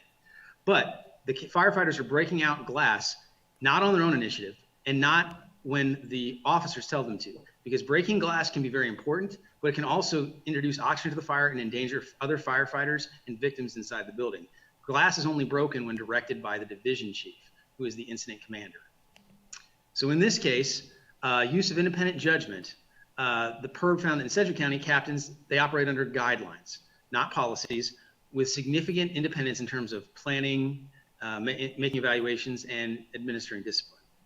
By contrast, in Wichita, the PERB found that they do not exercise independent judgment because they follow and enforce SOPs that are written, and they don't use independent judgment to set those policies.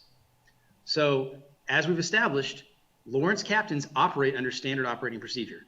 These are not loose guidelines. These are detailed instructions. Again, there's 183 different instructions, 701 pages. As a captain or lieutenant, you are responsible for enforcing them. The fire chief, division chief, and battalion chiefs approve SOPs. Captains and lieutenants don't have the freedom to deviate or create. The other issue that they mentioned for Sedgwick was that the captains there use independent judgment in performance appraisals.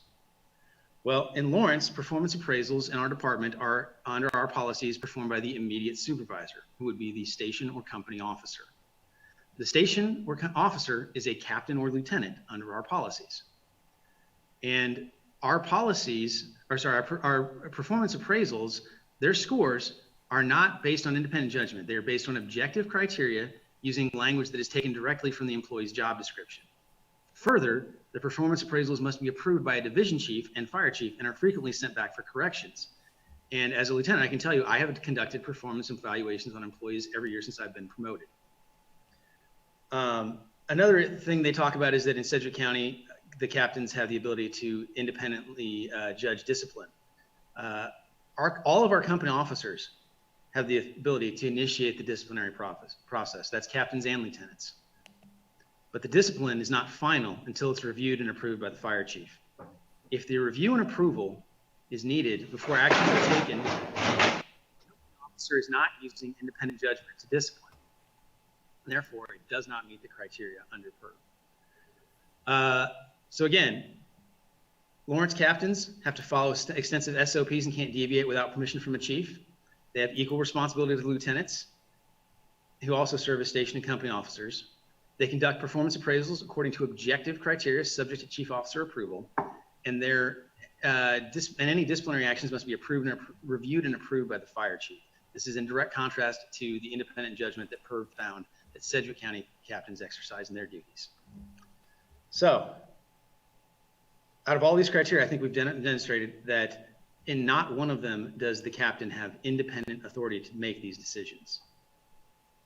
Further, when we talk about effectively recommending, this isn't suggesting. This isn't something, oh yeah, I'll think about it.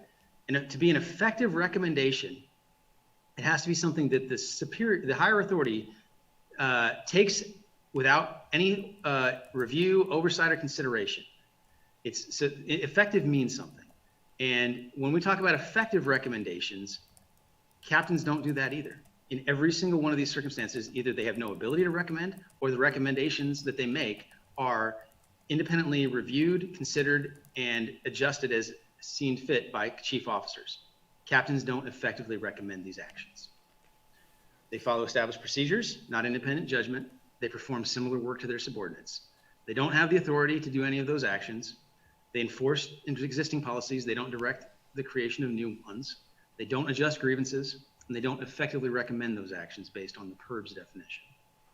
So what we're left with is supervisory employee means any individual.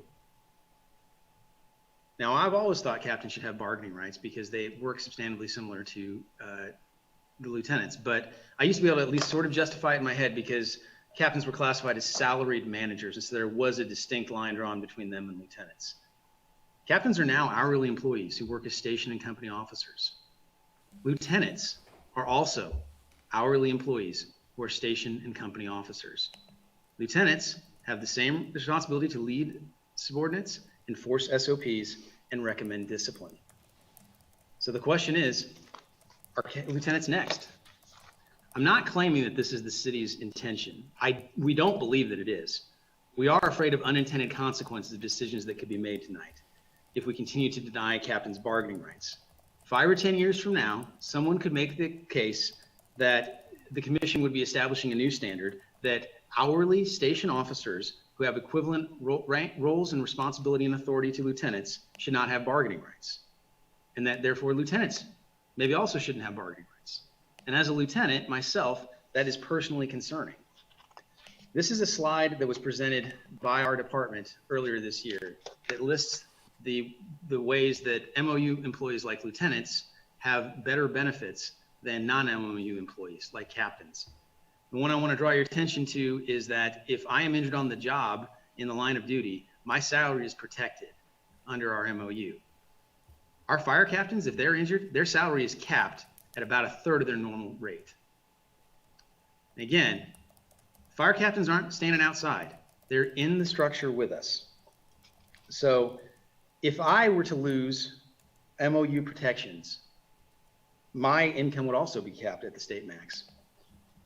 I understand that physical danger comes with this job, but I also want to have security for myself and my family. So you can understand why I would be personally worried about anything that I think might even potentially lead to losing bargaining rights and the protection that they give me. Now you have to realize that that's the reality for our captains every day that they come to work. They're risking a dramatic loss of income if they get hurt protecting our citizens.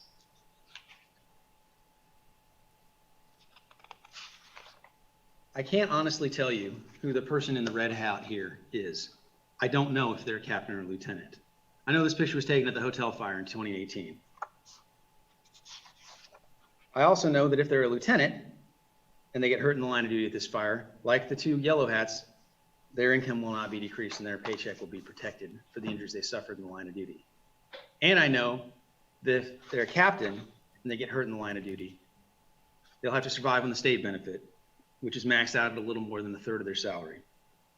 Now, this work comp issue is important, but it's not the only issue. It's one of many, many benefits that MOU employees have secured under collective bargaining. Supporting workers is not just making a one-time fix to work comp.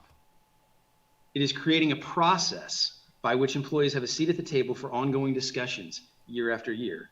The failure to provide captains with collective bargaining rights is what got us in this issue and all of the other places they've fallen behind. The only way to ensure that they don't fall out behind again is to make sure that they have the same rights and protections that their subordinates who do the same job and have the same risks suffer. Let's look at this picture again.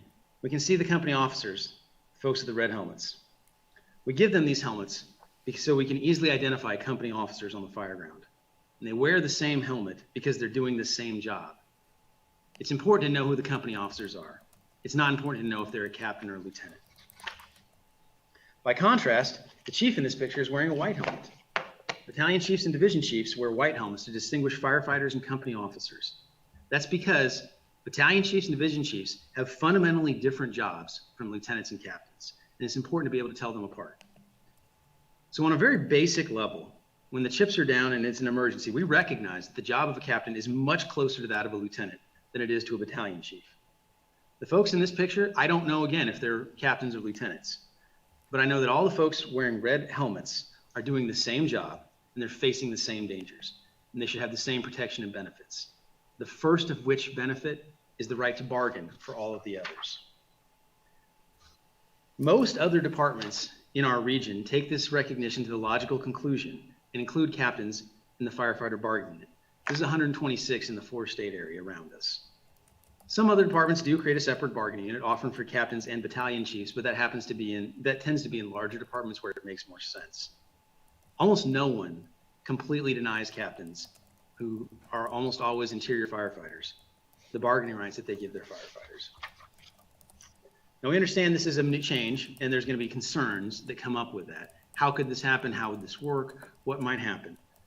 Well, this is a list of over 120 contacts that we have at these departments that have captains in the bargaining unit.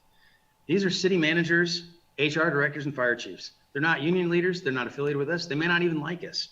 But what I can tell you is that they've suffered or they've worked through any issues that we might anticipate, and they may have solutions to any problems that we could consider. These are people that we provided the city. There's the option there to call these people and find out how does it work. But the most important element in any success is believing that it can be done. With 126 other departments already doing this, we know it has been done. Captains have bargaining rights 30 minutes either direction of City Hall. They have bargaining rights in departments that are bigger than Lawrence than in smaller than Lawrence, in jurisdictions that are cities, that are counties, and that are fire districts. They have bargaining rights in departments that do full EMS transport and departments that are just first responders. It has been done again and again. We're not trying to minimize the concerns of the city. We're not saying that it would be completely stress-free, but it's possible. And if they can do it in Junction City and in Sioux City, if Columbia and Lincoln can both figure out ways to give captains bargaining rights, we are confident that the city of Lawrence can do so too. I believe our lawyer would like to say a few words. Thank you. This is Mayor Ananda. Prior to engaging in that, I would like to request that we take a 10-minute recess at this point, if everyone is amenable to that. Are any of the commissioners opposed to that? Okay, we will recess for 10 minutes. Thank you.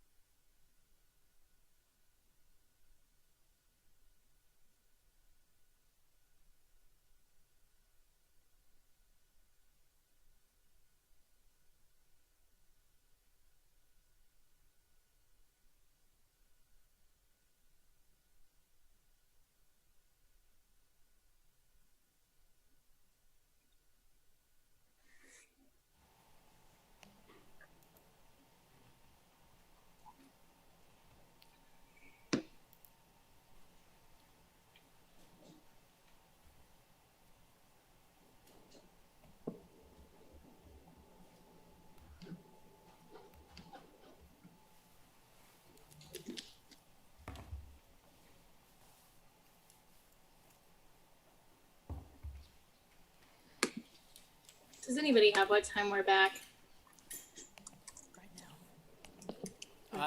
You're good to go now. Okay.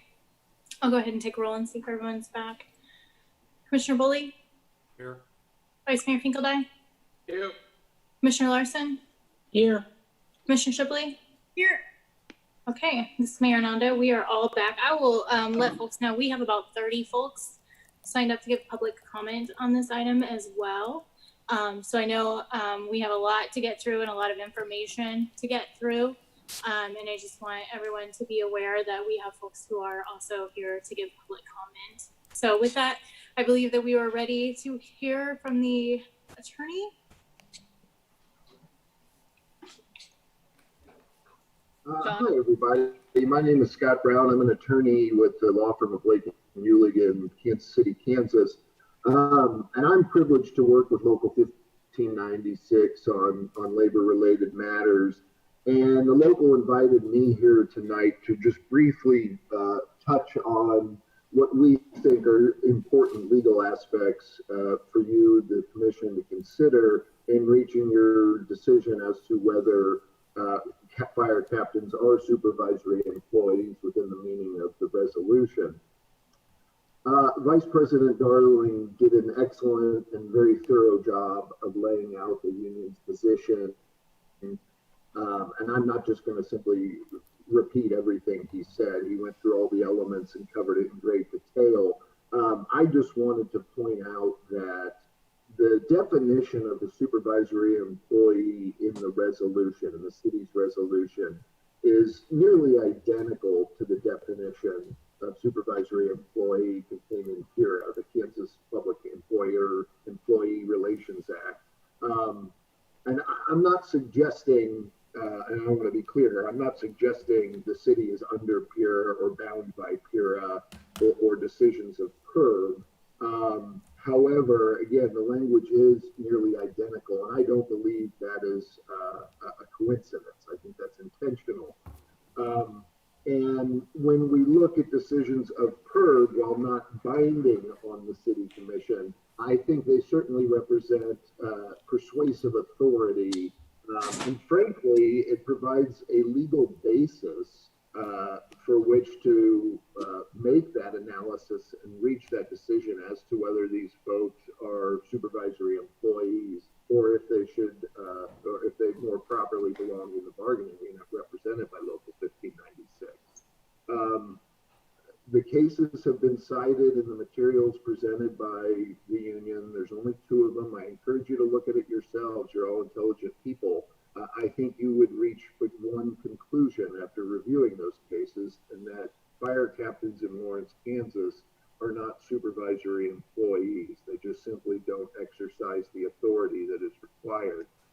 And therefore, the fire captains do properly belong in the bargaining unit represented by 1596. If anybody has any questions, I'm happy to address that. But suffice it to say, I think Vice President Darling's presentation was compelling, and we hope that the commission understands and agrees with us in our position, and that we can get this resolved tonight. And Seamus, I think you wanted to say something, so if you want to jump in at any time, feel free. Yeah, really briefly,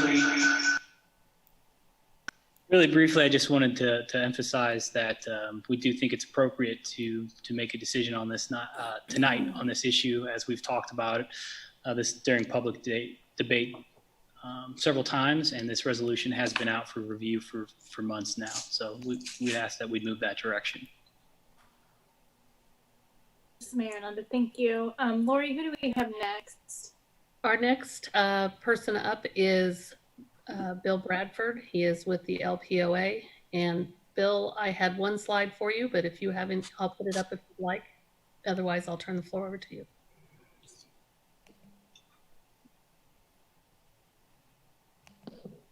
Bill Bradford, LPOA Chair. I think we would echo with the local IFF 1596 in their support for fire captains. And we'd also echo that we would like to push for a decision made tonight on this issue.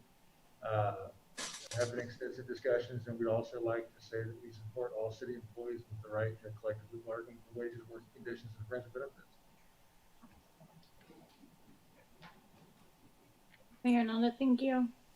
Are there other speakers, Lori? Yes, I believe Matt Hall with the Teamsters Local 1596 or 696. Sorry about that. Okay, Lori. Been a long night. Thank you, guys. Thank you, Commission. I'd like to first off thank the Commission for committing to go through this process. I'd also like to thank city staff for going through the process with this. Lori, Tony, Brandon, Casey as well. I think it was a good, productive process. As you guys see, we came to agreement on every single outstanding issue except for the issue of fire captains. Teamsters Local 696 supports IFF's position that fire captains should be in the bargaining unit. Can I get you to say your name real quick? Oh, sorry, Matt Hall, Teamsters Local 696. Sorry about that.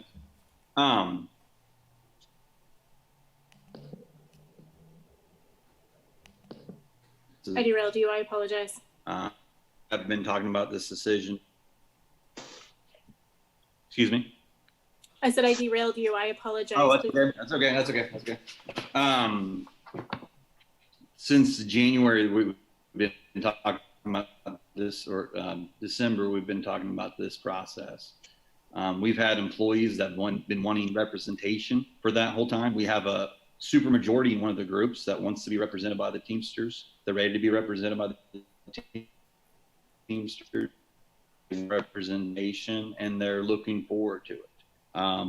We think that the reforms the City Commission is committed to and the reforms being proposed by us and the city staff are good reforms. They're going to serve the city well as well.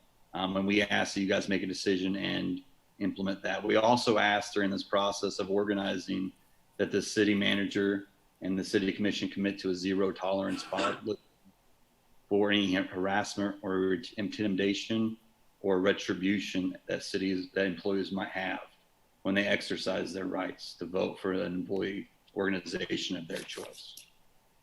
That's all. Thanks. Mayor Nanda, thank you. Lori, do we have further presenters this evening?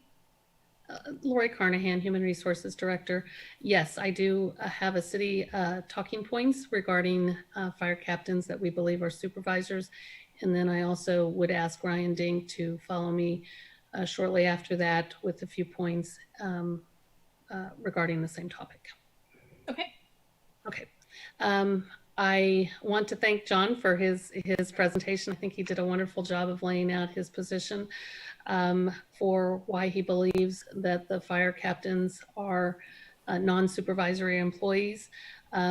I want to emphasize, just as his attorney did, that this resolution that you will be voting on tonight or giving us direction on is the city's resolution that has been put in place instead of PERB. So PERB is not the governing statute or rules or resolution or ordinance that you will be making decisions on as to whether or not our fire captains are supervisors, or in fact, whether or not you want supervisors to even have the ability to collectively bargain with the city of Lawrence. I think that's a very important distinction. This organization, the City of Lawrence, determined at a very early stage that they wish to have their own resolution and make their own decisions as a city commission as to what was the appropriate rules and the appropriate employee groups. I would like to note that supervisors have been a ineligible group of employees to participate in this resolution since the beginning of the resolution, and that fire captains have also always been considered a supervisor under this resolution. There hasn't been any changes in the job duties of the captains recently. There hasn't. They are looked upon by their supervisory staff and by the organization. I'll give you some examples here in a few minutes. As supervisory staff, and that has been a long-held position.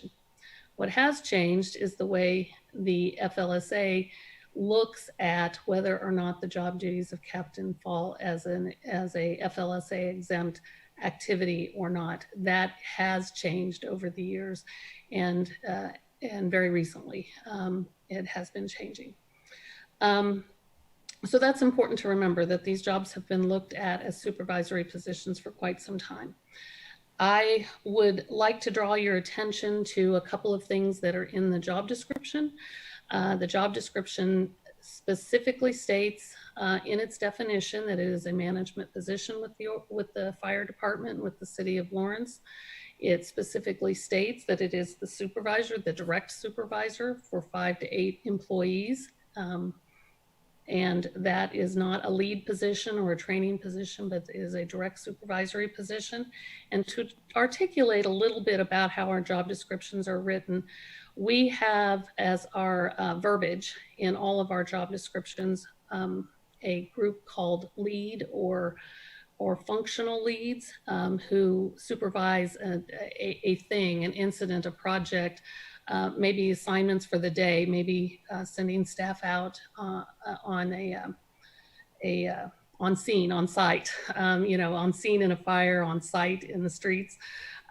We would have lead people, but they are not the first line supervisors, and they're not the ones ultimately responsible for that work group, which would be our captains, and in other departments, our field supervisors and our frontline supervisors. I would like to note that on the daily supervisor duties for our captains, that they are the station officer. Lieutenants are only a station officer in the absence of a captain. A captain is always the station officer, and the organization has to have a station officer. So on a day when a captain takes a vacation or is sick, someone is assigned to do that, and that is a lieutenant. But they are assigned as a station officer only for that shift or for that day or for those number of hours for which the captain is absent. The captain is always the station officer first.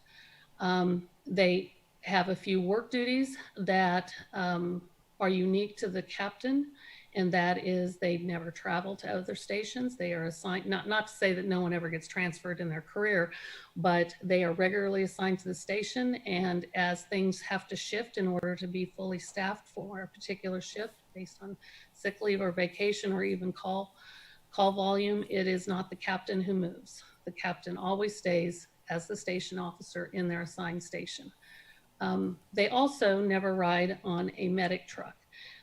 You noted from John's visual of each station and the members in each station, the red hats and the yellow hats. The red hats, there is one assigned to each truck for each, for each call that goes out, but the captain is always on a fire apparatus. They are not assigned to a medic unit, and that is primarily because the medic units are our highest volume units in the organization, and they spend a lot more time out of the station and away from the station on independent calls than our fire apparatus does. And if the station commander and the station officer is the person in charge, our captain needs to be at the station more frequently than out on independent calls.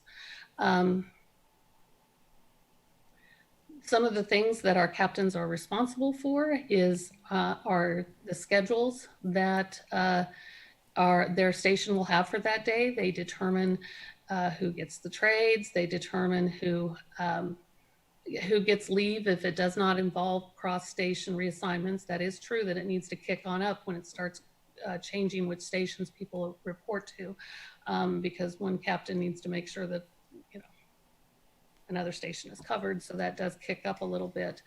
Daily task assignments, what each individual in the station, the 5 to 8 people that are assigned to the station, I think it's sometimes 10, what they do for that day, whether they do cleaning, whether they do occupancy checks in businesses, whether they do training that day. The activities that are conducted that day are determined by the captain that day. They decide who goes to training in what order. When we do training, it's usually, if they have to leave site, it's done in groups, and they determine that as well. One unique thing that I would remember about a captain versus a lieutenant is a captain has the authority to delegate to a lieutenant or firefighter. A lieutenant does not have the authority to delegate, not unless they're serving in the captain position for that shift or that day or that hour for which the captain cannot be there. The captains are responsible for the inspections. They're given purchasing authority within the station. They hold purchasing cards. Some lieutenants do hold some ad pays, some special assignments that are also have some purchasing authority, but it is not universal for all lieutenants. Our captains approve payroll. They are responsible for the pay that their station receives and authorizing the hours each and every day and each and every pay period. In the area of performance management, for which John spoke to, they like lieutenants do daily coaching and daily coaching, possibly some corrective action conversations. They are the people who are responsible for maintaining the information that will go on the performance appraisals. They write them, they deliver them, they keep the performance record. They are the people responsible to the organization and to the division chiefs and chief for the performance of that station. Not to say that the lieutenant doesn't have some responsibilities for that truck and that unit for which they ride on and for which they are the red hat on in that particular scene. The review itself is the captain's responsibility in this organization. Captains are also the ones that write, deliver, and administer performance improvement plans. We call them PIPs for short, and they determine the status on whether someone completes that successfully or not. When it comes to corrective actions, we talked a lot about who is involved in those.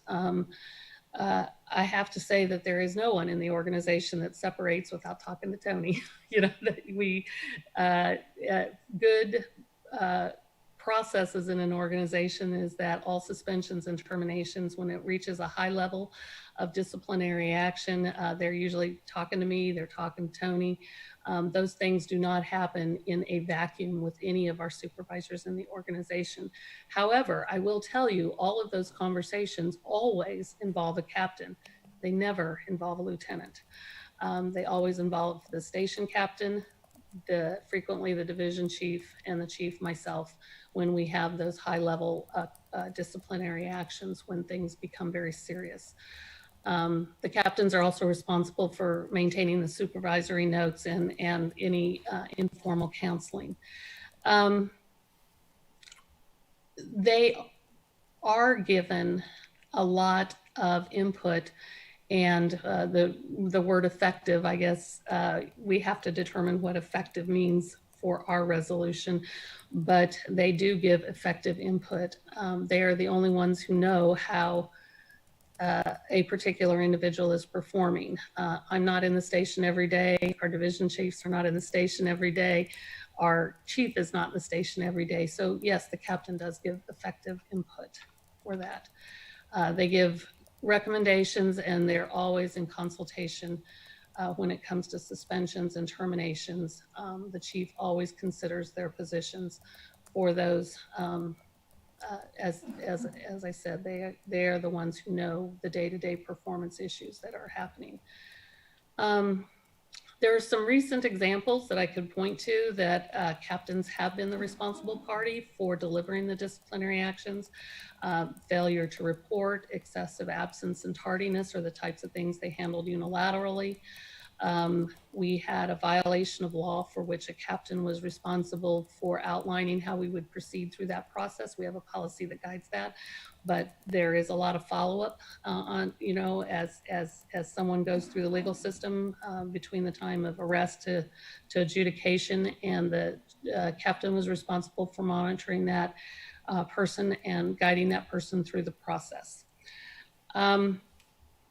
The hiring and firing authority, it is true that we involve all levels of the organization in our hiring processes.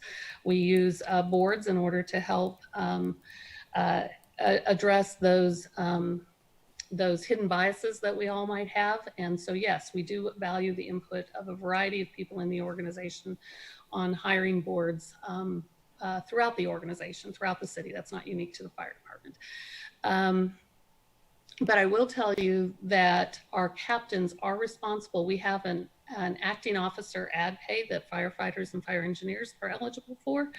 When they're wanting to train to move up into this in the organization and want to become eligible to do lieutenant work when the lieutenant is doing captain work. And our captains are the ones who run those assessment centers, and they score those assessment centers for our acting officer positions. And these are the first level as people move up in the organization into responsible positions. They score those, and those scores are the determining factors as to whether someone moves into the next phase of the interview process, the interviews with the chief. So yes, they do have a lot of authority on the internal promotional process for the level that they're at in the organization with the acting officer. Grievances, I am thankful we have very few throughout the whole city of Lawrence. Most employees and supervisors solve their differences at very low levels. But when there is a discipline or is a grievance that someone does want to initiate, it does say in the grievance procedure they do it with their immediate supervisor, and I have to tell you that has always been the captain. It's never been the lieutenant in the ones that have happened in the past, and thankfully it doesn't happen very often. So you probably won't hear very many captains who've ever had to do that, and it's just quite painful for them when they have to do that. And because it's never an easy thing to do with the people that you work with. They serve on our grievance board. In our grievance procedure, we have established levels for when it hits the step 3 of a grievance review, which is a grievance board. There are designated slots on that board. One goes to an employee throughout the organization, not in the department. One goes to a supervisor in the organization, not in the department involved.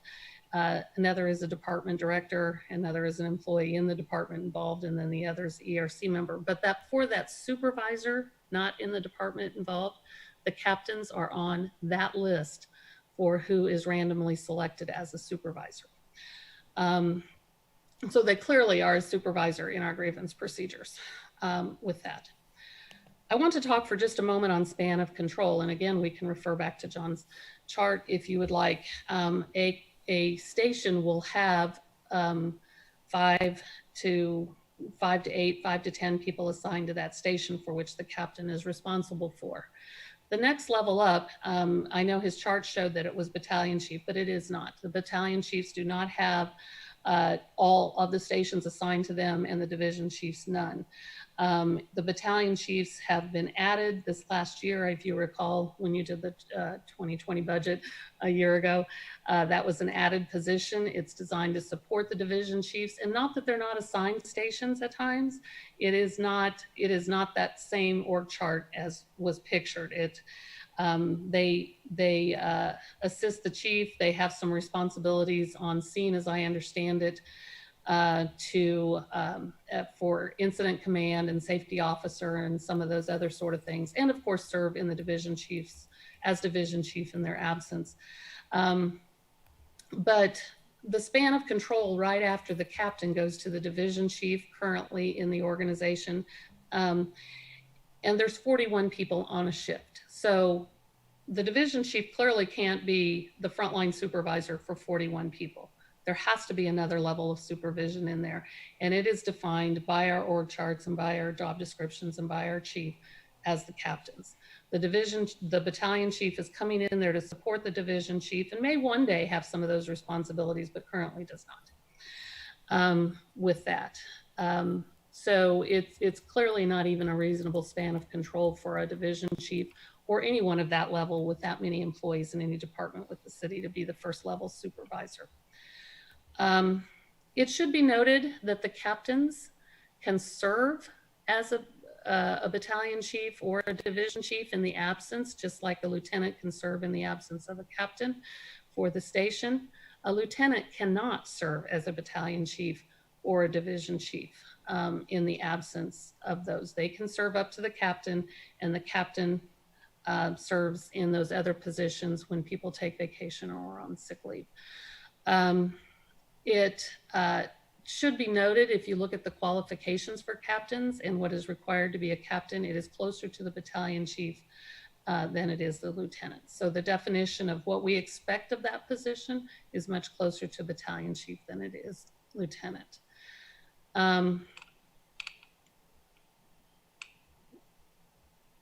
One thing that I want to point out in all of this discussion is what I have been describing to you in the context of the fire department is also the same structure we use throughout the organization for our frontline supervisors, our field, we call them field supervisors frequently in a lot of our departments. Our frontline, first line supervisors have a span of control of about 5 to 9.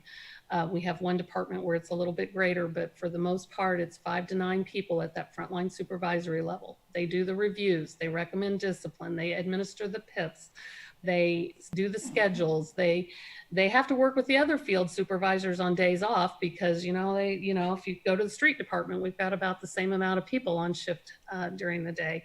And they have several field supervisors that have groups of people that they supervise, but they have to work together when they allow time off so that they can cover all the responsibilities for the day. You'll see the same thing in our parks field crews. You'll see the same thing in our utilities field crews. You'll see the same setup with frontline supervisor as our captains are in the fire department. So I don't want to minimize that in our organization, these are clearly our frontline supervisors for which we depend on in order to run the organization. And that has not changed. That is that has been a long held responsibility and an expectation of the organization.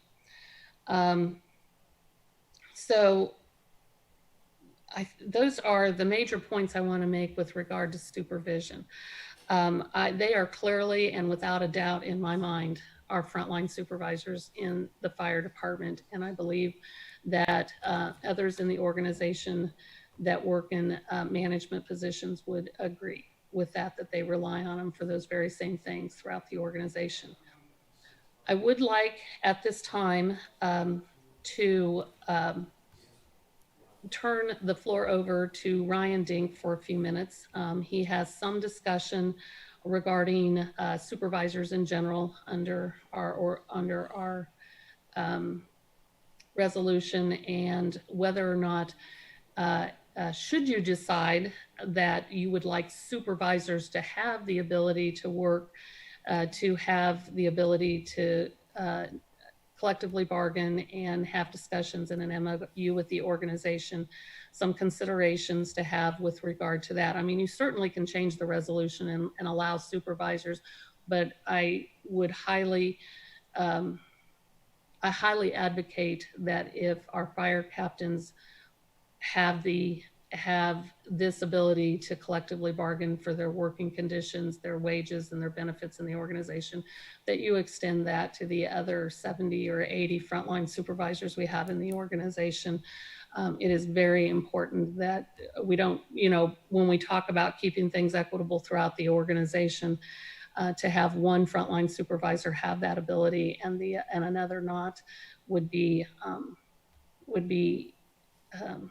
very inconsistent with how we want to move forward with trying to shore up those inconsistencies in wages and benefits that we have been talking about the last several months.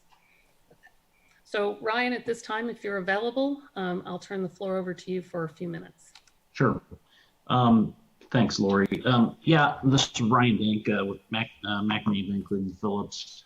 I've spoken on this issue to the City Commission before. I don't want to repeat a lot of what was said previously. I think I tried to emphasize last time when I spoke on this issue that the determination of whether or not fire captains constitute supervisors under the Kansas Public Employee Relations Act is a highly fact-dependent question. I think Scott said he was aware of 2 reported cases. There are actually 4 reported cases. Sedgwick County came up twice. There was a City of Wichita case involving the fire suppression personnel at their airport. In all 3 of those circumstances, PERB determined that it was inappropriate to include captains in the same bargaining unit with the employees that they represented. The most recent Sedgwick County case was in 2000. The City of Wichita case that John Darling represented was a couple of years before that. So it's come up several times, but what you'll see, and I was actually reminded of this today by some of the information that the IAFF had pushed out about what organizations regionally are doing in terms of recognition of captains. They had some information that they put out, and I think they posted it today, about recognition of captains for collective bargaining rights in Iowa, Nebraska, and Missouri. Each of those states is distinct in some respects. Missouri, it's interesting. They until 2018, they didn't have a specific statute precluding supervisors from being in the same bargaining unit with the employees that they represent.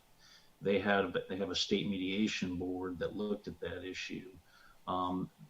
Captains were by far the #1 position that came up through organizations in which what I saw from review of those decisions today, there are 8 reported decisions about captains in Missouri fire departments where they had petitioned for recognition to be included in the same bargaining unit with subordinate ranks. 6 of the 8 of those occasions, they were excluded. In fact, the most recent time wasn't until going back to 1979.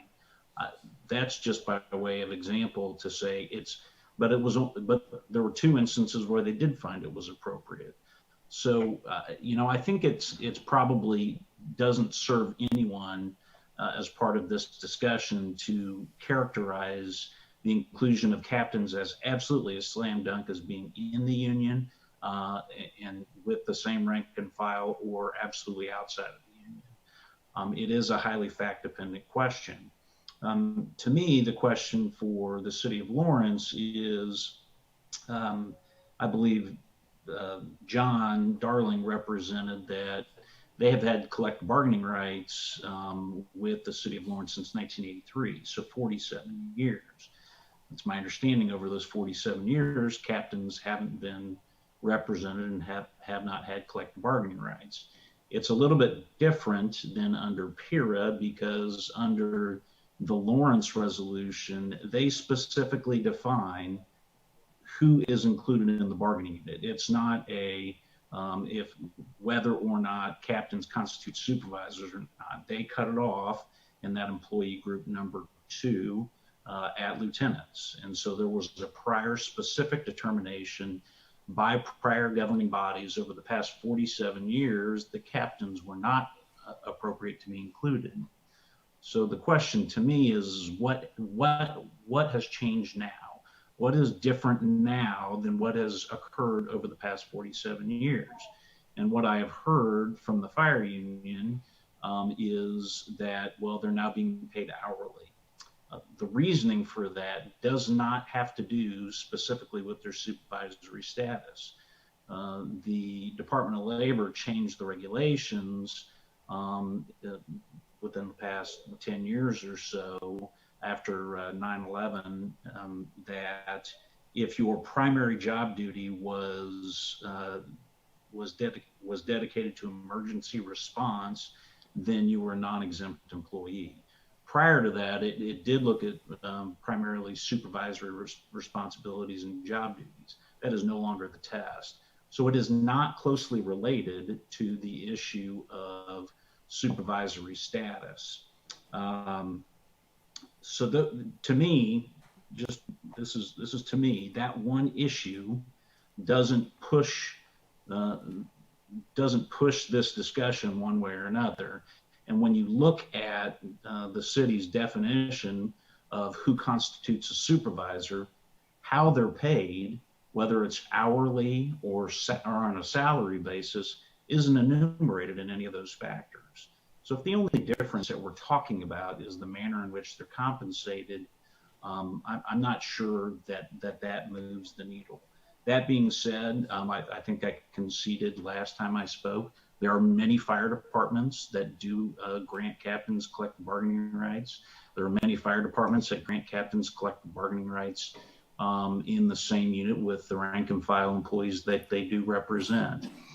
In fact, I've got one of those bargaining units with Mr. Brown that I do a lot of work for. You ask my opinion, does it create a conflict of interest? I think it does. Does it create issues in management sometimes? I think it does.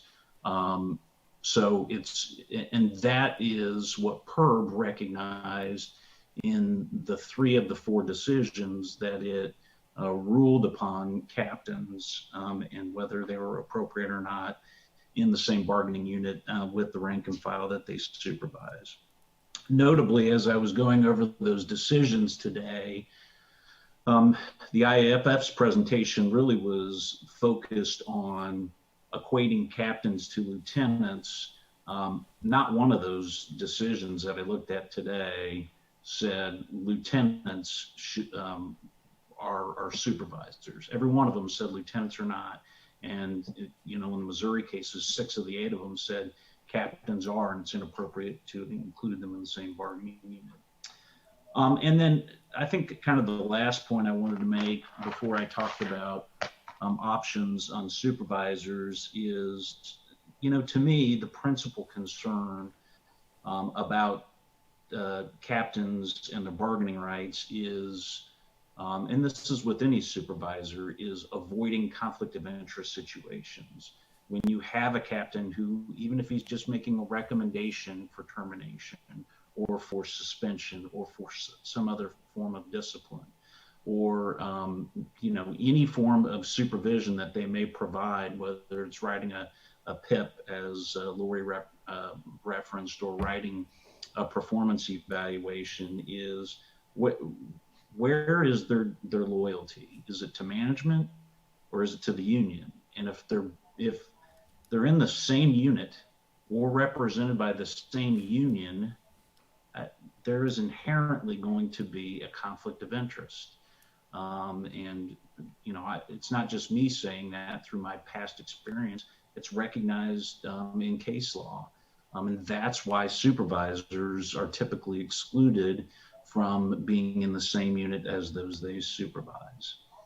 And the final question maybe I had, maybe this goes back to the IAFF, is something that they put out last week indicated that they weren't advocating for fire captains being in the same unit as firefighters, EMS, and lieutenants. I did not hear their position on that tonight. It sounded tonight like they wanted to include them in the same unit.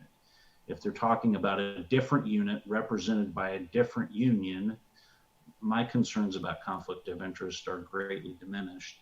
But if it's going to be the same unit or, a distinct unit that could be represented by the same union, I think those conflict of interest issues are still out there. The last point I wanted to talk about is, we do have options. I've worked up a proposed revision to the resolution that staff could bring back, which would allow for supervisory ranks to come and form a separate bargaining unit. So that is certainly an option that we could bring back to you all if you all are interested in granting some form of bargaining rights to fire captains and other supervisory employees. So with that, I'll turn it back to you, Lori. Thank you, Ryan. That concludes our presentation for this evening. I won't put the PowerPoint back up. The only other slide remaining is a slide that illustrates Ryan's edits should you wish to cover supervisors under the resolution. I believe it's in your packets, and we can focus on that a little bit if you'd like to following the presentation. And then the very last slide is next steps. I think the entire group is looking for your direction with respect to fire captains and other supervisors regarding their eligibility under Resolution 7312. It is the only issue that we haven't brought a unified set of language back to you to adopt. And if appropriate, if you like the other 7 things and you have a direction you'd like to move with captains and supervisors, we are certainly, if it's appropriate, to adopt Resolution 7312 or have us bring back the alternate language covering supervisors. It is prepared and it's ready to bring back immediately if you'd like to do that. Ms. Mayor Nanda, thank you. Commissioners, what questions do you have prior to turning it over to public comment?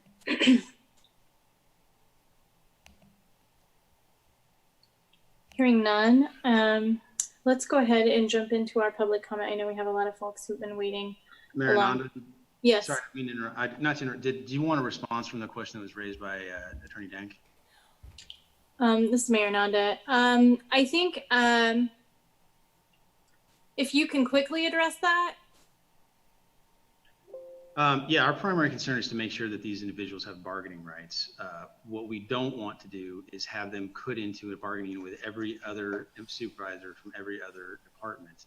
And the same reason that we don't think that we should have all the employees of the city in a single unit.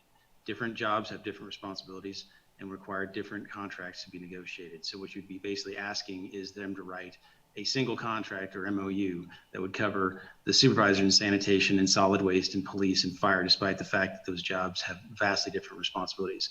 So if the city wanted to carve out a separate bargaining unit for the fire captains, as other cities have done, that'd be fine. But the other issue when we talk about conflict of interests, when we talk about our interests, that's at the bargaining table for MOU. Once the MOU is completed, our interest is seeing that the MOU is followed. And that is also the interest of the city, as I understand it. Ms. Mayor Nanda, thank you. Okay, we will go ahead and begin public comment on this item. The first individual on my list is Aaron Payne. Please go ahead. You have 3 minutes.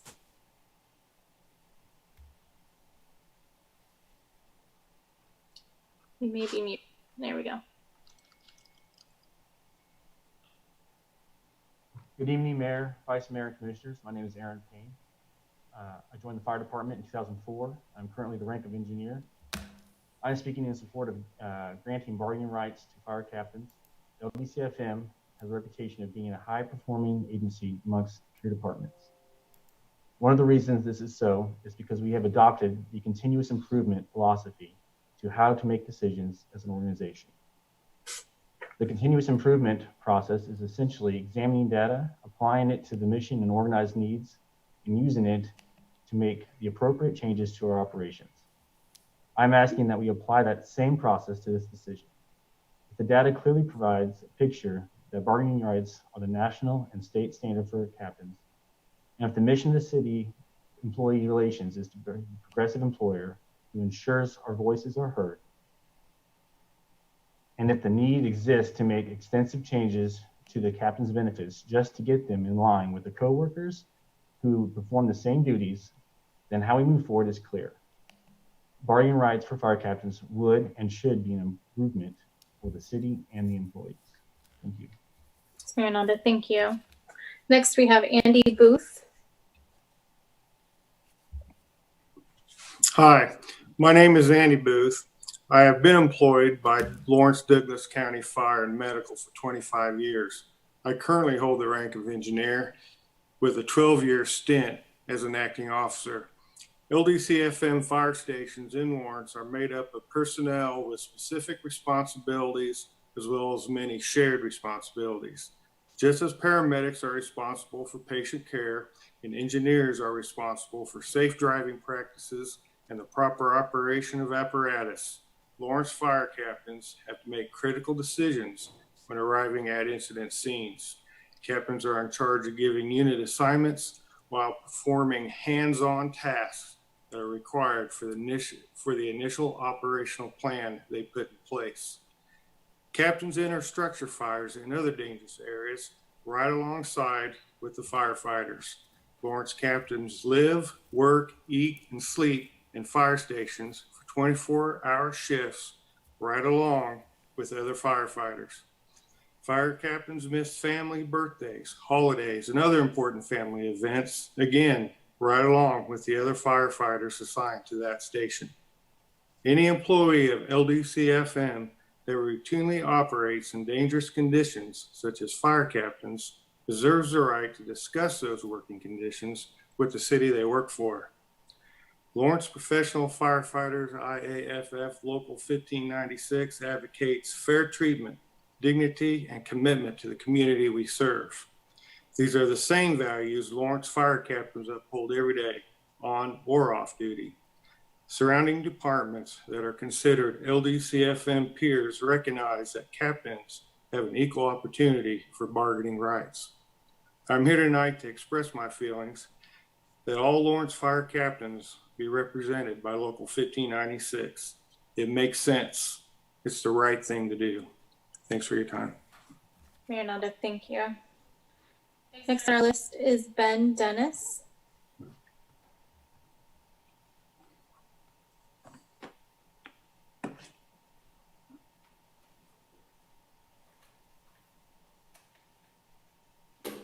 Good evening, Commissioners.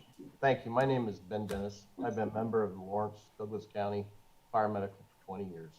For the past 10 years, I've held the rank of captain.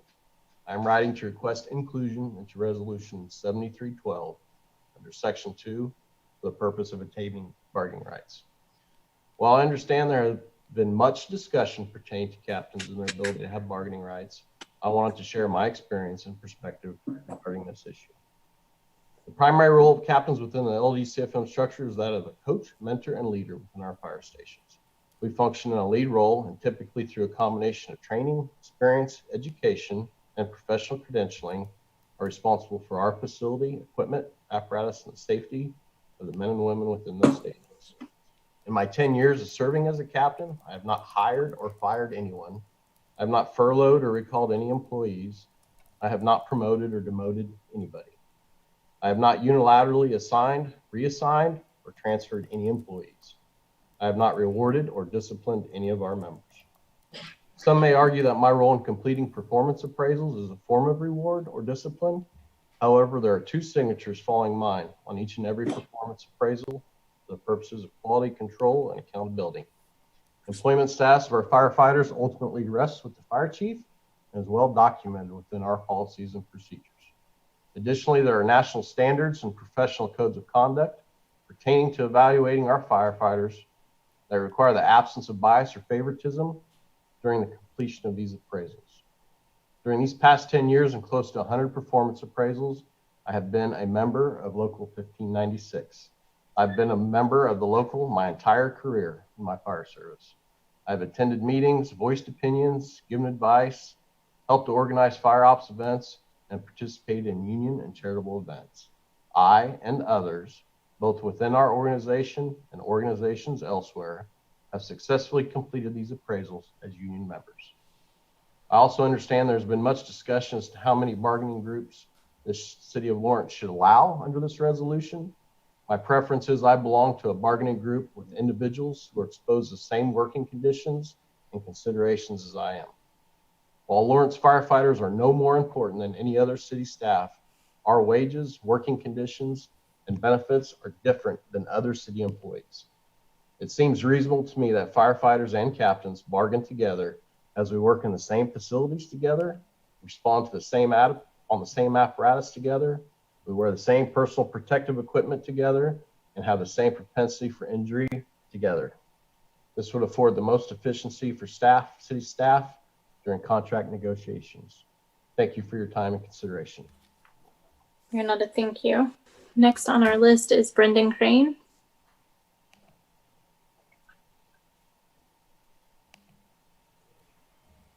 Good evening, Mayor, Vice Mayor, City Commissioners. Thank you for this opportunity. My name is Brendan Crane. I'm a lieutenant with Lawrence Douglas County Fire Medical. I've been here for the past 9 years of my total 17 years in the fire service, of which I've also been a strong member of Union IAFF 1596.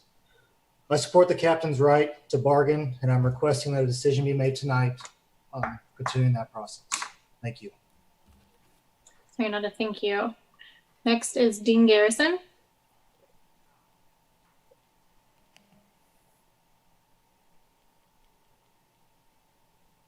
Great, thank you. Mayor Nanda, Commission, City Manager Owen, staff, sisters and brothers throughout organized labor. My name is Dean Garrison. I've been employed with Lawrence Douglas County Fire Medical since September of 2004. That's almost 16 years, and currently serve in the captain position. Despite having the same responsibilities and taking the same risks, this position is not included as one of the employee groups recognized in the bargaining unit that's represented by Lawrence Professional Firefighters, IAFF Local 1596. Therefore, it receives lower wages, less benefits, and unfair working conditions. But tonight, you have the opportunity to change that with this resolution. I request and encourage you to make history and adopt this proposal. Strengthen the work environment for future members. As you heard before, well over 100 other fire departments in our region provide these rights, setting precedents and establishing best practice. Clearly, the right for captains to bargain for wages, benefits, and working conditions is appropriate. Additionally, bargaining rights are the definitive example of progressive ideals in the workplace, bringing administrative and operational perspectives together in order to identify problems and develop solutions, ultimately building and maintaining quality employees, which in turn builds and maintains quality service to the community. This is essential and unmistakably Lawrence. Also, if granted collective bargaining rights, I'm requesting inclusion of captains in the existing bargaining unit represented by Lawrence Professional Firefighters, IAFF Local 1596. We're only adding 15 people here. I am already a dues paying member and have been throughout my entire career. I attend meetings, I make motions, and I vote. I have held office almost that entire time, to include right now. Last but not least, I want to emphasize that adopting this resolution simply provides opportunity for all involved and reflects dedication to a fair and balanced process. You know, unions are what helps prevent wage disparity, helps promote diversity and inclusion, and ultimately recruit and retain the best people. Thank you. Sayonara, thank you. Next on the list is Earl Barnes.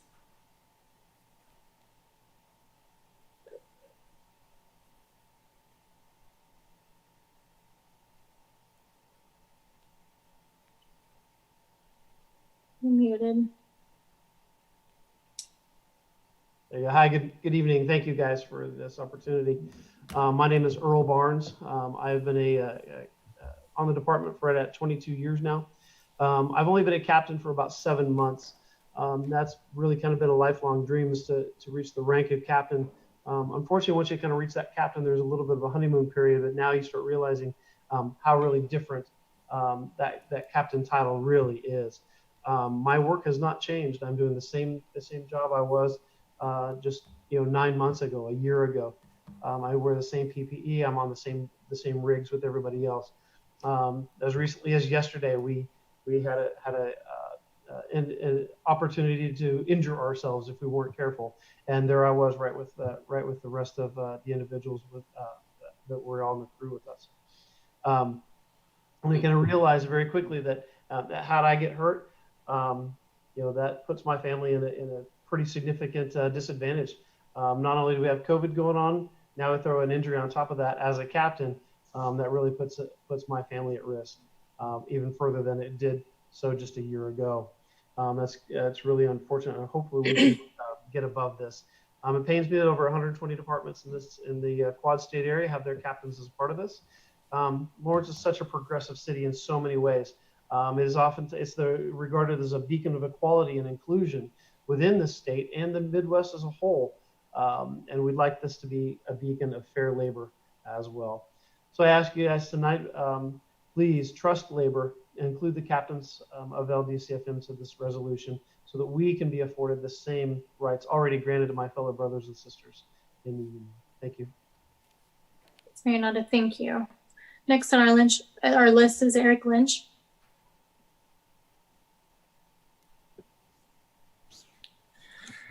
Good evening. My name is Eric Lynch. I've been on the department for 5 years, and I am a firefighter paramedic. I support the captain's rights for bargaining. You know, day in and day out, when I'm on the scene of a house fire and I look to my left and right, I'm going to see a captain there. And when I'm in a car wreck and I need help stabilizing a broken leg, I'm going to see a captain there helping me directly with patient care.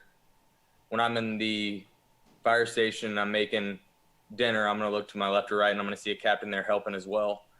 My point is, day in and day out, the captains are doing the same jobs and taking the same risks that we are. And I believe day in and day out, they deserve the same benefits that we're receiving as well. I also ask that you guys are able to make a decision on this evening. Thank you. This is Mayor Ananda. Thank you. Next on our list is Gary Goose, and I apologize if I mispronounced your last name. No, you actually got really close with it, so thank you. I want to take this opportunity to thank you for this opportunity to speak tonight. My name is Gary Gooch. I've been a sworn member of the Lawrence Douglas County Fire Medical Department and Local 1596 for the past 21 years. I've been serving as a captain for 8 of those years. While serving as a captain, I have never hired or fired an employee, nor have I had the authority to solely create or enact policy. I'm also unable to promote, demote, or provide rewards or benefits to my department members assigned to me. To touch on some items that were mentioned earlier in regards to payroll, yes, I do approve those members assigned to me their payroll. After I approve it, a division chief or a shift commander or battalion chief approves that, who has the final say. I have never in my career assigned who goes to training, what crews go to training as a captain. That is done at the battalion chief or the shift commander level. I can approve trades as long as they're in the same rank, but that is also forwarded to approval to my shift commander and battalion chief and the people in charge of doing the rosters. Regarding evaluations, just finished an evaluation day that was done by a lieutenant as part of a career development to continue to build our future leaders of our organization. I was there to witness the implementation of this evaluation. I signed it after I signed it, so did my shift commander and the chief of my department. Therefore, I did not have the final say. AO assessment centers, you are correct. I do, as a captain, go and participate in these assessment centers. We provide a numerical number to those members, but the final decision-making is done in the final interview with the chief of the department, not me. Grievances, you mentioned that captains serve on the grievance boards, so do lieutenants in our organization. Sorry,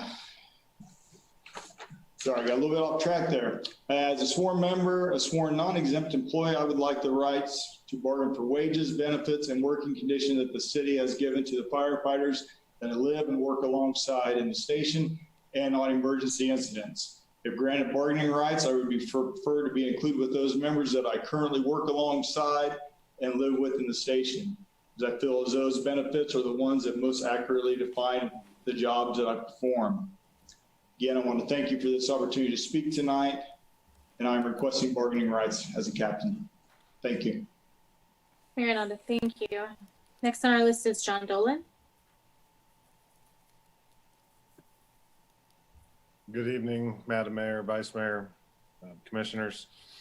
My name is John Dolan. I've been working for Lawrence Douglas County Fire Medical now for 3 years, and I'm also a member of Local 1596. Tonight, I'm here to voice my support for the captains and bargaining units. These leaders work along with us every day, are subjected to the same risks, and not too recently, I was injured on a fire scene. had that been a captain, their lives would have been significantly different, or their the way that it would be handled. And I don't think that's fair. As previous members have stated, they do the same jobs as us. They're there with us. They're by our side. And they should be given the opportunity to be compensated so, and to be covered as so. I would also like to thank you guys. I know that these meetings have gone late, not only tonight, but a few months ago. And for that, I would like to request that we come to a decision tonight and you guys vote to stay on the right side of Lawrence labor management laws and, you know, keep that positive image going for our community, for our department, for our city. Thank you. Nanda, thank you. Next on the list is Nathan Kaufman.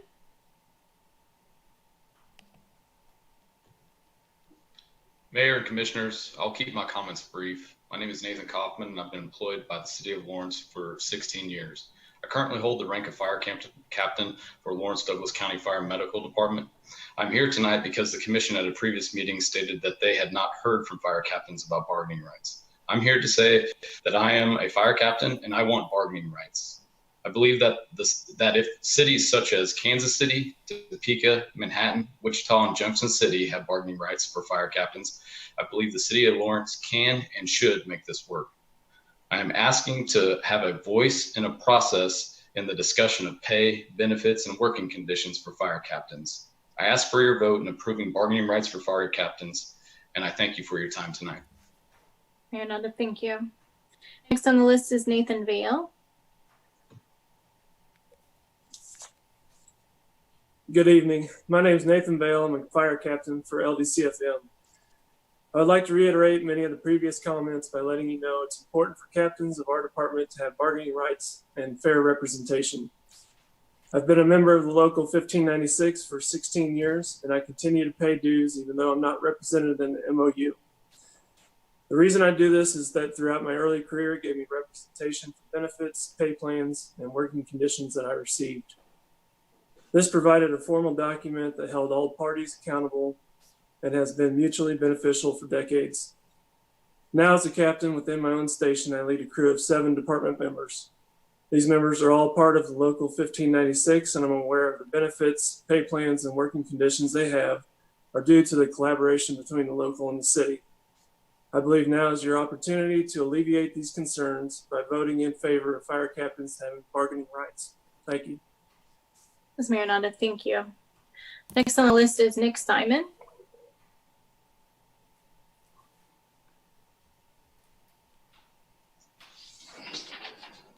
Hi, good evening, Mayor. My name is Nick Simon. Good evening, City Commissioners. I've been a firefighter here in Lawrence since 2008. I currently serve as a fire captain at Fire Station number 5. I am requesting fire captains be granted bargaining rights under Resolution 7312. As an FLSA non-exempt employee, this is in line with state, regional, and national standards. As my fellow captains have stated previously, during my time as a captain, I have trained, mentored, and educated, led, and provided guidance to the men and women of our department. I have never, nor do I possess the sole ability to hire, fire, reassign, suspend, promote, demote, or reward employees. I have been a dues-paying member of 1596 since my full-time employment first began here in Lawrence. I'm proud to work shoulder to shoulder with the men and women of this local. I'm proud of the work of this union, both for the work that it does on behalf of its membership, but also for the work that it does for the Lawrence community.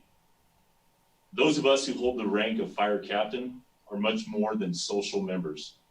We are engaged members of this union who attend and participate in meetings.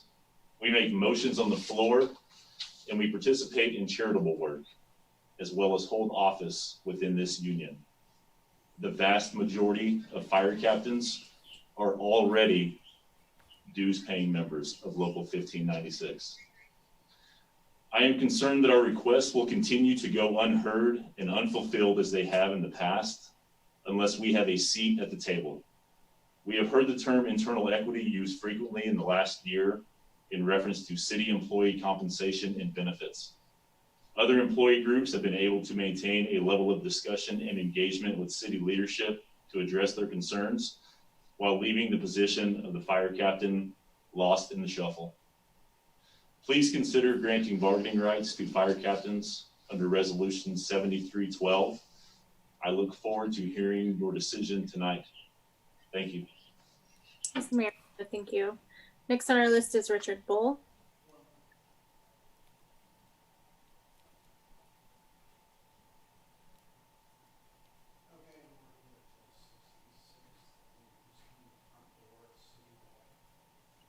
Richard Bull. Mayor, this is Seamus Albert, IFF president. I think Richard had an issue come up. He may not be present. Ms. Mayor Nanda, thank you. We can come back to his name at the end of this, just in case. Next on our list is Ryan Hornberger.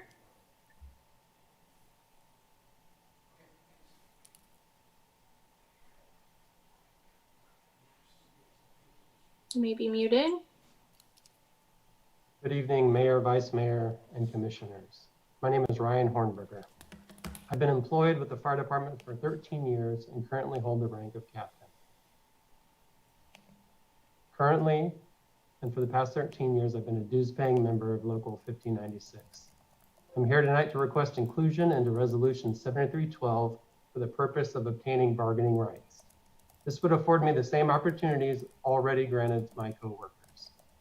My crew and I respond from the same station and the same vehicle to the same emergency scenes and work in the same environments on a daily basis.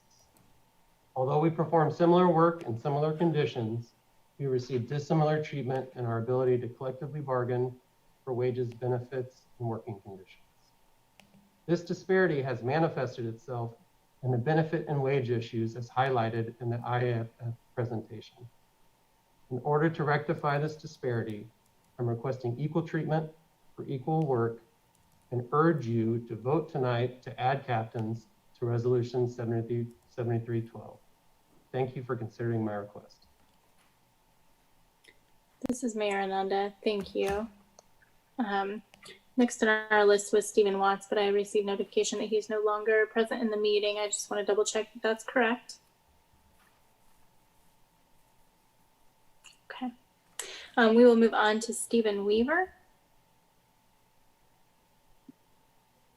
Good evening, Commissioners.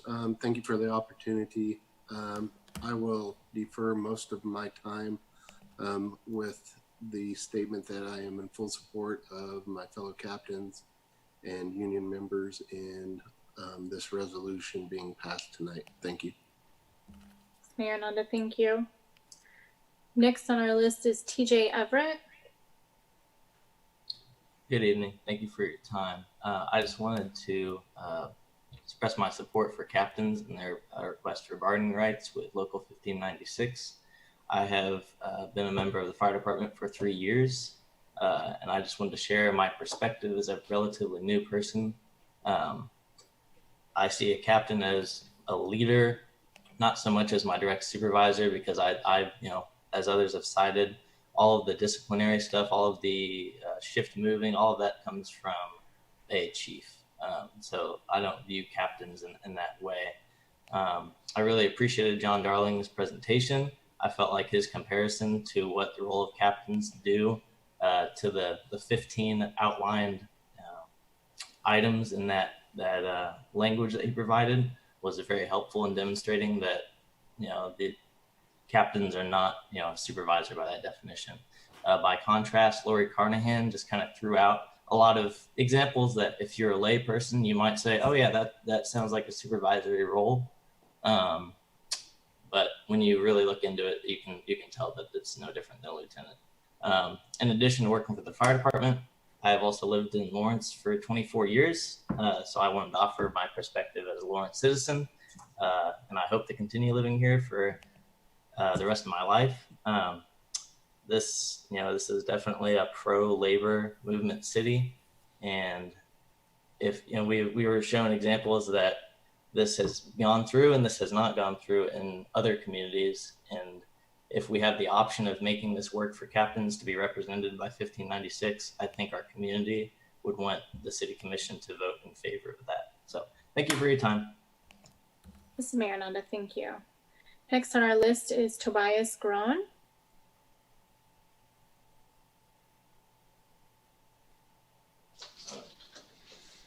Hi, Mayor and City Commission. My name is Tobias Groen. I've been a firefighter with Lawrence Douglas County Fire Medical for over 3 years, and I support bargaining rights for captains.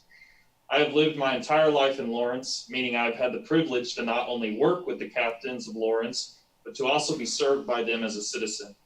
When joining the fire department, it became clear that captains perform the same duties, work directly alongside, and take on the same risk as every firefighter they serve with. These captains are not only employees, but also citizens of Douglas County.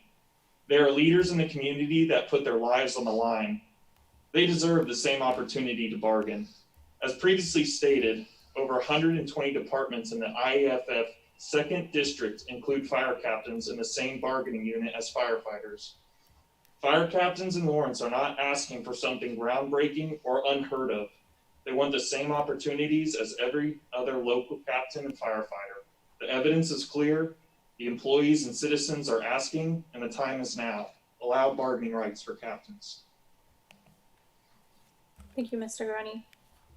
Next on our list is William Halligan.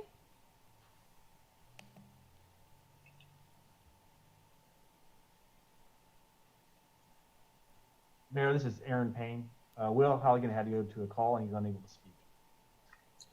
Mayor Nanda, thank you for letting me know. Next on the list is Christopher Morrow.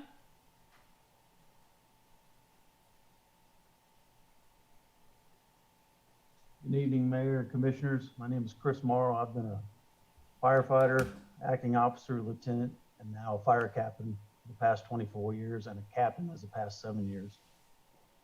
I'm in support tonight for the decision to make captains part of our bargaining rights through our bargaining unit as it is currently, or as a standalone bargaining unit as it's done regionally and nationally. Thank you for your time and consideration in this matter. Ms. Mayor Nanda, thank you. Next on the list is Lindsay Buck.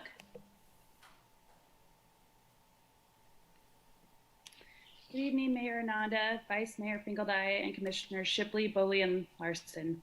My name is Lindsay Buck. My pronouns are she, her, and I'm the interim president for the Lawrence Education Association, which represents over 600 certified and classified educators in our community.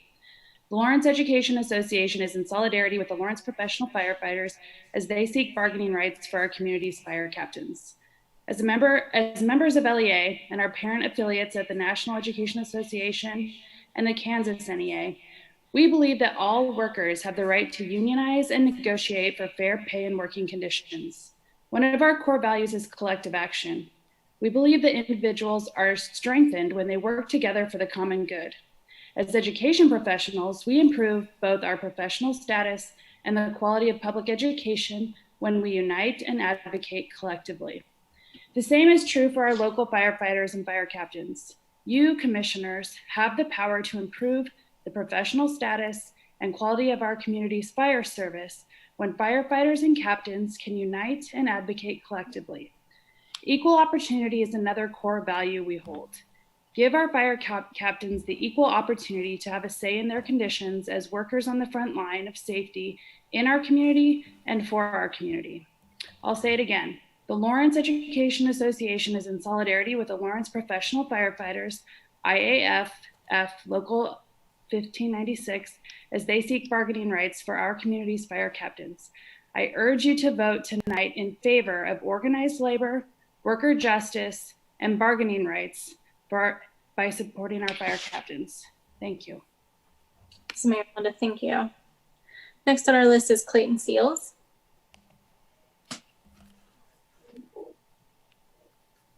Good evening. My name is Clayton Seals, and I've been a firefighter paramedic for 3 years at LDCFM, and I'm a member of the Local 1596. I wanted to speak with you tonight to voice my support for our captains to have the right to collectively bargain. Put simply, captains are leaders in our stations. They live and work in the same conditions as their fellow firefighters. They respond to the same 911 calls as their crews. They are exposed to the same hazards as their crew, and they make the same sacrifices as their fellow firefighters. However, they currently do not have the right to bargain for their working conditions, whereas the majority of regional departments allow their captains to bargain as part of their local union. As the members of our department look at promoting, a few of the questions that members must ask are, how will my working conditions and responsibilities change? What kind of input will I have in changing these conditions? And what am I losing when promoting from lieutenant to captain? When you're promoted from lieutenant to captain, it means that you will lose your job protections in the MOU, as well as your ability to collectively bargain as part of the local, all while your working conditions remain the same. Members need to ask, is it worth it? For the City of Lawrence and LDCFM to stay competitive and to potentially encourage more employees to promote, it would benefit City of Lawrence to allow captains of the local bargaining unit. To reiterate, captains are by our side in structure fires, risking their lives, and in the field treating sick and injured Lawrence citizens. And I believe that captains who work in the same working conditions as their fellow firefighters deserve equal rights. Please vote yes to include captains as part of our local 1596 bargaining unit. Thank you for your time. Mayor Nanda, thank you. Next on our list is Blake Elder. Evening, Mayor and Commissioners. My name is Blake Elder. I've been a firefighter paramedic with LDCFM for 10 years. I'm currently involved in the promotional process with the intent of one day becoming a captain. So this issue carries weight for me personally in more ways than one. While technically supervisors of their assigned fire crew, captains are expected to perform the same dangerous duties as the firefighters they supervise, while simultaneously initiating an incident action plan, shouldering the responsibility of the outcome of any emergency they may respond to. Because of this, it is imperative that they be allowed to negotiate their contracts the same as the rest of the bargaining unit that undoubtedly affects their safety while being at the workplace. I've also personally heard from city management that they are interested in being competitive with similar area departments, many of whom allow captains to share bargaining rights with the rest of the line personnel. Let's all work together to help make Lawrence a desirable and fulfilling place to work. Thank you. Mayor Nanda, thank you. Next on our list is Chris Flowers. Hi, this is Chris Flowers. Just because it's late, I had a remark to make, but it was more about the police union, so I'm just going to hold off till the next agenda item. And I just want to say I support the firefighters right now, and I think the captain should be allowed to collectively bargain with everyone else. Thank you. Mayor Nanda, thank you. Next on our list is Mark Hummel.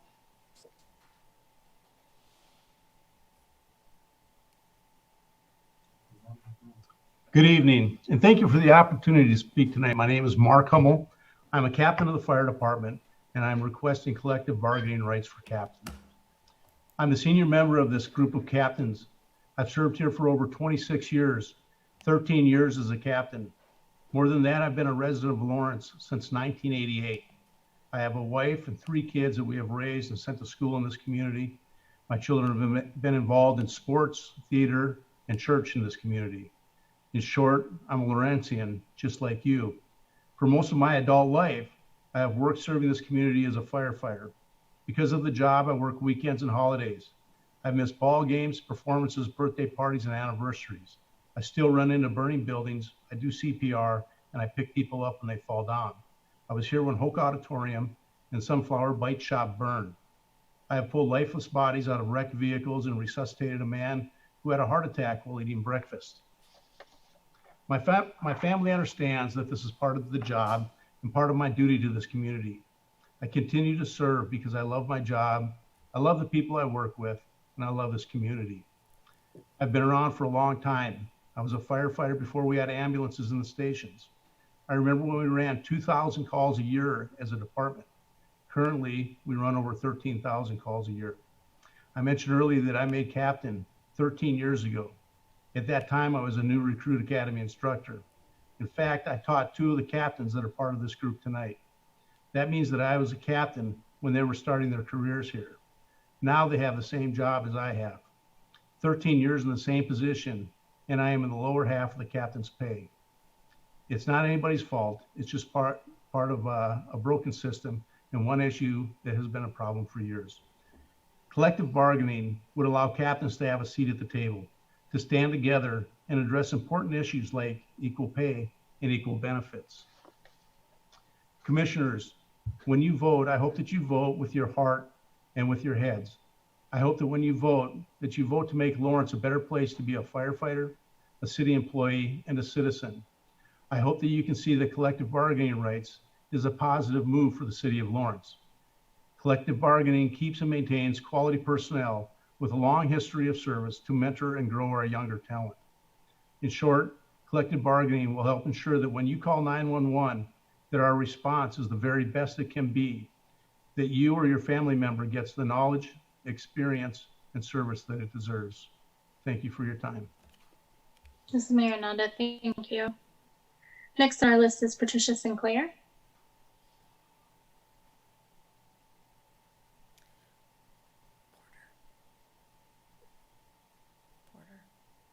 Oh gosh, I'm sorry. You may be muted. Can you see if Patricia, help Patricia unmute? It's a phone number. This one? We will come back. It's, Next on this is, oh, No, do we I have, was here. is that Patricia? I was here. Okay. I'm sorry. I want to speak about the police, not the firefighters. I'll let them have what they want. But, so, am I waiting for another time? This is Mayor Nanda. You are signed up to speak on two issues. One is this one, and the other one is in regards to the LPOA contract. Would you rather not speak to this? I'm sorry for interrupting. I'm a senior citizen and I'm having trouble staying awake. I signed up for two things, and that was for number 2 on the agenda and item 3. One was discussing the resolution, the proposed resolution, and another was the vote on that. They told me I could have 6 minutes.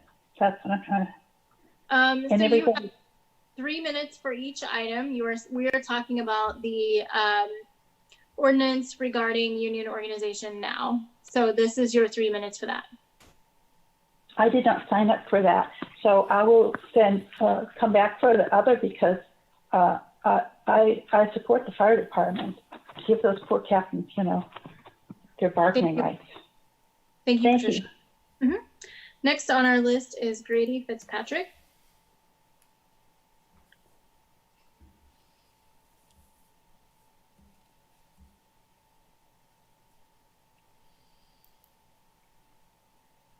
Maybe on mute.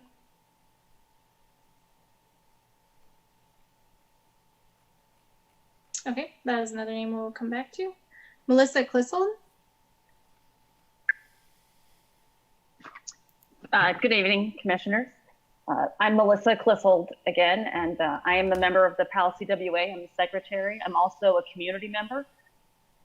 We are a union of paraeducators in Lawrence Public School fighting for our union recognition.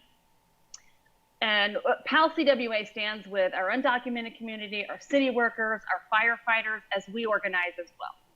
And we want to build a city where all of us, Black people, Indigenous people, people of color, immigrants, queer, trans people, women, the working class, the poor people, everyone's labor who makes our community run are free. We're asking that you would please pass a proposal to allow non-organized city workers to unionize. We also ask that you accept the firefighters' proposal to allow or to extend fire captains in their unit's bargaining rights. We would ask that you would pass that proposal tonight and stop stalling. I think it's important that you do it. As I was sitting here listening to some of the statements, one stuck out to me, and that is the statement questioning where a captain's loyalties would lie during a grievance. That is a complete insult to their integrity. Questioning where their loyalty lies is asking them if they have the ability to do what's right in a tough situation. Okay, they run into burning buildings when all of us run out. I don't think you have to question where their loyalties lie. They have the best interest of heart of the city. That's where their loyalties lie. That's pretty noble. If running into a burning building while we're running out isn't noble or loyal, I don't know what is. So that was a pretty offensive statement, questioning where a captain's loyalties would lie. They chose to be a firefighter. That's a pretty honest work, because it's not a profession that any of us chose, because I definitely am not brave enough to do it. I don't know about you. So yeah, I really felt like that was a pretty disgusting insult to the firefighters. You know, it's really important that you guys recognize them. After hearing all of those statements tonight, I realize that captains absolutely deserve some bargaining rights, because it sounds like you guys aren't a unit, and that's, the commission has made it sound like that. Your speakers have made it sound like you are opposed to the firefighters because you're wondering where their loyalty is. I thought the city was a team. I appreciate the firefighters, and I want all of them on this Zoom call right now to know that the city of Lawrence, the community members, we will never question your loyalty, because we know you have our best best interest at heart. So tonight, I ask you to no longer delay and grant these guys and women who stand up for us, give them their bargaining rights, because at this point, after hearing the commission's debates, they absolutely need it. Thank you. Ms. Mayor Nanda, thank you. The last individual on our list before we go back to others who were missed is Hannah Allison.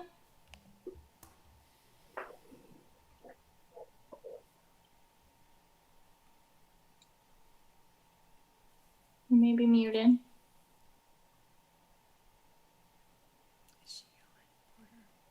Okay, I will go back up to the others that we missed on the list. Richard Bull.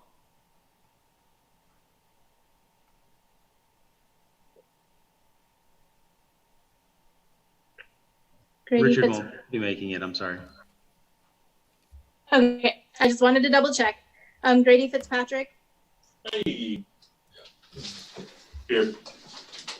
Thanks for the opportunity, giving this opportunity to speak. My name is Grady Fitzpatrick, and I've been a Lawrence firefighter for 11 years now. I'm a non-officer. My rank is engineer. In an effort of not duplicating a lot of things that were said tonight, kind of my perspective, one of the pictures that we saw as John Darling Smalley went through his presentation was, it was a fire of a building fire in which a Mayday was called out. I was a part of that Mayday, and it was, for everybody that doesn't understand what a Mayday is, it's when a firefighter gets in some serious trouble in a immediate danger to life and health situation. So a fire, any kind of horrible situation.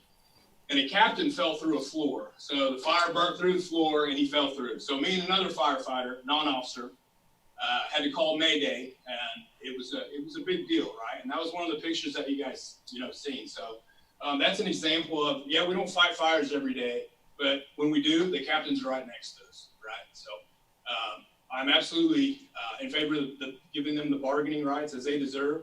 I think we all can see that we have Captain Nick Simon right here, and there's other captains that are on duty right now. They're within their crew, so they're part of their crew.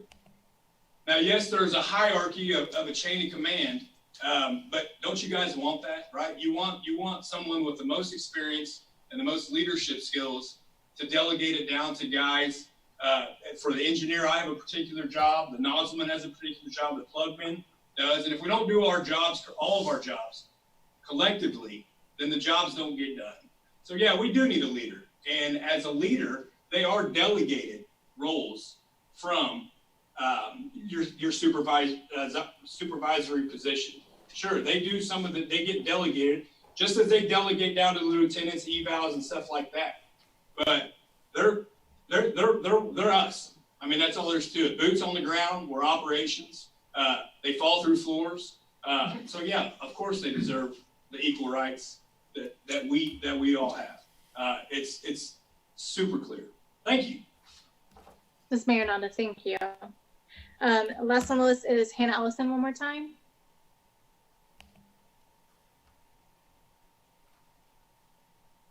Okay, we will go ahead and bring it back up to the commission. I want to thank everybody who gave comment tonight for sticking around so late. I know that it has been a very long evening, and I know that it takes a lot of commitment to stick around and speak so late at night. Mayor Nanda. Mayor, this is Scott Brown. Can I just respond to one item that Mr. Dank addressed? Mayor Nanda, this is Sherri Reidemann, City Clerk. This is Mayor Nanda. Let's bring it back up to the commission, and then if there are questions, we will go ahead and get those out there. Thank you. Sorry. I'm on mute. Mayor Nanda, this is Sherri Reidemann, City Clerk. We do have in-person public comment on this item. This is Mayor Nanda. Thank you, Sherri. I apologize that I forgot to ask that. I'm probably going to require your services more as it gets later at night. Yes, please go ahead with the in-person public comment. Thank you. It's me again, Chad Osdale. I'm an employee for the City of Lawrence in MSO, and I truly wish I was here to request bargaining rights. But unfortunately, I am here asking the city to honor my legal labor rights, my basic legal labor rights that the city violates over and over, and listens to me complain about it, tell me I'm wrong, run me through their employee-employer relations program for a year to end up in front of the city commissioner telling me I can't believe that any city employee in management would lie about anything. And in that case, I cannot believe a thing that you say. So that you should go ahead and do whatever you think you need to do. And I'm sure Craig got a pretty good giggle out of that, since I hadn't tripped over their PURA clause that blocks the only employee rights representation that we would have just by opting out of PURA. I would not have been going through this for the past 3 years if the city had the simple idea that they need to do what's right, not what's best for them. And, you know, after 3 years, I have reached the point that I'm done trying to do this in-house and just discuss it with city management and go through the process to be lied to and intimidated and bullied, and go from a 3 on my evaluation when I started this to where I am now a 1. I am going to not receive any merit raise this year, even if the city funds the merit pool. I will be put on a performance improvement plan. And the whole time I have in writing in city policies that I am guaranteed no retaliation for my disputes with city management on their labor practices. But on my evaluation, it states in plain writing from my department head that if you do not adjust your tone in meetings with management, there will be further action. Needless to say, 2 weeks after that, Mayor, I go to a meeting, and during that meeting, my daughter receives a phone call from the city, DACA, or asking my daughter if she feels I'm a danger to myself or the public. I receive another phone call 5 minutes later from a police officer from Lawrence, Kansas, asking me the same questions. Neither one of these people would have contacted me if the city had not said something to them in some way. And the whole discussion I've been having ever since I started this about the illegal labor practices, the city has done everything to frustrate me, to run me around in circles, to cause stress, anything they can. And now that I'm up to the point that I know I have no labor right representation here at all, without hiring a private attorney and suing the city for my legal labor rights. And that is where I'm at now. And every recording I've made in the past year of my meetings, I will start releasing on the internet for everybody to hear. The city say, we don't care what's written, we do things differently in my department. I'm sorry, but you're wrong.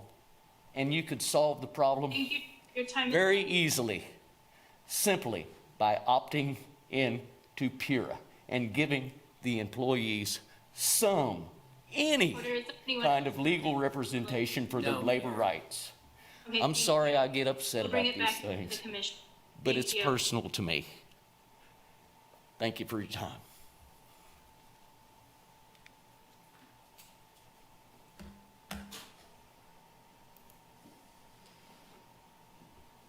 So we are in discussion with the commission.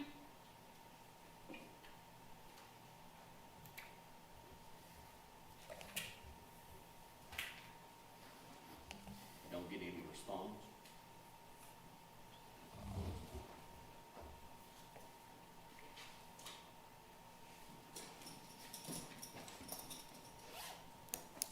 The action before us tonight is to consider approving adopting resolution 7312 relating to employer-employee relations. We've identified that most of these items have agreement in the proposed resolution. The key issue for discussion, I think this evening, unless other items are desired to be discussed, is the inclusion of the fire captains either within the IAFF representation or as a separate unit, or creating a supervisory unit. Is that a correct understanding of what kind of the options are before us this evening? I would say, Lori, would you say that's accurate? Yes, it is. Thank you. Thank you. Commissioner Larson, I just have a clarification I'd like to get from Lori regarding the supervisors, or what I think what you called frontline supervisors. You indicated, I thought, that their job descriptions is essentially the same as the fire captains. Is that true? It is in the organization of how we word supervision exercised for our lead staff versus our frontline supervisory staff. Those statements are almost identical across all the job descriptions between our lead and senior parallel to the lieutenant, and then the captain parallel to our first line supervisors. Of course, the essential duties are a little bit different, but they all start off with responsibility for organizing, managing, developing the work of, whatever their discipline is. Okay, thank you.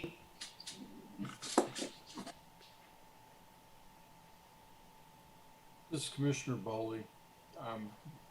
We've certainly received a lot of information this evening, and I appreciate the presentations. I guess, the question is, are fire captains supervisors or not? And the thing that I look at in this question is, what would the first line span of control be if they weren't supervisors? And what I remember from the presentation is that if fire captains are not supervisors, then the span of control would be about 41. And that's too much for a first line supervisor. So in my mind, I determined that the fire captains are supervisors. And then for me, the next question is, should supervisors be in the same bargaining unit as the people they supervise? And for me, the answer is no. I don't think that's right. Now, I think that the next question is, should there be a separate bargaining unit for the fire captains? And you're talking about a bargaining unit of about 14 or 15, and that's too small for a bargaining unit. So this line of reasoning that I'm going down leaves the question to be, if we want to have union representation for frontline supervisors, then what we would do is we'd say all the frontline supervisors for the city would be in a bargaining unit, and I don't really like that. So I come back to approving the resolution as it is, understanding that we need to go forward and address the question of benefits for the fire captains without including them in the bargaining unit. So that's how I'm looking at this issue.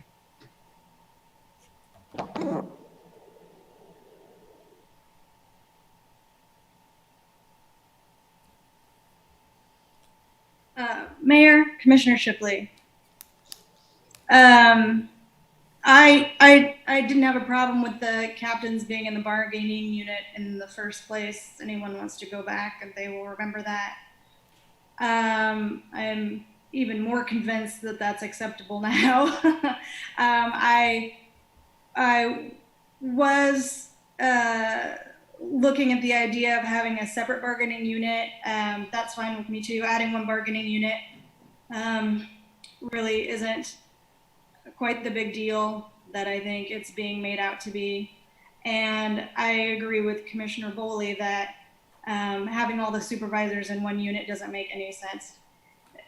Part of what's important about organized labor is that it's most importantly to me about safety, and having a bargaining unit that has people with disparate jobs doesn't address safety issues, and it'll hinder them organizing if it does anything. And so again, all these suggestions being made are just frankly anti-union, anti-organized labor. And I am a little embarrassed that we have pushed this group, the captains, to have to fight this hard for something so simple.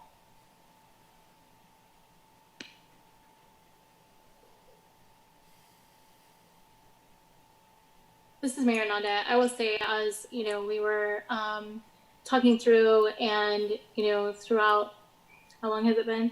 Months. The definition of supervisory employee, and certainly we received a presentation on that, and Lori rebutted with some comments around what supervisory differences there are. I think one of the key words for me within this definition is normally performs different work, and I'm hearing that occasionally performs different work is more the standard. Particularly, as I was hearing that presentation, I was kind of, particularly during John Darling's presentation, I was like, why do we even have captains if they are doing substantially similar work to lieutenants? And I think that that's a distinction that wasn't really made for me, which makes me think, are we looking at whether we need to reassess what that position does and provide more supervision, or do we need to say they're substantially similar to lieutenants, in which case they would not fall under that normally performing those duties as we have defined supervisory employee? Because I kind of see those as our choices. We either redefine supervisory employee if we do find that they are supervisors, or we create a separate category for supervisors in which we have to remove that definition, I suppose, to some point. So for me, the analysis that I've done continually as we've been having this conversation is seeing how substantially similar, which I think is kind of legal language, particularly when we're talking about discrimination and harassment complaints when it comes to pay, equity, and things like that. However, I do see them as substantially similar to the lieutenant's position. And so I would support them not being found as a supervisory employee and being in the same bargaining unit as the firefighters.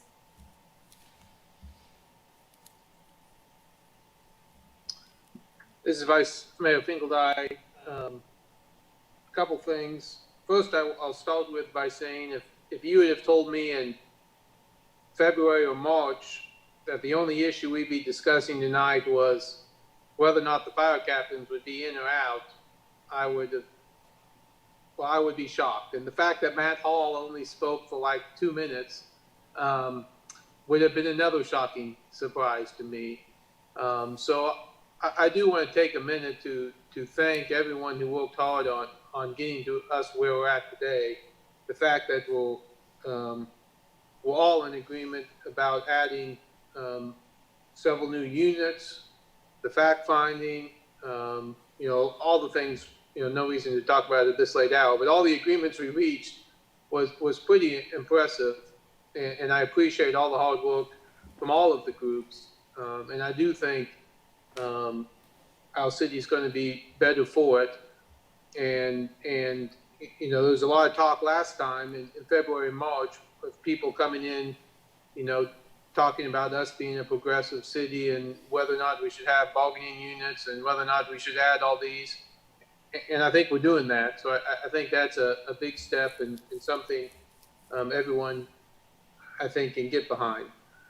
The second thing I would say is, you know, one of the overriding issues for me is to hear the difference in the wages and benefits and you know, sick leave and all that the captains have that are different from the rest of the front line there, the lieutenants and so forth. And then that is a failing of what the city's been doing for the last however many years. You know, as we've listened to this, and I think Captain Hummel said he had been a captain for 13 years, and I know talking to Chief Coffey, you know, maybe 10 or 15 years ago, somehow we got on this path where the union and the lieutenants down were getting one set of benefits, the captains were not. And now we're at a position where if I was a captain, it's not fair that they don't have the same workers' comp, that they don't have the same well leave accumulation, that they don't have the same sick leave accumulation. That needs to be fixed. And we're in the middle of a budget season, and before we're done here, you know, I want to ask the city management to put that in our budget. We can fix that in our budget. Now, another way to fix that is to put them in the union and allow them to bargain those rights. And that, you know, is a much trickier issue for me. And whether or not they're the frontline supervisors and whether or not frontline supervisors should be in the union or not. You know, again, the difference here between the frontline supervisor in MSO who goes out on the job in 100-degree heat and supervises 7 other people patching work, patching a street, for example. They're a frontline supervisor. They're out there doing the same job. They have the same policies about people above them signing off, people above them, including HR and lawyers, on termination and those sorts of things. So we have other departments with frontline supervisors doing the same job as the people next to them, you know, having some ability, some not, some of those things that went through there. And so the difference in that job is they don't have a difference in wages. They don't have different in wages, yes. They don't have a different in benefits. They don't have a different in sick leave accumulation. They don't have those differences because we haven't had the union along with them creating that disparity. So we have to fix that disparity. That's the number one point. But I am concerned about putting out not only our captains, our frontline supervisors, I think as Commissioner Boley said, the span of control. You know, I do work with unions. I do work with management. I do work with employees. And again, I don't think, supervisors being in the same union is not something that's usually works very well. And I clearly, it happens in the fire captains around in different states. But given the things we're doing now, the changes we're making now, the new negotiations the city's going to do, as long as this commission will support bringing and committing in this budget to work our captains with the same wage, work comp, sick leave, and wage compression issues, I'm I'm leaning towards not including them in the bargaining unit.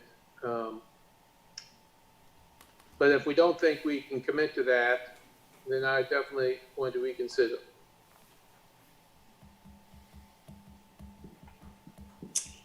Commissioner Larson here.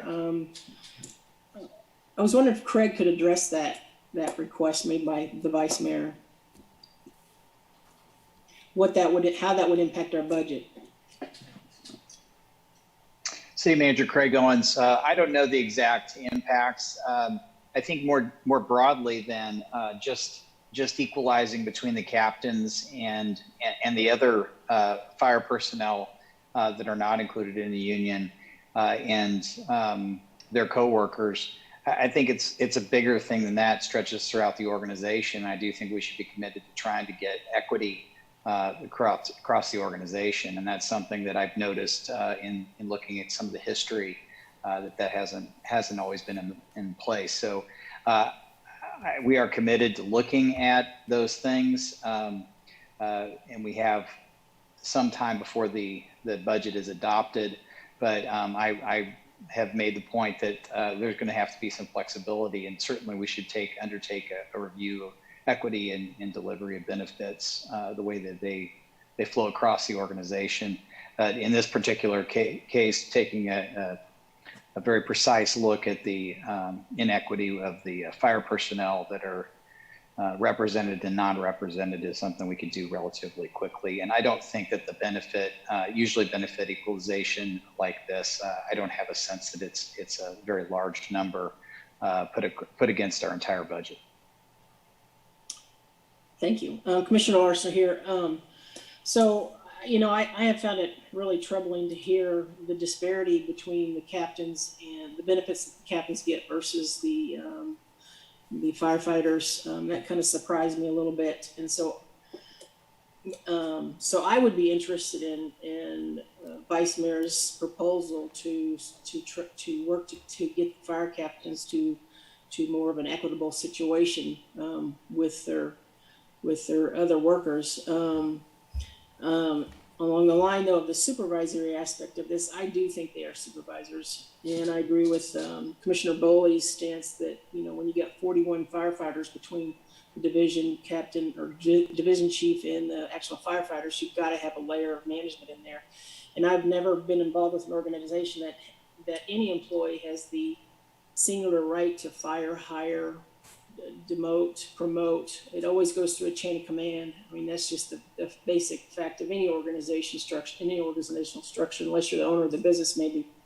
So I would support the Vice Mayor's proposal with the understanding that we could do that, make some changes this budget session for that. But I'm not in favor of adding the fire captains at this time to the bargaining unit.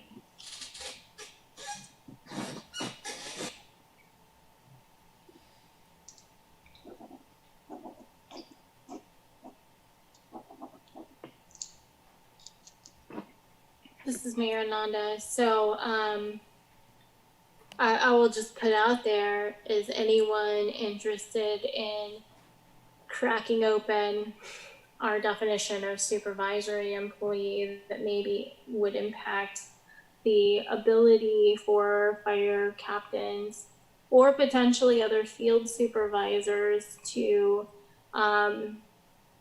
have a way to have their needs addressed? Mayor, we still have another issue to do in this meeting. I think that we've discussed it, and I would hate to wordsmith supervisor definitions at this time in our meeting. I think I'll move that we adopt resolution number 7312 related to employer-employee relations.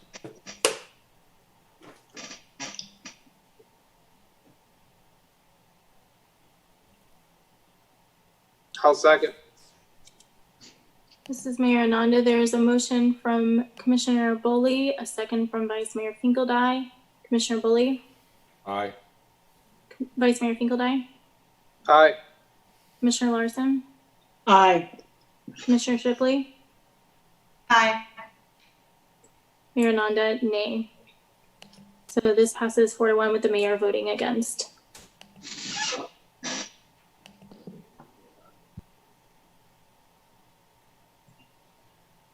We are ready for item 3 on our agenda. Consider approving an agreement with the members of the Lawrence Police Officers Association for the term of January 1st, 2021 through December 31st, 2021, and consider authorizing the mayor to execute the agreement.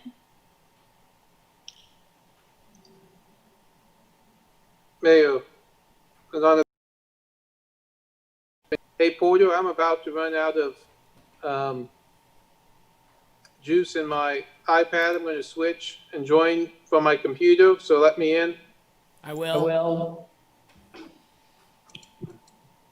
Thank you.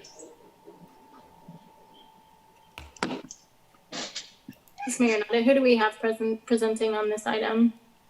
This is Brandon McGuire, Assistant City Manager. That'd be me. Would you like me to wait until we get the Vice Mayor in through his? I'm still on. Okay. I'm still on. I'll just go. Again, Mayor, this is Brandon McGuire, Assistant City Manager. This item is a proposed memorandum of understanding with the Lawrence Police Officers Association in the City of Lawrence.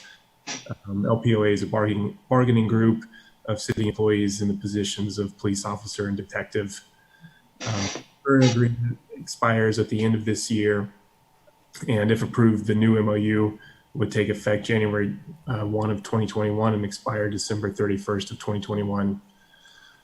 Your agenda includes a report that summarizes the discussion process and the tentative agreements. There are 7 tentative agreements and then an 8th related to compensation and specifically the general wage adjustment. I will briefly walk you through that agenda report, but considering the late hour, I will try to be as quick as possible and then just open up the discussion to conversations, or the conversation to questions, sorry. And I will apologize because I am not a late night person, and so I will slip. So I will attempt to share my screen here, if you'll bear with me for just a moment.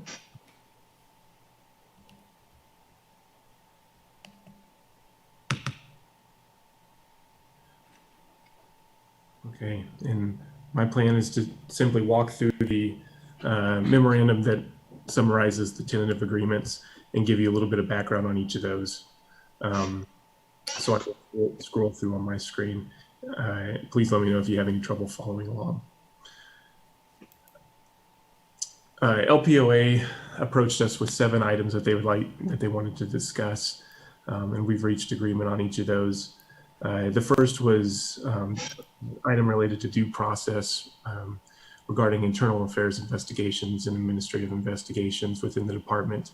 The goal of LPOA in this, as we understood it, was to ensure that there was some process, some mechanism that they could identify or bring to attention to their supervisors any concerns about those investigations not following the department's policy.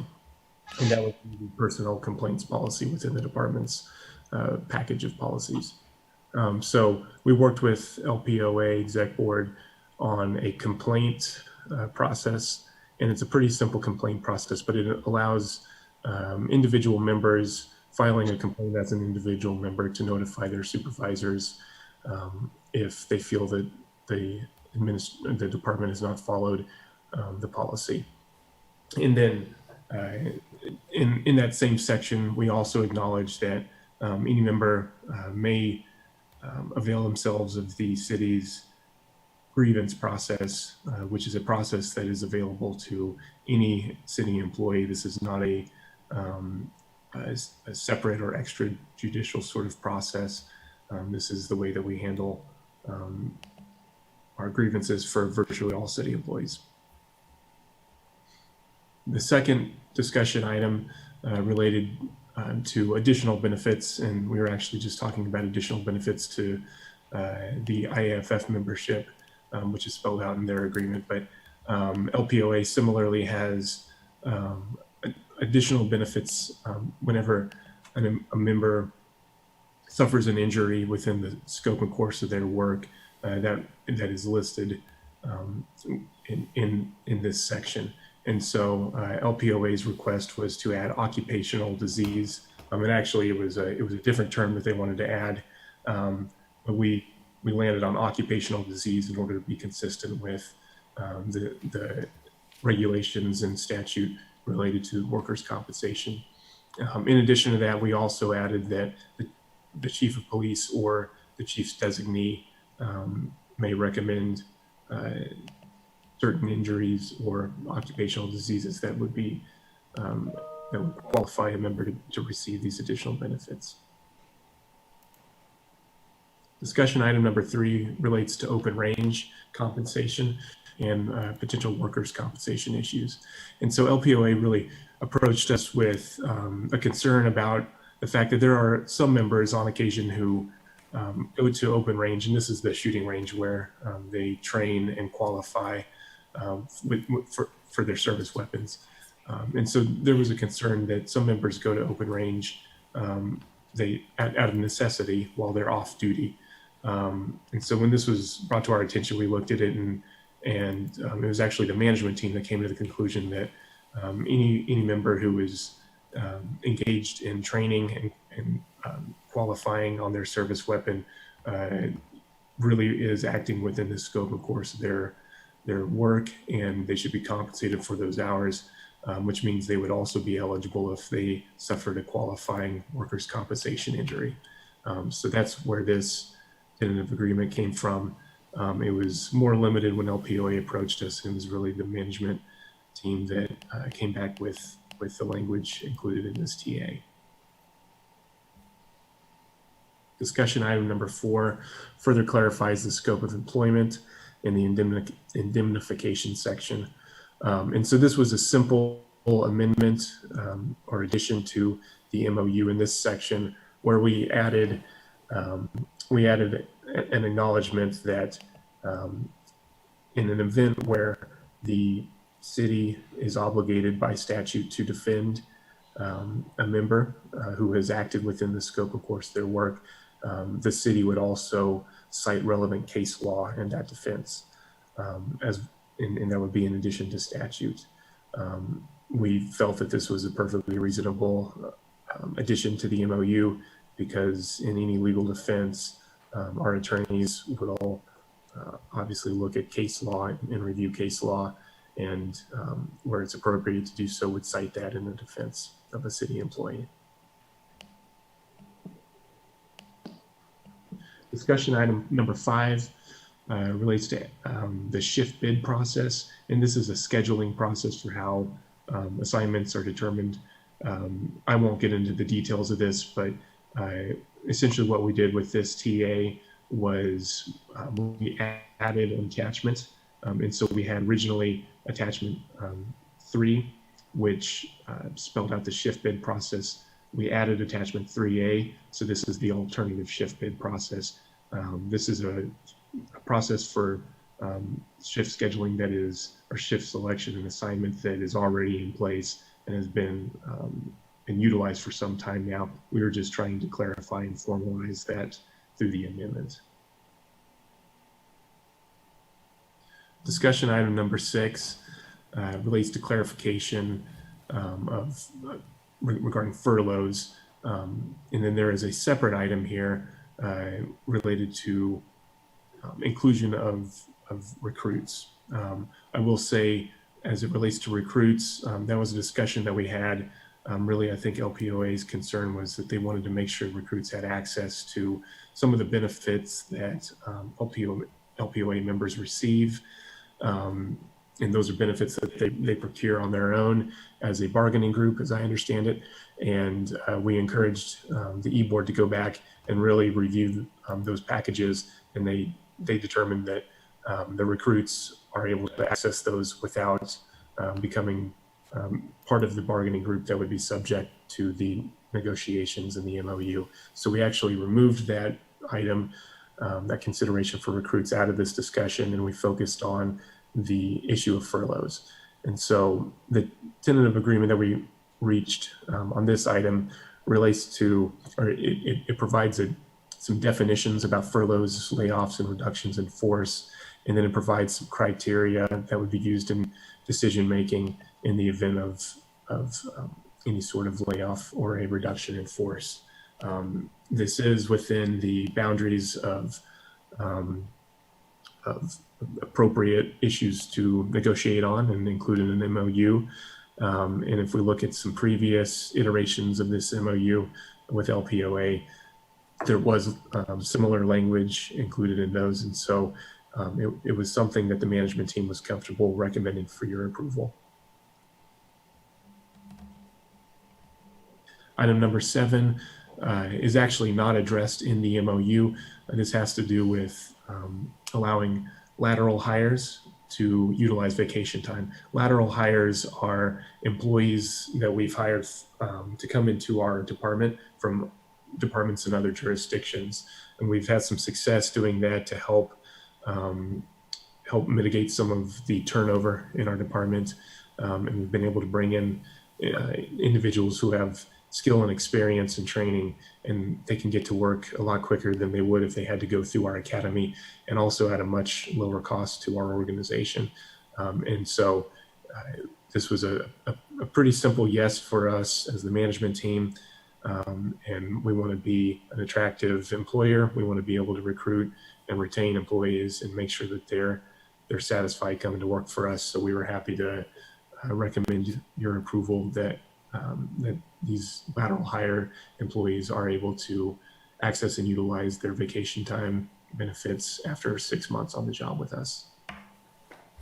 I will say there are only a few members that this would impact.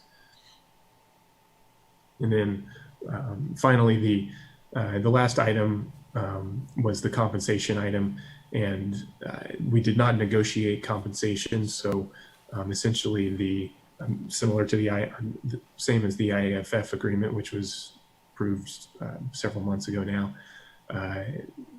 The MOU before you carries forward the previous compensation plan, and then the issue that we did discuss was the general wage adjustment, and both parties, LPOA and city management team, were comfortable recommending a 0% general wage adjustment. We also, and this is also similar to IAFF agreement for 2021, we allow, or we state that if we are able to provide a general wage adjustment for any other employee group, then the LPOA membership would receive the same benefit. So to finish my summary, the LPOA has ratified the agreement, and then sorry, I just wanted to make sure my screen share had stopped. So the LPOA has ratified the agreement. We do recommend the agreement for your approval this evening, and we stand for questions on the agreement. I did also want to acknowledge that we did conduct a review of the agreement against several concerns and recommendations and issues that have been very front and center in a lot of the local and national advocacy, media, and platforms related to police reform and issues of policing and race relations. I want to point out that this MOU does not look like other union contracts that you would see in a lot of the other cities that are cited in these reports and documents about these concerns. There is an attachment included with the agenda report that provides a little bit more detailed summary of that. But the point that I want to leave you with is that number one, those issues really are addressed primarily through law, ordinance, regulations, and policies. And so there is a lot of work underway by members of the staff, members of the Community Police Review Board, Criminal Justice Coordinating Council, and what we hope will be a very successful consultant-led study coming up here in the next couple months to look at a lot of those issues that are listed and are identified as issues of concern with local advocates and national advocates. The second thought that I want to leave you with is that there really is nothing that we identify in this MOU that would inhibit or prevent the ability to make changes to those policies. If anything, it does invite, I think, the LPOA to be engaged in those discussions, which really is the way that we would like to be able to approach those, because ultimately it is the members of the department who we're going to have to depend on to carry out policy changes and changes in law. So I think that we are in a good situation to be able to be responsive to the advocates in our community who are calling for us to be attentive in response to these issues. And I don't see this MOU as a barrier to that. That's the end of my comments. We do have some subject matter experts on the call, as well as a membership of our LPOA. I did ask Mr. Bradford earlier if he had planned on delivering a presentation tonight, and he indicated that he was not planning on that. Mayor Nanda, thank you, Brandon. Thank you for staying up so late with us. I do want to double check with the LPOA to see if they would like to speak to any of these items, understanding that they have indicated that they would not, but if something has come up and they would like to have a piece in that conversation, you can do so now if you'd like. Mayor, Vice Mayor, Commissioners, we appreciate your time with us. It's been a long night for you. We appreciate Mr. McGuire's statement, appreciate the cooperation between the city's management team in extending this agreement, and we just ready to be open for questions if we need to. I don't think we need to present anything. Mayor Nanda, thank you. Are there any questions from the commissioners before we do public comment? Okay. We will go ahead and engage in public comment. We had one individual who has left the meeting who will not be giving public comment on this item but had signed up. Next on the list is Patricia Sinclair. Is she still? Thank you. All right. Okay. Good evening. I'm Patricia Sinclair.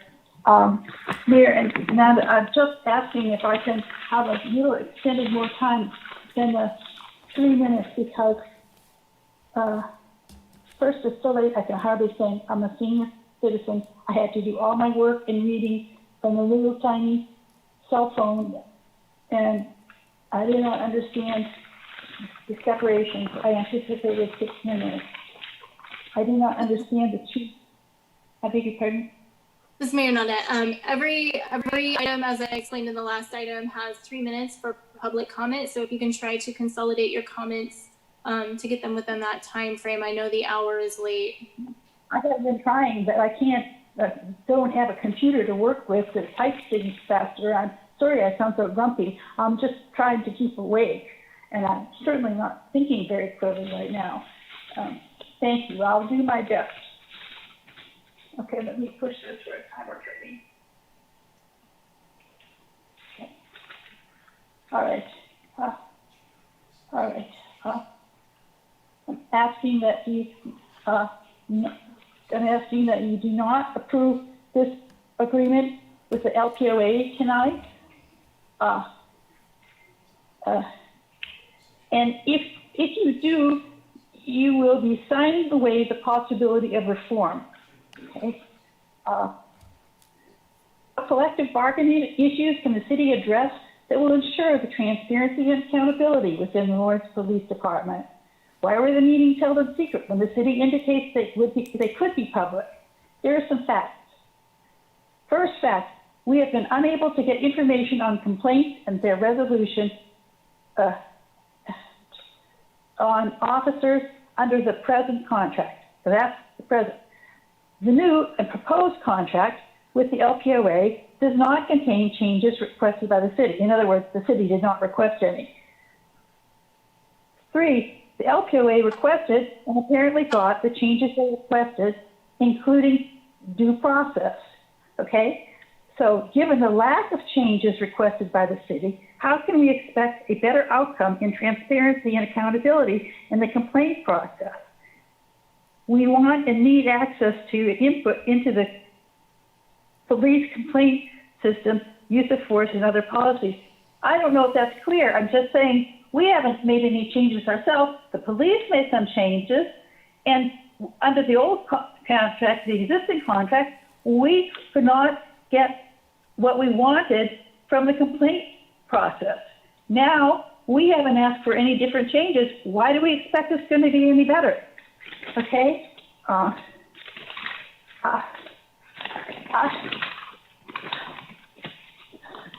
Citizens were upset by the secrecy surrounding the departure and payout, length of time that this information was withheld from us. Sorry? About the previous chief. Let's have more discussions and enlightened input so that we have changes already in place before we choose a new police chief, and let's have public input on this subject. I have lists of specific kinds of concerns. I've collected articles and lots of resources containing advice, examples of problems with police, collective bargaining. Nationally, police union membership has declined significantly. Of course, the police are entitled to union, but we need to realize that a union's desires do not necessarily align with community goals. So I have examples. One is on my written submission. The KCMO has a big problem with their citizens complaint board.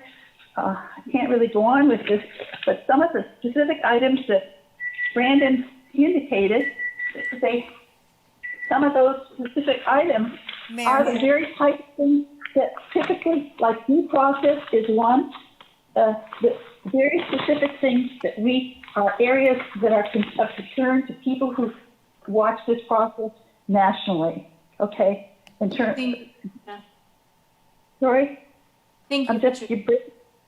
Can I just say one thing? Something new was talked about today that I didn't realize. Was it saying that some kind of a national? You're having a study about this already? You're already planning to have a consultant? I don't understand why we wouldn't do that before we sign a new contract with them.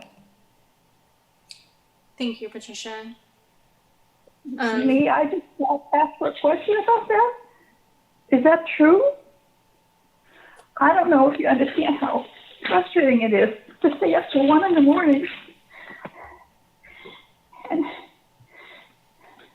not be able to give a significant input into this. I guess you'll all just sign it. And what I say. This is Mayor Nunn. I think that we will talk about our national policy a little bit more before we move forward on this. The other public comment that we have is Chris Flowers. Hi, this is Chris Flowers. Earlier I had a question, but I thought I'd save it for this because it's more related to police when it comes to employee unions. But I have a question. When it comes to the city's relations with employee unions, when a union has a secret meeting and tries to work out a secret deal with the city manager that if he does what they want, they promise to keep it all a secret, is that frowned upon around here? Or are such practices common in our local city government? Okay, and then also I just want to say, what exact changes were made to the due process when it comes to the investigations of police? Are these changes ones that the citizens of Lawrence would want? Do these changes go against the city's goal of police reform? From what I've read, this issue is one the police union had a problem with when it comes to the former police chief they wanted gone. So if these changes go against the city's goals, it would be kind of shitty for you all to approve these changes and reward the union for getting rid of their former chief by giving them exactly what they want. And I just want to say I'm a bit hesitant about this. I'm just wondering what exactly is the police union gaining right now? And I think you as the commissioners and with all your talk about police reform lately, I think you deserve, or we deserve, to get an answer to,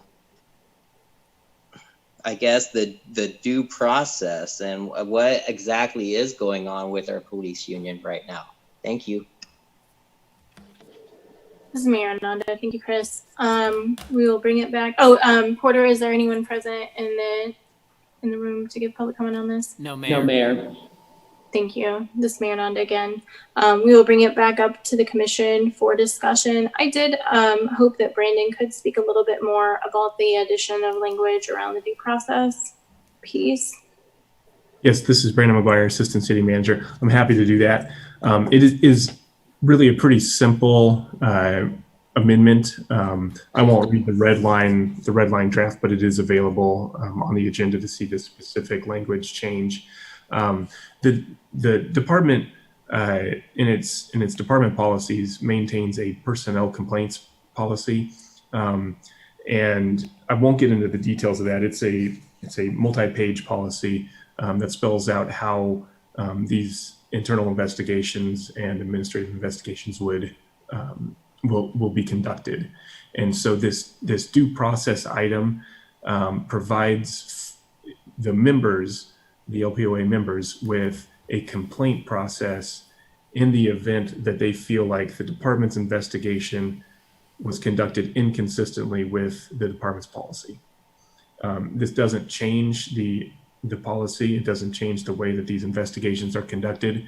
In fact, if it works as anticipated, or works as we've discussed, it will actually help the department management in the city be more consistent with the policy by allowing members to notify their supervisor and file that complaint in the event that we actually do end up straying from the policy. We hope that doesn't happen, but this provides a way to address those and resolve those concerns. This is Mayor Ananda. Thank you. Can you tell me what an administrative investigation would consist of? Would that be the kinds of things that we would see before the CPRB? Would that be behavioral as far as employment goes, like consistent tardiness, those kinds of things? Or what does an administrative investigation consist of? I might actually ask Chief Brixies to jump in and provide some examples of what that would look like. Thank you. Anthony Brixies, Interim Chief of Police. An administrative investigation would be more of an investigation of policy versus a investigation that would be of a criminal violation.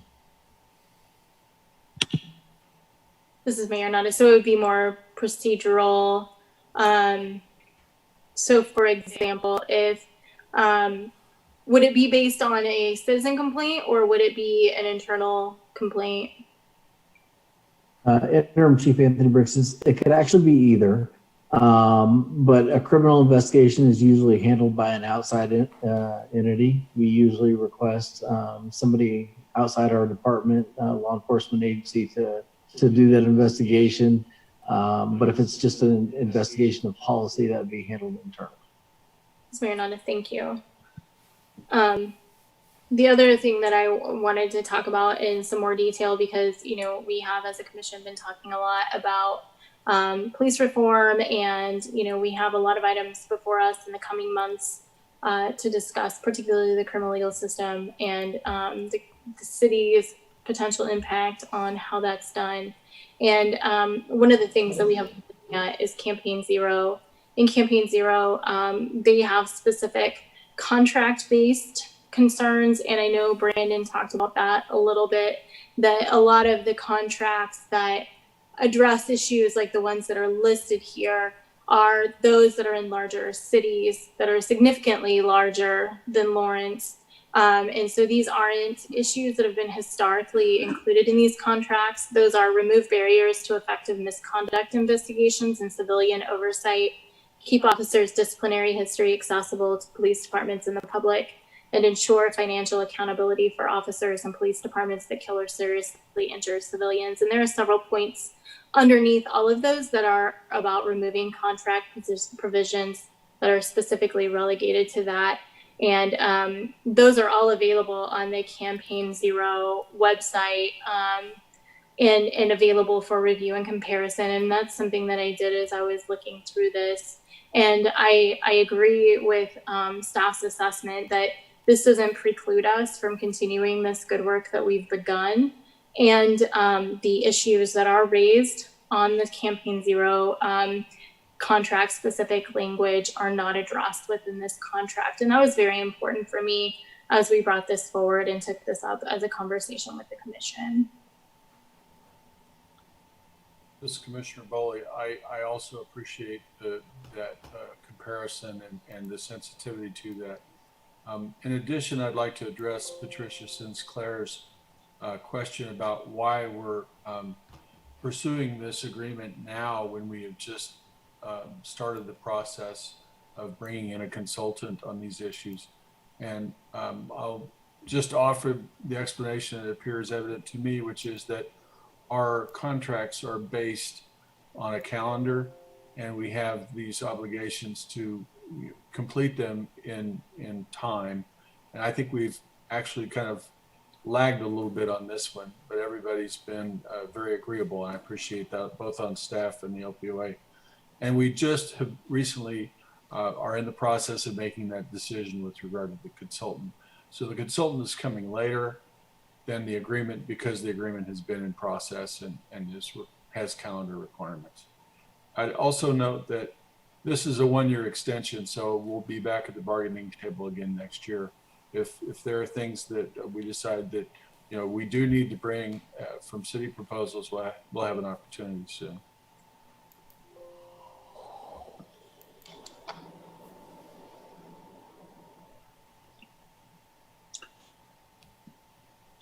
This is Commissioner Larson, and I appreciate all the work that's been done, and so that we can get to this point. I'm in favor of proving this as it's written. I think that what the work that's been put into it has brought to us a very agreeable understanding. So I'm in favor of it.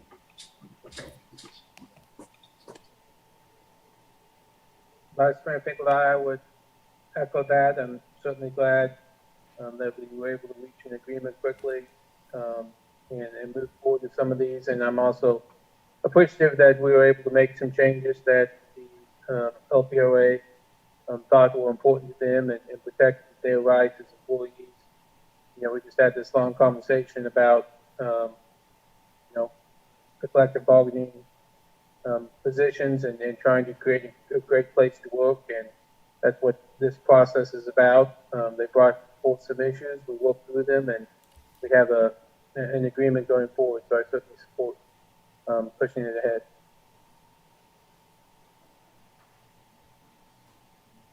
Mayor, this is Commissioner Shipley. I don't believe that approving this will in any way affect our ability to make changes in the future. And I really do appreciate staff.